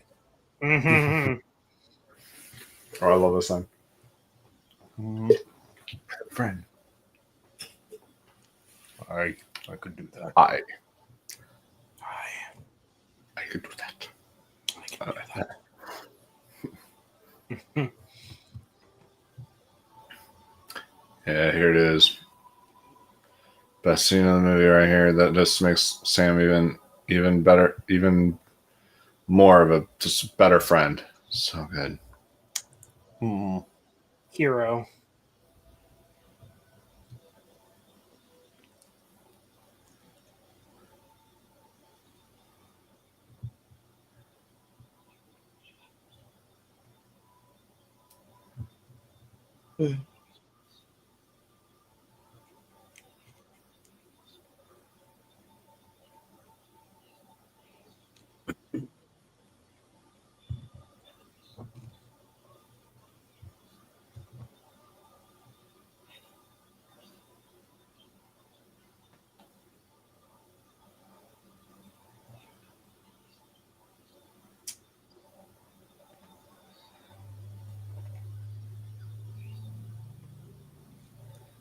Ew.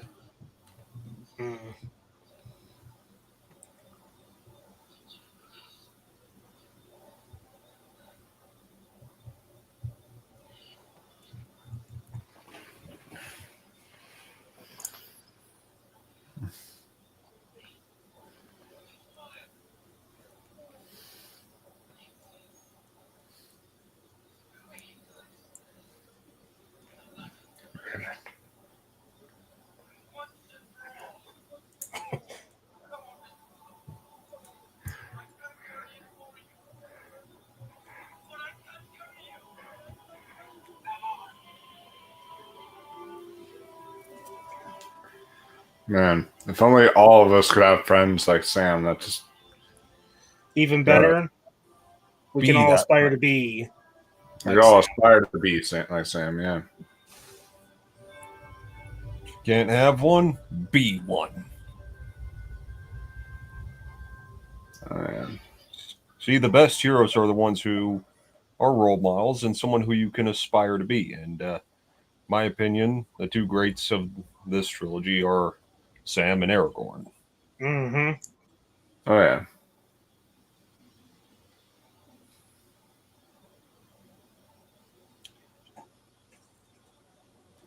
Yeah, I think it was like right here or a little bit later in the fight where you actually see where Aragorn sees Sauron.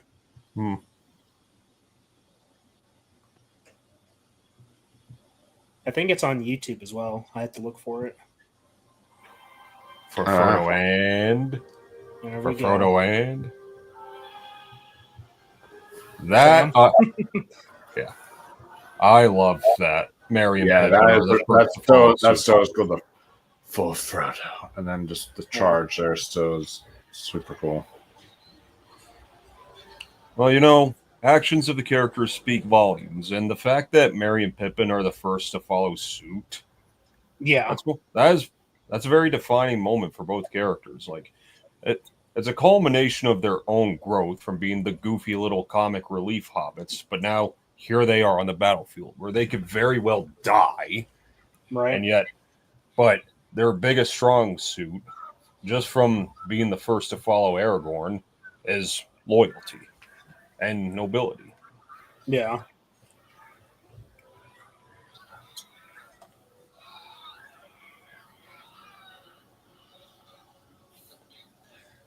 But no, what I was doing there earlier when I said for Frodo and that was a Super Troopers joke. Oh. Littering and smoking the reefer. Smeagol lied. Huh. Kind of reminds me of Force Unleashed there. I lied, as I always have from the very beginning. This is the way Vader said I lied. It's like, what a dick. I lied.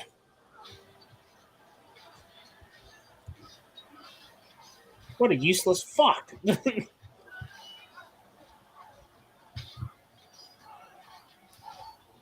Oh yeah, I'm watching it. It is on YouTube. The deleted scene. That's crazy. Ooh. Oh shit. Yeah. Damn. Oh, party foul, second time over. Yeah, there we go. Cut the bitch. Don't turn your back on him, damn it.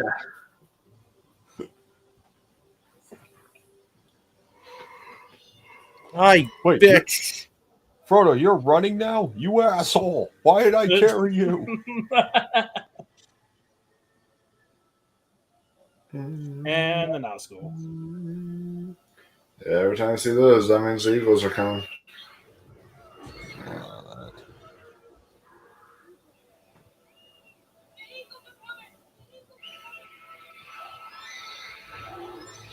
All right.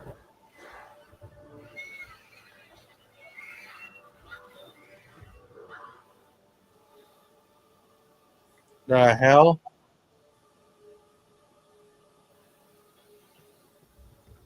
Damn.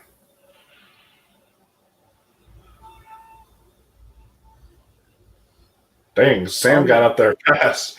He was like, looking up, and he's like, he's like, bolted up there. Oh, this is where the ring pulls out all the stops. Mm-hmm. Oh, yeah. Every ounce of willpower it has is now going into Frodo's dumb ass. Now, you could be watching this scene on the coldest fucking day of the year, and you could still feel how hot the scene is. Oh, yeah. In terms of atmosphere. Don't misconstrue what I just said, you fucking weirdos. Mm-hmm.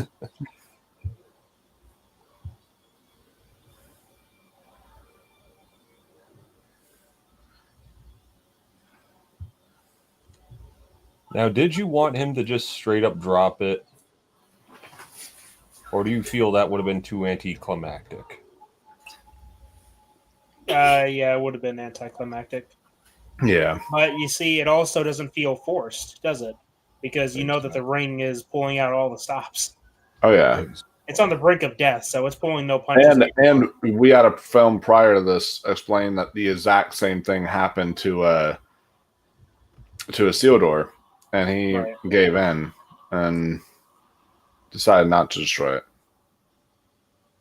Yeah, so we had that's that. why you had to have Gollum come in. Well, I do think he was at a more inopportune moment. I mean, Frodo's literally at the edge. Oh, yeah.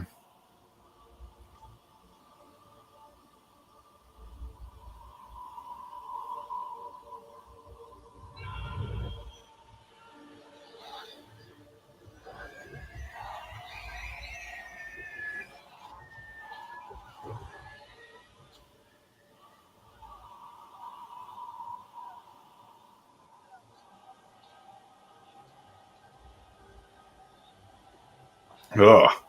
There's a wicked, vile creature. But he's serving his purpose right now. Yeah. If it wasn't for him doing this, Sam probably wouldn't have been able to stop him. Frodo, Yeah. I mean. So.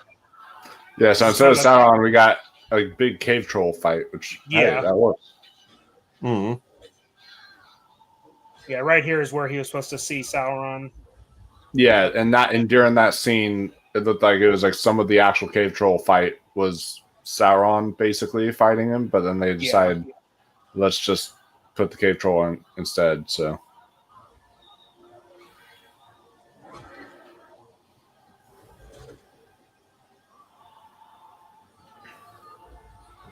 I think that was the first time you actually ever see genuine fear in Legolas's eyes during battle. Mm-hmm. Yeah. The only other time would be when the Balrog showed up. Yeah, but this one's more intense. Yeah. Like, by far.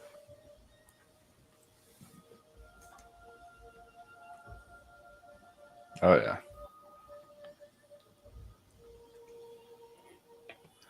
Yeah, Legolas usually manages to always keep his cool, but... Yeah. Mm-hmm. Yeah, how does it feel for you lost a finger over this?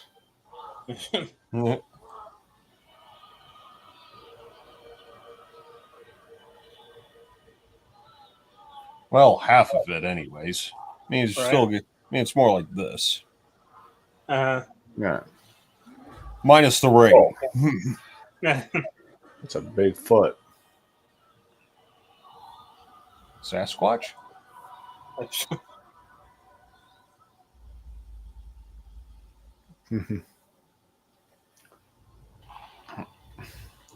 Listen. And he's like looking up and like, no, don't go away from me. He's like, dang. Even to the end, he still is holding that ring. Mm-hmm.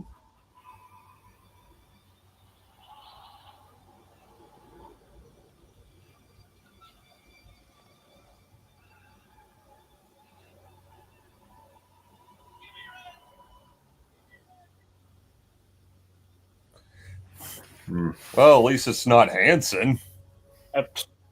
Here, take my hand. Oh, God.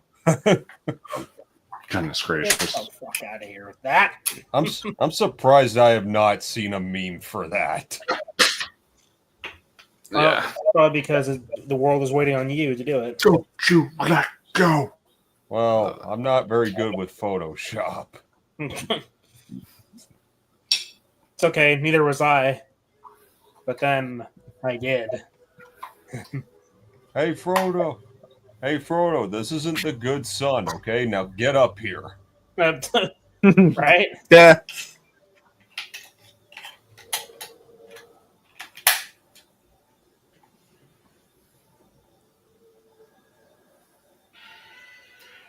Some screeching and deep rumbling is what this it's just. Yeah.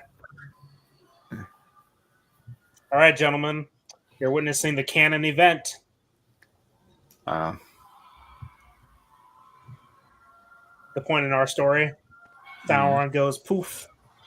yeah.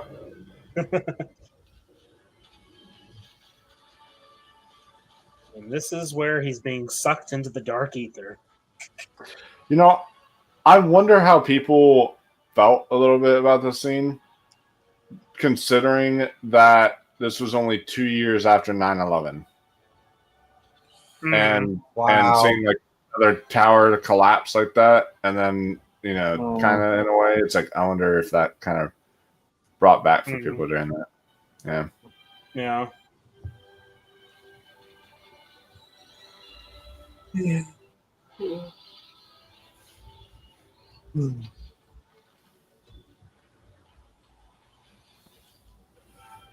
now he's in the Dark Aether. Yeah. Sorry, gotta mention it. Gotta mention it.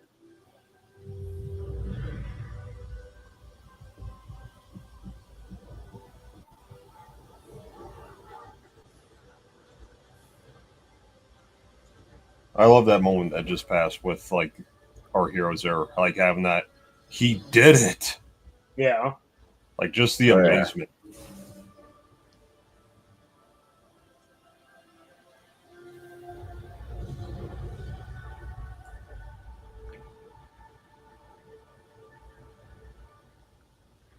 and then the fear in all their eyes after it erupts. They all think it's the Frodo's realization. Yeah. dead. Yeah.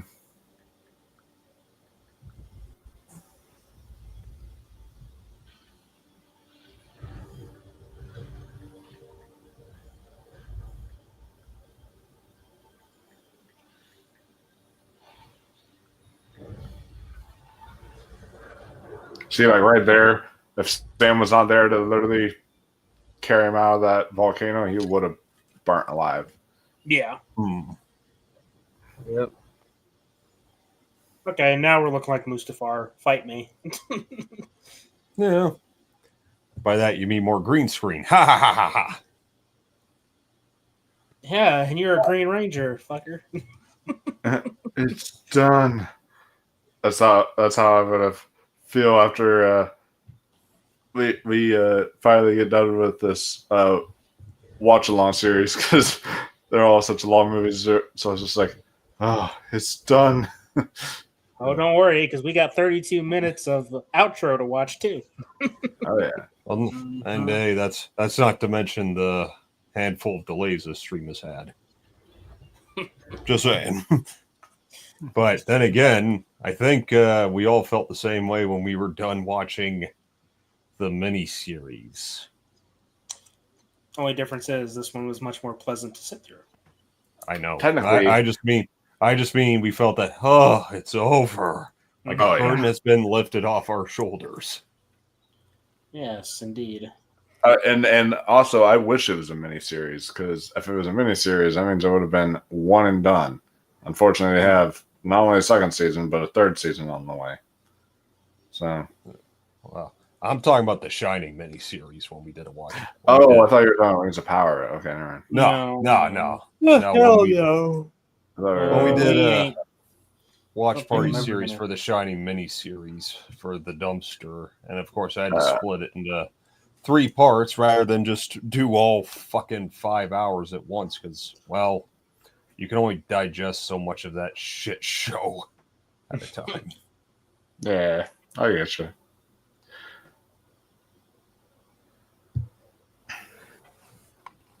Yeah, I've never seen the Shining miniseries, so keep it. Yeah, I wouldn't recommend it.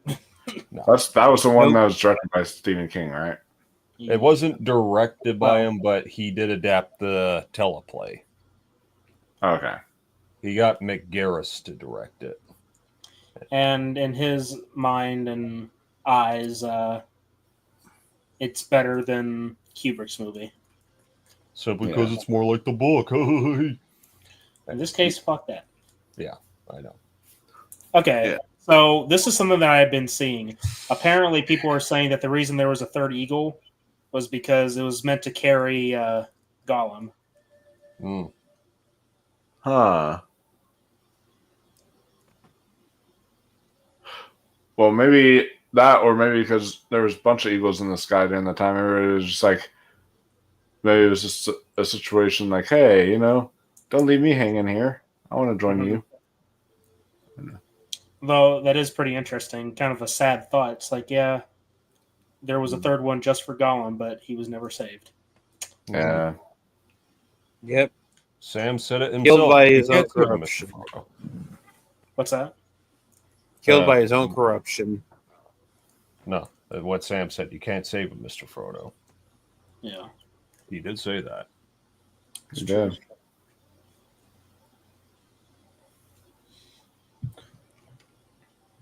Looks like a very comfy bed. Hmm.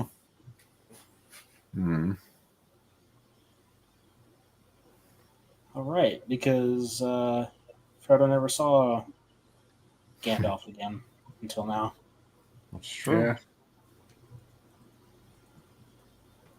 It's been a whole movie where he never even got to see Gandalf, and then most of this movie he didn't get to see Gandalf till the end. Yeah. It's just fellowship.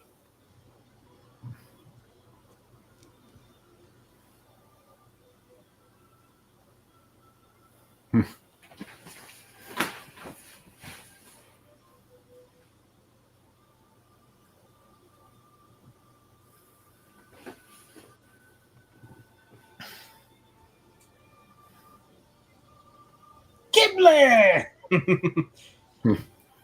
One of my dog's names was Gimli once. Aww. Yeah. Legolas. Wait, who the fuck are you? I knew you were gonna fucking say that. I was trying not to get that, but It is funny that Legolas is like the one name he doesn't say. He like looks at Legolas is like he looks at him and has his that weird faces and he doesn't even say his name at all. He says all their other names. Mm-hmm. Again, it's like, I mean, they never interacted with each other though. Besides Legolas saying, "And you have my bow," that was it. That's true. Sam. Oh, dear Sam. That just looked. They're giving each other. Oh yeah, then you have the weirdos and freaks that are like, "Oh, look at the gay romance." Fuckers. Yeah. Yeah. God forbid that friendship exists. Yeah, there's Rings of Power interviews that talked about like how people shouldn't be complaining about,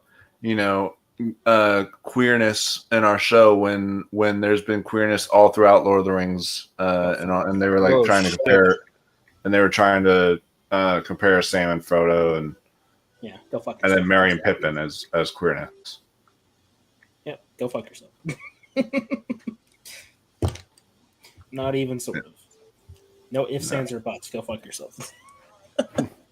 Thank you.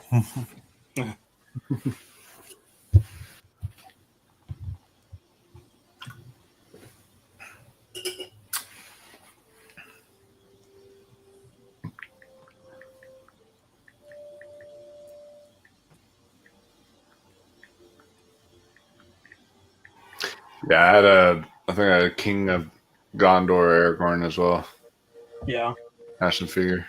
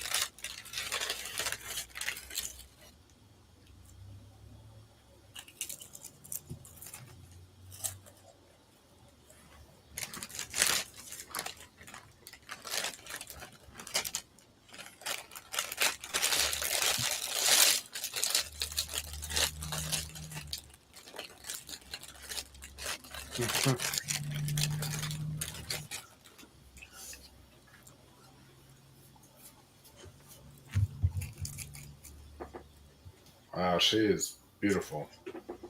Indeed. Mm-hmm. Yeah, especially in that outfit. Here's something funny. So, the figures I have of Arwen and Aragorn here, Arwen is taller. Weird. It's like, wait a minute, this can't be right. It's good to be the king. I mean, I will say it's like the height wise isn't that too far off. Yeah. For the two of them.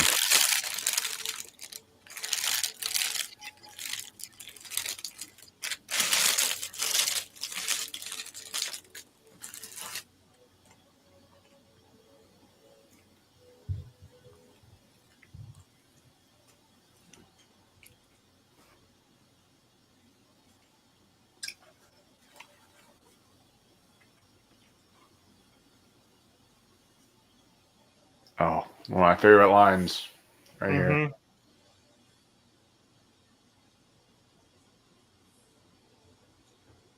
Ouch, no one.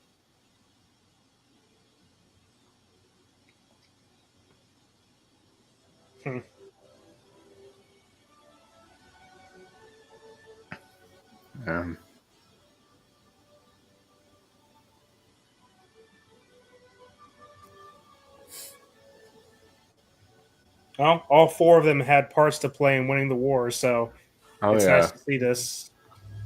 It is. And it was way beyond their comfort zone. Yeah. Especially Sam and Frodo. Yeah. Yeah. You know what I love the most about that is just Pippin's confident smile. Like, yeah, I like this. That's a great shot, man. I mean, like, I think I'm not going to say that this trilogy is underrated, but I think that in many ways it's underappreciated by today's generation. Like, a lot of people don't even give a shit about these movies. I think to myself, where the hell do you get off thinking like that? One of the most influential trilogies of all time, one of the best ever made, despite some quote unquote questionable CGI moments. The story that these films tell is timeless. Oh yeah. And I dated a girl into I wanted to introduce her to Lord of the Rings, and each time she was just like, she's like, oh, but these are going to be way too incredibly long. Like, why do we have to sit through that long of a movie? And oh yeah, God forbid you do such a thing. Well, that's because we're in the TikTok generation. Just remember that. I know. Yeah. I was thinking the same thing. Short attention spans. It's ridiculous. And Roger Ebert once said that no good movie is no bad movie's ever too long, no good movie's ever too short. So, it's like you can have it either. You can have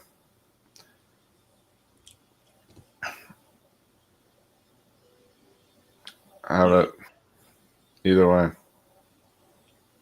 You can only imagine what these four are going through. Just like trying to return back to normal life. Everybody's just like so oblivious to all the fighting, the struggles that they went through. But yet they can still put on a smile.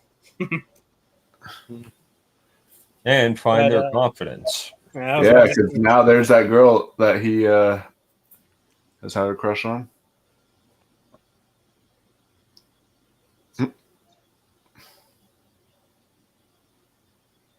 He's like, you know what? Fuck it. I just love that look in his eyes. It's great. He's like, yo, his Pippin's face is like, both of them. Oh, all of them. Like, oh, yeah. Ooh, what did he do? Oh, it's good enough to have this. I think he more than earned this, huh? Oh yeah. Yep, let liquid courage do it for you. That's powerful liquid courage, my dude. When he catches the flowers, it's like, cool.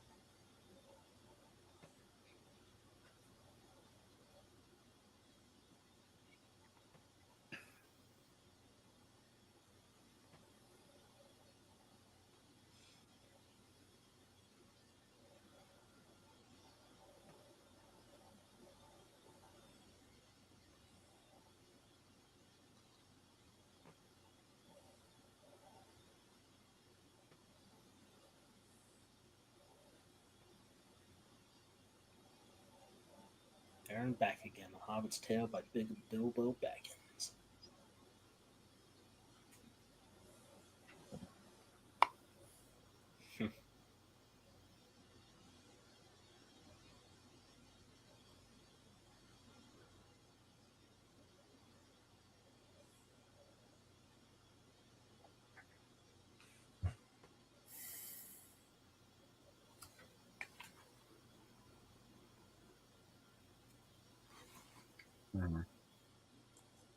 They're in black again. No.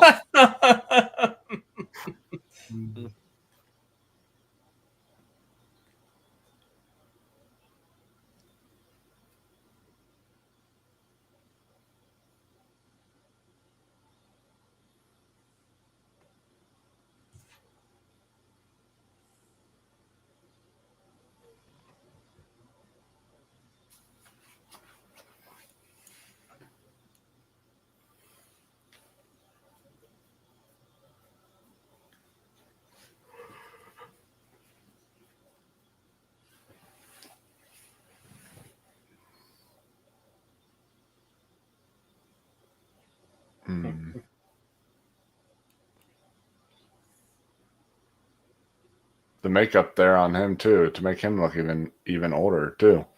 Is that actually Ian Holm? Yep. Yeah, I believe so. Yeah, they put the makeup on Ian Holm. I had a two Bilbo ones. I had the young Ian Holm Bilbo action figure, and then the old man Ian Holm Bilbo action figure. Was that kind of too?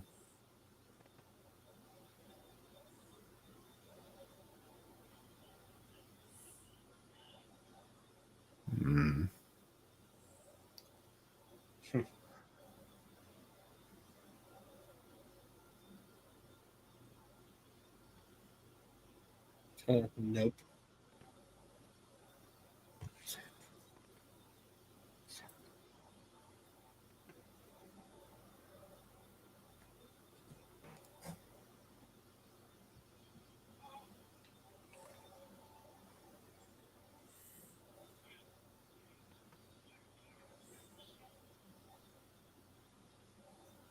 Oh, it's so beautiful. Seagulls cawing too. Yeah.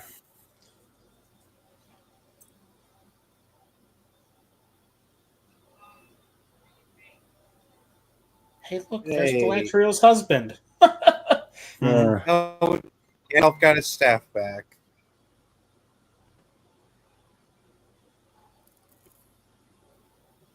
I guess he. Yeah, I guess I don't know. Quite ready for another adventure. Oh, he's just so excited. He's like, Looks like he got his pep back in his step, huh? yeah.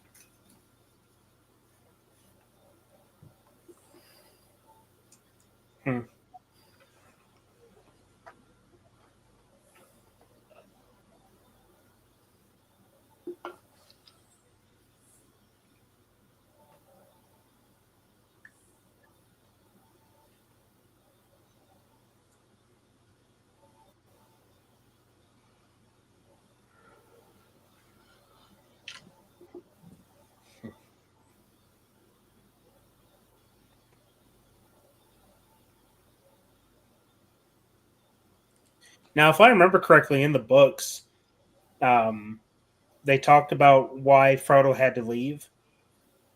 It was because he was a ring bearer, like Bilbo, and that eventually even Sam got on a boat to leave Middle Earth because he also was a ring bearer, even if it was brief.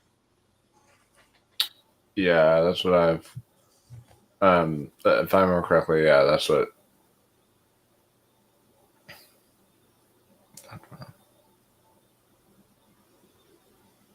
But I do like the change here, though. Yeah.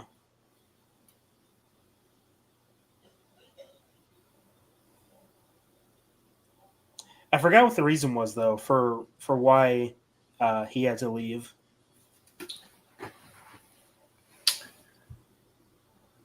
Yeah, I have to look that one up again. It's been a while since I've read Return of the King. I've read Fellowship a lot more, and The Hobbit and Two Towers, but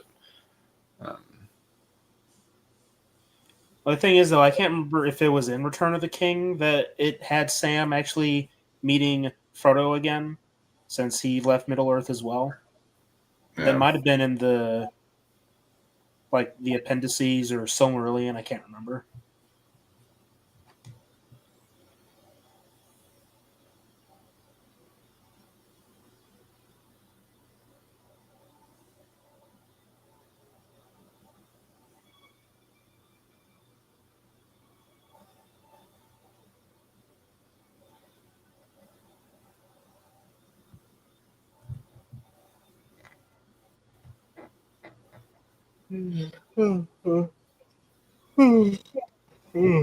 Excuse me, sorry.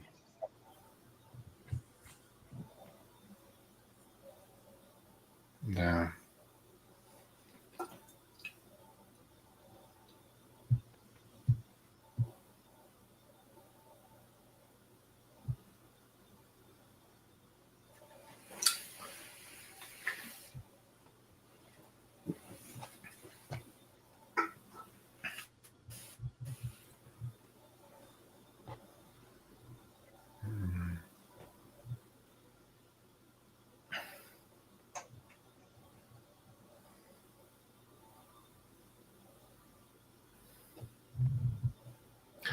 Yeah, I heard that this scene was even more emotional for them because it was like they usually shoot films out of order, but I think this was like the last scene they shot, so it was just very heavy on them. Yeah, because they became that such a strong friendship. Yeah.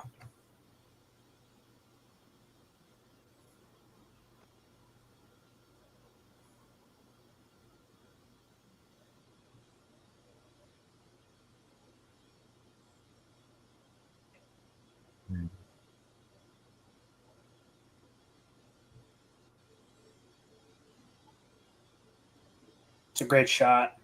That is so beautiful. Oh yeah.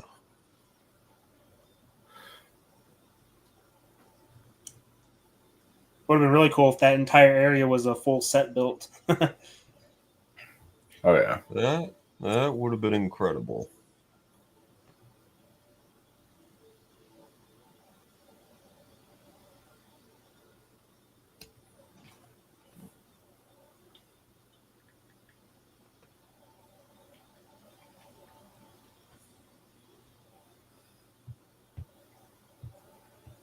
Oh, and you see, he had a daughter.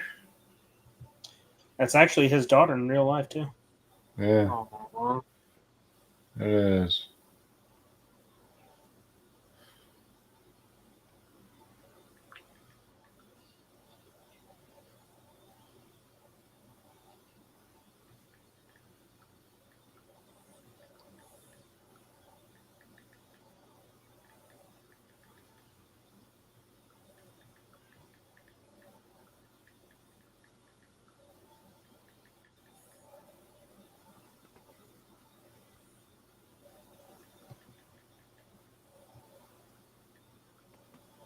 Hmm.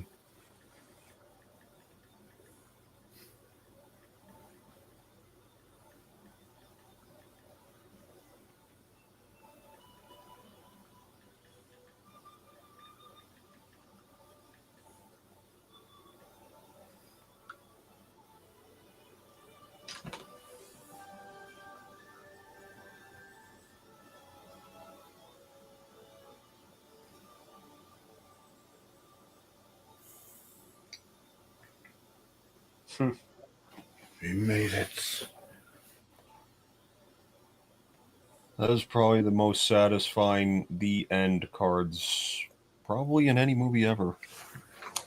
Probably. Yeah. That might be, but yeah. Nope. So Hi, Bob. Hey, yeah. I love all the artwork here and there in the credits. Yeah. Mm-hmm. R.I.P. Andrew Lesney. Mm-hmm. And then, of course, the greatest original song ever made for any motion picture, which is Into the West. In my opinion. And my dream funeral, when I die, my dream funeral is I want a pyre. So like I want me to actually be burnt old fashioned way as people are like watching me, like, as a pyre, like that kind of thing. And then you take my ashes, you put them in a white canoe and with like rose petals in the ashes, and it's going to go down the river and then go down a waterfall as Into the West is playing, or someone's like playing Into the West from Lord of the Rings. So that is like my dream funeral. Because as a big diehard Tolkien Lord of the Rings fan.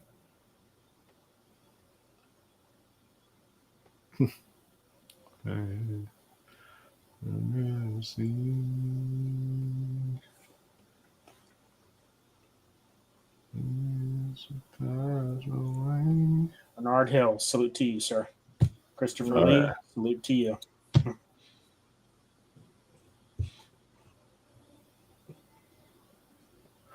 Yeah, we've already lost like a couple Lord of the Rings cast members, and so it's just, and Ian McKellen's getting up there. It's man.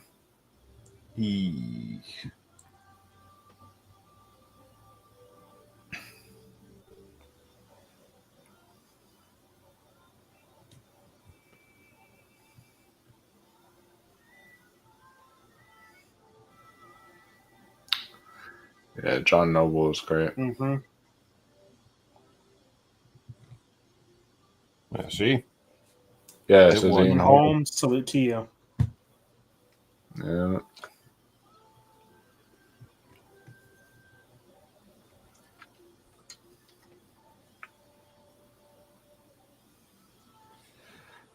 Ugh, what an unfortunate name. What's that? Zane Wiener. Jeez. It's couldn't help myself. Yeah, I thought so. Anyway. But yeah. How are we doing? We did it. Oh, I see Carter's moved on. Back to that cell phone. Hey, I'm doing some editing, my dude. Yeah. But I did like it though. No, you're probably testing. No, you're probably testing that Facebook buddy you have. No. Oh, Jesus Christ. Oh, God. Just as long as I thought it was in the clear. Nope. I mean, it's kind of hard to forget that, huh? Oh, God damn it. Anubis. What a name. Shane Dawson. Ugh. Probably not that. That's Shane unfortunate. Matthew Breen, but not Neil Breen. I see a Cavill there. An Olsen twin?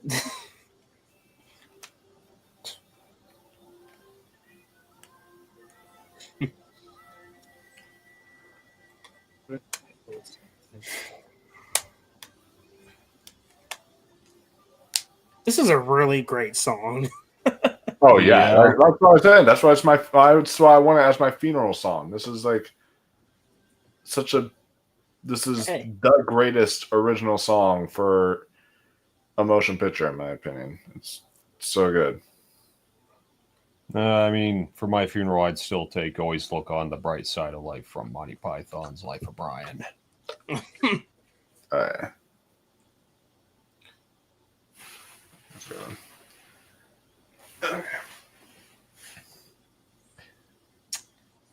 Honestly, kudos to everyone you see in the credits. They all collectively made Well, what could possibly be the greatest film trilogy of all time? Oh yeah, and we haven't even gotten to the Lord of the Rings fan club that they put in the credits, which makes the credits even longer. So, because when you look at the time of when the movie ends, it's like 4 hours and 1 minute or something, and the whole rest of it is of a 4 hour and 23 runtime is just due to credits, and it's because they put the Lord of the Rings fan club in there too, and that takes up like 10 minutes of the credits. Yeah. It on the runtime here it says there's another 15 minutes and 25 seconds. Yeah. Okay, but do we need to sit through all that? No. I didn't think so. No, I wasn't. You got to work tomorrow, so yes. Yeah. I was mostly just wanting to sit through Into the West, but that's now that's done. I think we digested just enough. Yep. I mean, we did reach the end of Into the West, so that's good. Yep. All right. Well, before we do anything, I need to grab a drink. So. All right. You go ahead and do that then. We shall sit here and talk. All right. Well, if he's gonna take a quick break, you guys go ahead. I gotta drain the lizard. Well, you guys go ahead. I'll hold down the fort for a time until you get back. All right. But well, ladies and gentlemen, that was Return of the King. Yep. It is probably going to be the longest commentary that you have ever done on the channel, probably. Yeah. Yeah, for sure. Yeah. No, this was fun though. Like, I'm glad we were able to sit down and bring you on for all three. It was good. I'm glad we were able to get that done. It's great. I'm glad too. This is definitely this is the longest I've been on. I've done the Snyder Cut one before, but that's like 4 hours. This is even longer. So yeah. I've returned. Welcome back. No, but this was good. This was real good. I love revisiting these movies, especially recently. Like, like I started dipping my toes back in Lord of the Rings in, I'm gonna say January or February of this year. You know, just sort of in preparation for.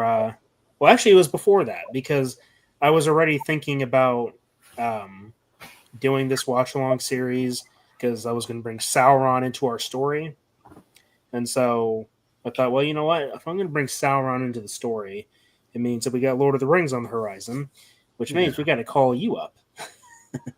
Got to call you up, Michael. So I'm glad we were able to do that. I'm totally glad you called me up on it because it's not only been like forever since we collabed, but you know, as a big diehard Lord of the Rings fan, I was really happy I could be a part of this with y'all and experience the story that I know you've worked really hard on too to make that happen. Yeah. Well, I shout out to the 3 people that are that are watching right now. We appreciate you staying with us even into the wee hours of the morning. If you guys do have the time, make sure you stick around for the outro, of course. But if you can't stick around for that, watch it after the fact. Just know that we're going to be here for another 32 minutes, enjoying the rest of this story being told, and then call the night. This has been one hell of a journey. An unexpected journey. Yeah. I knew you were going to say that. Hey, I think it'll be good to revisit Middle Earth for the Hobbit movies.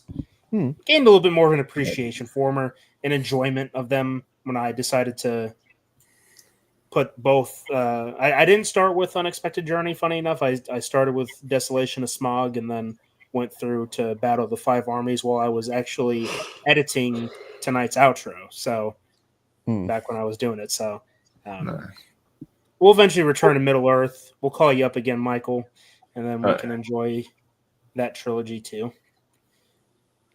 Yeah, I'm because I'm a big anything Middle Earth fan, except for Rings of Power. It's the only non-Middle Earth thing I'm. And or only let's hope that nobody decides to try and do a new adaptation of Lord of the Rings. See, because I'm not going to say that it's they're going to remake Lord of the Rings, because technically it will be an adaptation of the books. Yeah, or an adaptation of it's the still story. It's still a fucking reboot. Okay. Oh yeah. Like every time someone tries to say, technically it's just another it's a reboot. You're telling the same story in the same medium. It's a fucking reboot. That's the thing. There really should be no reason to have to remake a movie like that when you have so many stories in like the Silmarillion or something that you can like make into a movie or like a show or something like that, Like there's so many stories within that, but for whatever reason, they want to take small little segments from it, like, and just say, oh, how about we make up something entirely, basically, with Rings of Power and have nothing that is even in the books, and then this Gollum movie coming out, unless they borrow some elements from the Silmarillion and some of the appendixes, they're not going to have anything to really go off of. So, yeah, I don't know why they even continue doing movies. To make some kind of arbitrary cash. Yeah, like if they're not going to follow any books, then it's like, why even do it, Yeah. All right. Well, I'm going to go ahead and say a heartfelt thank you to the folks that stopped by. So, Sergeant, we appreciate you stopping by. Buttercup, Kyle, we appreciate you guys stopping by. As for what we got next, well, let me ask you this. Michael, what do you have next coming up on your channel? What I have next is I am going to be tomorrow night, since I was on here tonight with you guys, tomorrow night I'm continuing The Last of Us Season 2 coverage. I'm going through there, talking episode to episode about that. And then I'm also going to be finishing off this week all of my Mission Impossible commentaries leading up to the release of Mission Impossible: The Final Reckoning on this coming weekend, and then I will also be reviewing Mission Impossible: The Final Reckoning, so you guys can stay tuned for that. And yeah, a lot of exciting stuff coming up this month and next month. So make sure you subscribe. Very nice, very nice. In case you guys were wondering, I do have Michael's channel link in the description. So if you haven't already subscribed to him, go do that, please. He's a great guy. He does a lot of good stuff over on his channel. So go give him a follow. See what you like. As for us, well, what we usually say, if we don't have anything planned, just stay tuned, because, well, that's something we'll have to discuss with the rest of the Bureau, so to speak. Because as of right now, you guys will see with the conclusion of tonight's outro, you'll see where things are headed for the Dark Aether Files story. So, in that aspect, stay tuned for that. And of course, just stay tuned in general. We'll be back. We always come back. So, once again, Michael, thank you so much for coming on and coming with us on this journey.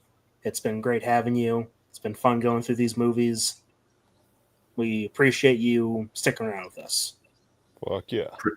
Appreciate you guys for having me. This is, everything I wanted as a big Lord of the Rings fan. So thank you guys.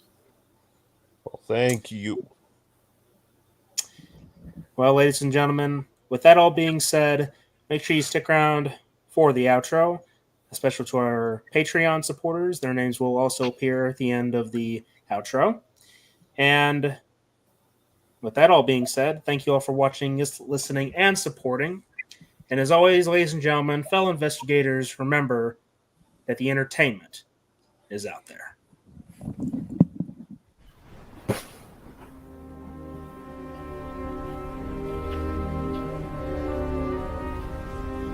Wow, I haven't seen an army this big since, well, ever. The closest thing was being surrounded by thousands of zombies. Is that so? How did you make it out? Well, we had a couple powerful friends, a couple very good friends. They gave their lives for us, so we could live. Don't fret, Carter. It'll be okay. They would want us to enjoy the time we've been given. When this war is over, we'll be back home in no time. I'd say this whole situation is a blessing in disguise. It shows us how precious our peaceful lives are, and why we should cherish it. That sounds like very good advice. I think I'd like a little quiet life, at least for a time. After everything you've been through, Striga, I'd say you've earned that luxury. Yes, my lord. Is it just me, or has the sky gotten darker? I know the Dark Aether is, well, dark, but it seems darker than when we first arrived. It isn't just you. The sky has indeed become darker. I suspect Sauron's portal is drawing upon the energy of the Dark Aether to power itself. Just imagine the requirements for opening a gateway between two worlds and maintaining it. We must quicken our pace before it's too late. I hope Dana and Sam are okay. I wonder where they are.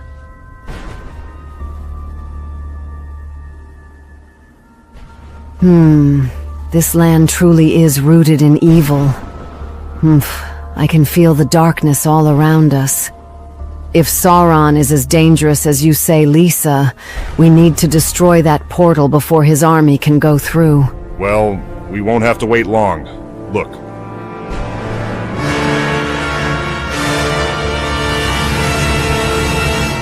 My goodness, it's much larger than I thought.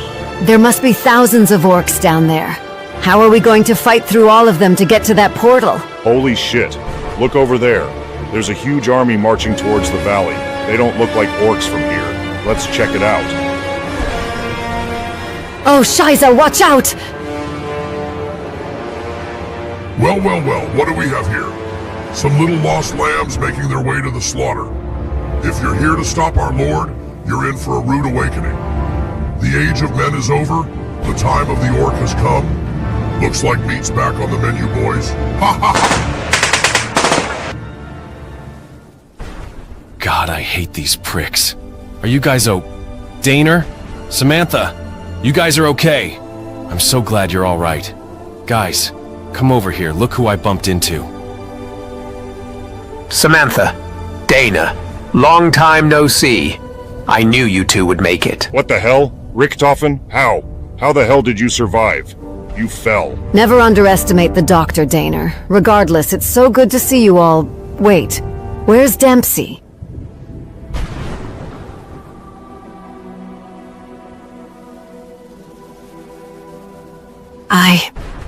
I see.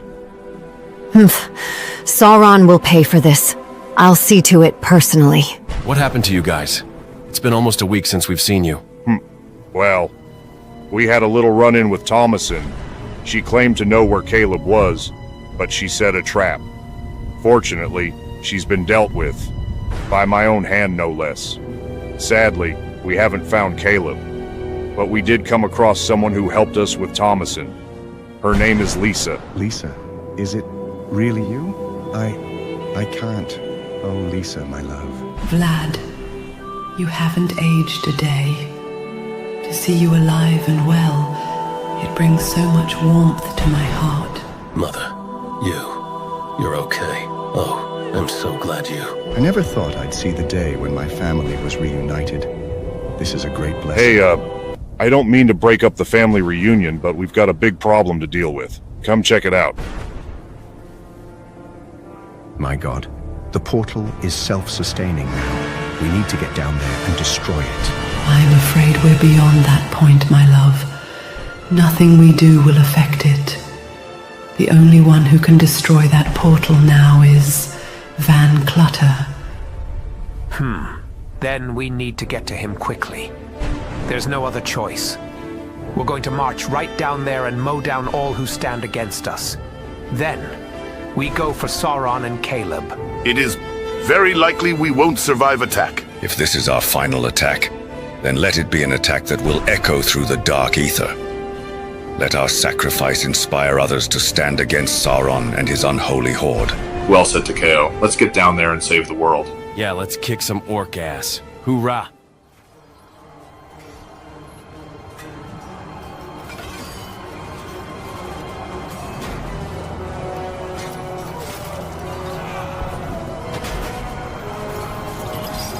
So, the Count has come to die with any hope of victory against the true Lord of the Dark Aether. Speak for yourself, old man. Your master will fall at the overwhelming strength of our combined power, and you will experience it for yourself, right now.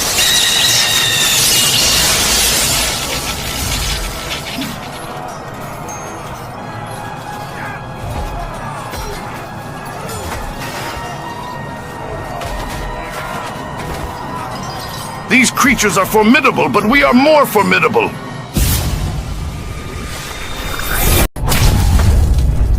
I think we might have underestimated our opponents.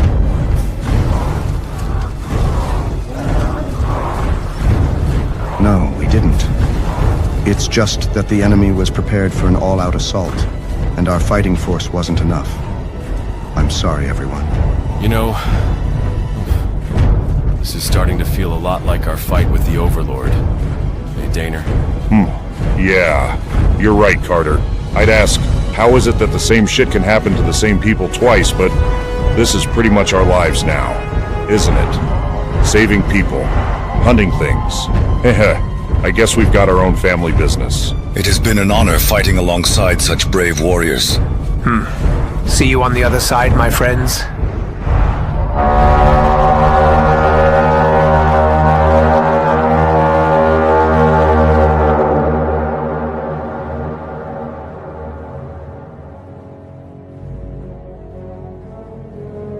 What the fuck? Who is that?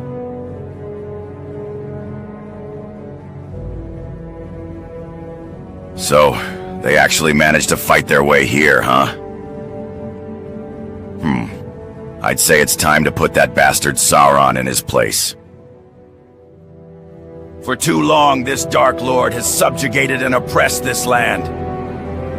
How many have fallen to his tyranny? He tried to take over the earth and failed. Now, he's trying again. And he's using the Dark Aether and all its evil to do it. Now is the time to end this reign of darkness. The ancient order of the Keepers once stood as guardians of the multiverse, as a deterrent against the tyranny of the Apothicons. Now, you must, no, we must act as a deterrent against Sauron and the Orc filth. Stand with me and with my friends as a shield against evil once more.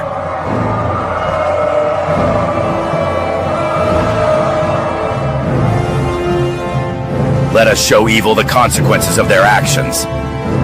Let us show these ugly sons of bitches what the champions of righteousness can do.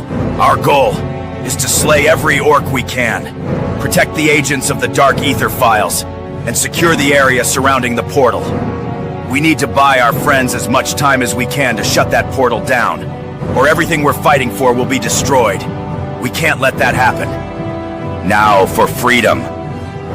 Now for justice. And the promise of a new dawn. Freedom! Freedom! Freedom!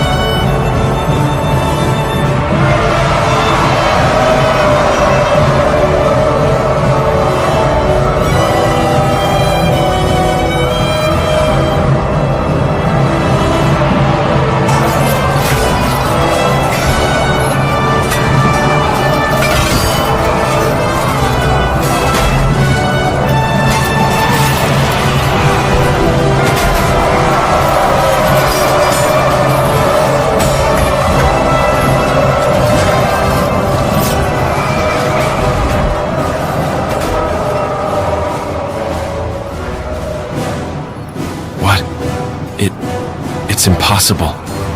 Dempsey, you're alive. Good to see you guys.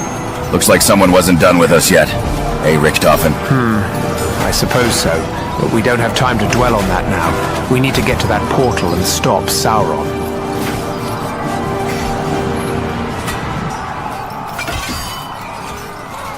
Daner, Carter, Samantha. Go. Stop Sauron and Caleb. We'll hold off the orcs here. Hurry now. Fly. Right then. Let's go, you two. Yeah, let's go. Good luck, you guys. Whoa. Jesus Christ. Courage, Carter. Courage for our friends.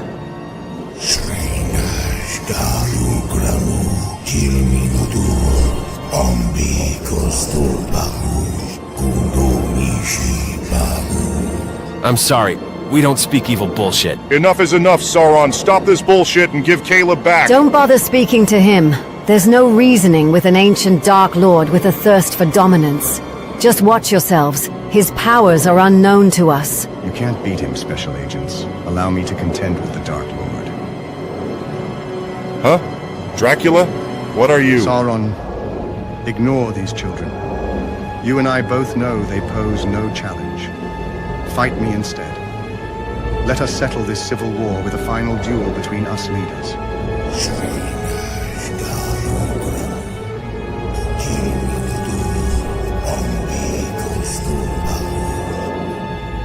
Be steadfast, Special Agents. The fate of the very universe and all that resides in it lies with you now. All right, then. Let me try to get through to him, guys. Caleb, this bullshit needs to stop. I know you hate being some cosmic entity's bitch. So, snap out of it. Shut this damn portal down, or everyone we love will die. Our world will die. Do you really want that?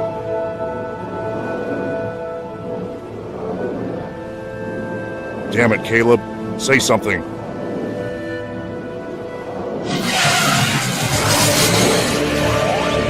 So be it. Morgoth, I will do what I must.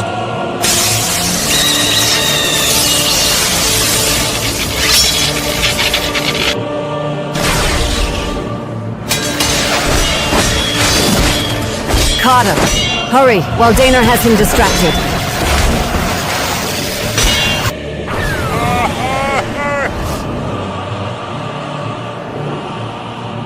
Oh my god. Daner. You son of a...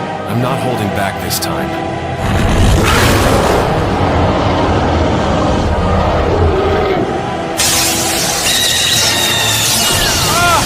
The pain! My God, Carter, Daner. Caleb, this has to stop. This isn't you. You are not a tyrant. You are a guardian, a noble warrior that stands against injustice. So please, please stop this.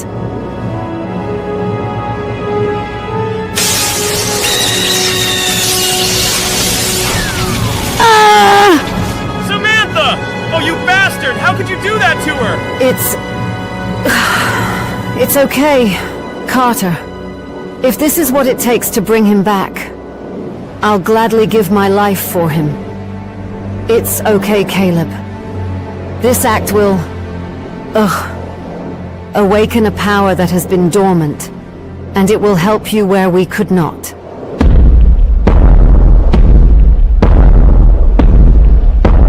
No, it's Sauron. Did he kill Dracula? Oh, fuck. I can't get up.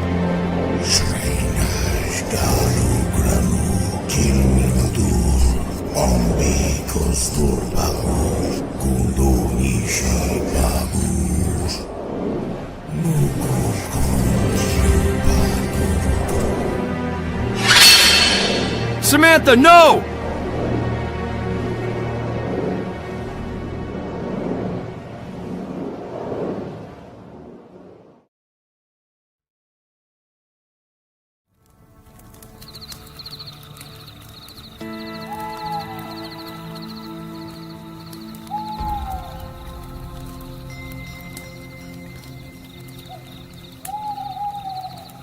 Caleb, I know you're still hurting. Losing people you love can change a person. But you shouldn't bottle those emotions up. It can have disastrous results. Talking with someone about it, especially someone who knows exactly how you feel, can relieve the stress. Maybe. It's just, with everything going on right now, there's no time to talk about our feelings. The Overlord is out there, amassing an army to conquer the universe. Now Monty is gone, doing God knows what, and we're stuck in a forest. But I guess it's nice sitting here with you. Yes, indeed. Being here with you makes this crazy situation less stressful. And it could be worse.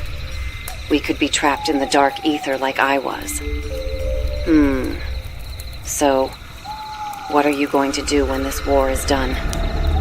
Me? I'm not sure.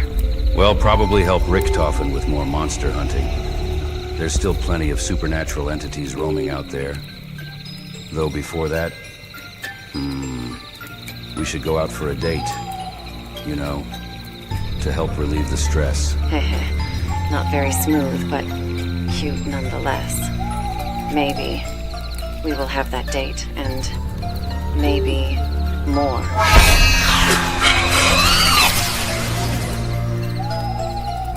Look, it's Monty. Hello there, ladies and gentlemen. I hope you've all had a good rest. Monty, where have you been? Well, Van Clutter, recall our earlier conversation about needing more firepower to fight the Overlord. I thought to myself, it wouldn't be the Dark Aether Files without the whole crew. So... Greetings, Exalted Ones. Holy shit, this looks like a kick-ass team. Hey guys, I'm Special Agent Carter Sauce. Nice to meet you. Look, Daner, it's holy shit. Caleb? What? What the fuck happened to you? It's finished, dear God. I can feel the power pulsating from it. Just what the hell is this thing capable of, Monty? Oh, my dear boy. This gauntlet is now one of the most powerful artifacts in the universe, and its abilities are almost limitless. That, of course, is dependent on the user's own strength and power level. It's the reason I gave it to you.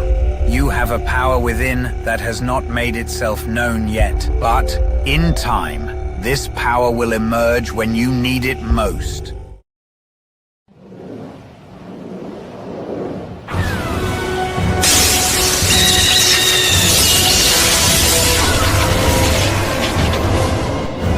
Whoa, what the hell?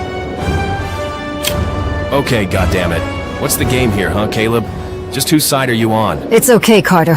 Put your weapon down. He's not our enemy anymore.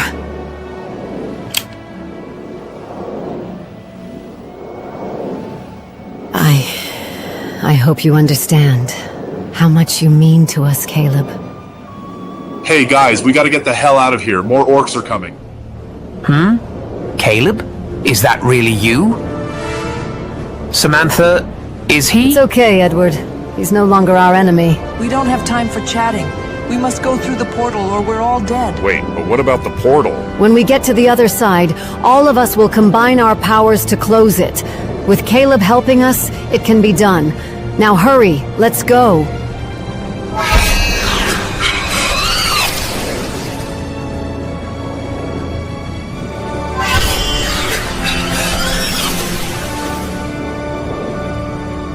Ugh, I feel like I'm gonna throw up. Yeah, teleportation never gets easier. Or at least that's been my fucking experience.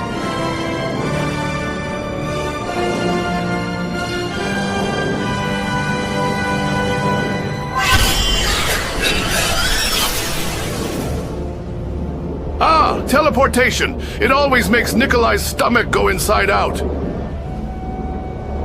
Come on, Caleb. Where are you?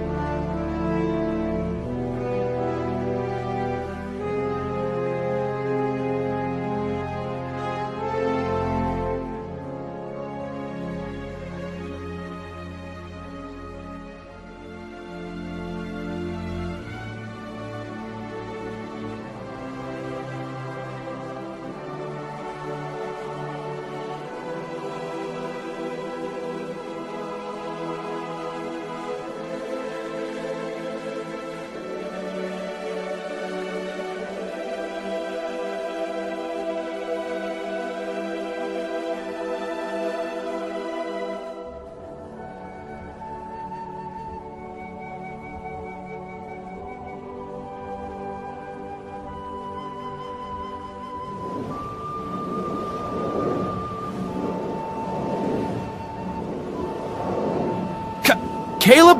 What is he doing? Caleb, what is your plan? What's the endgame?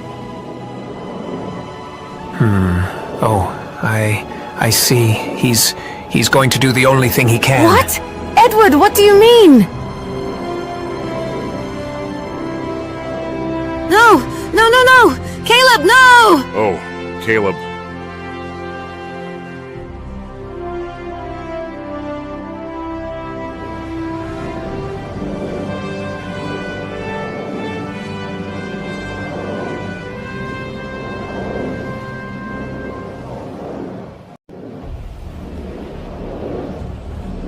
Father, please, take it slow. You barely survived Sauron's assault. Enough is enough. This servant of Sauron has made his last move. Wait, my love. It's okay. Sauron no longer has any hold upon him. But I sense something else. Who are you? Were you the one who gave me the strength to seal the summoning key? Oh no. Sauron is coming back, and he's brought the Nazgul with him.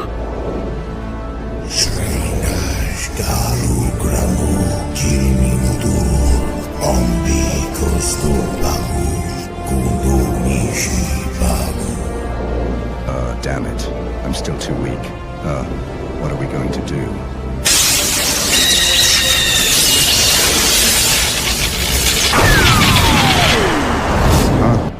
What's... Portal, but... Good luck, Van Clutter. Thank you, Caleb.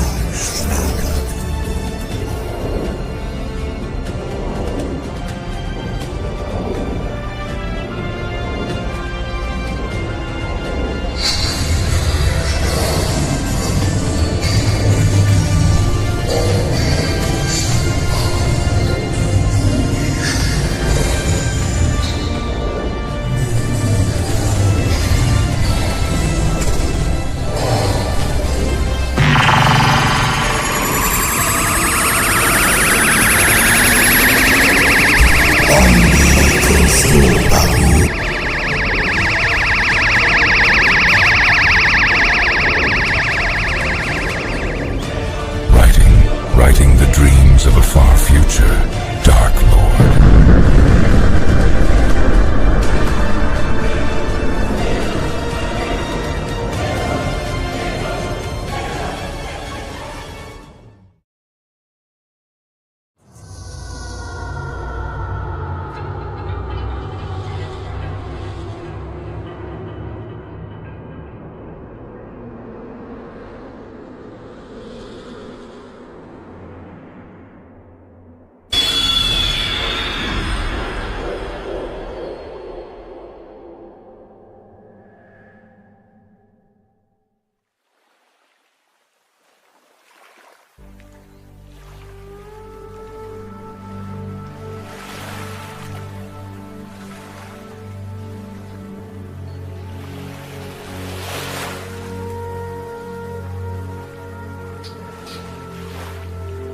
And that is how it happened.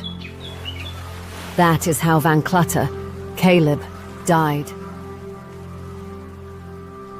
It's been 2 years to the day since we escaped the Dark Aether.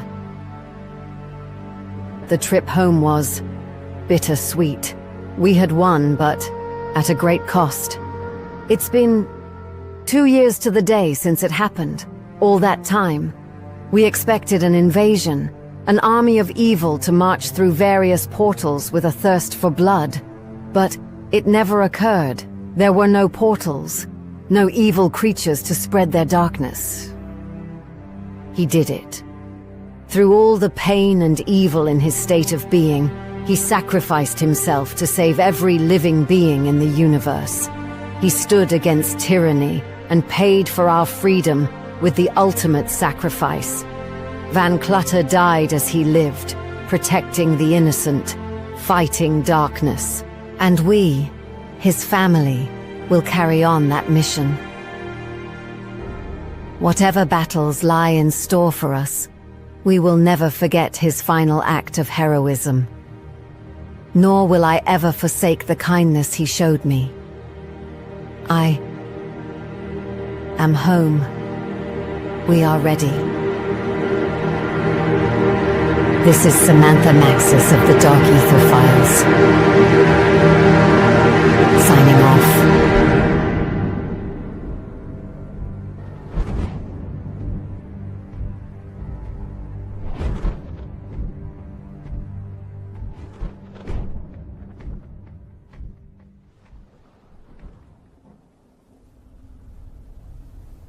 The time will soon come. The revenge of the fallen is at hand. Just one more. That's all we need. One powerful life, full of potent energy. One last flame to be snuffed out, and you will rise again. It won't be long now. I will have successfully resurrected my master. I've been in the Dark Aether for so long, and it gave me plenty of time and lives to utilize. Now, all I need is one more sacrifice, and he will be reborn.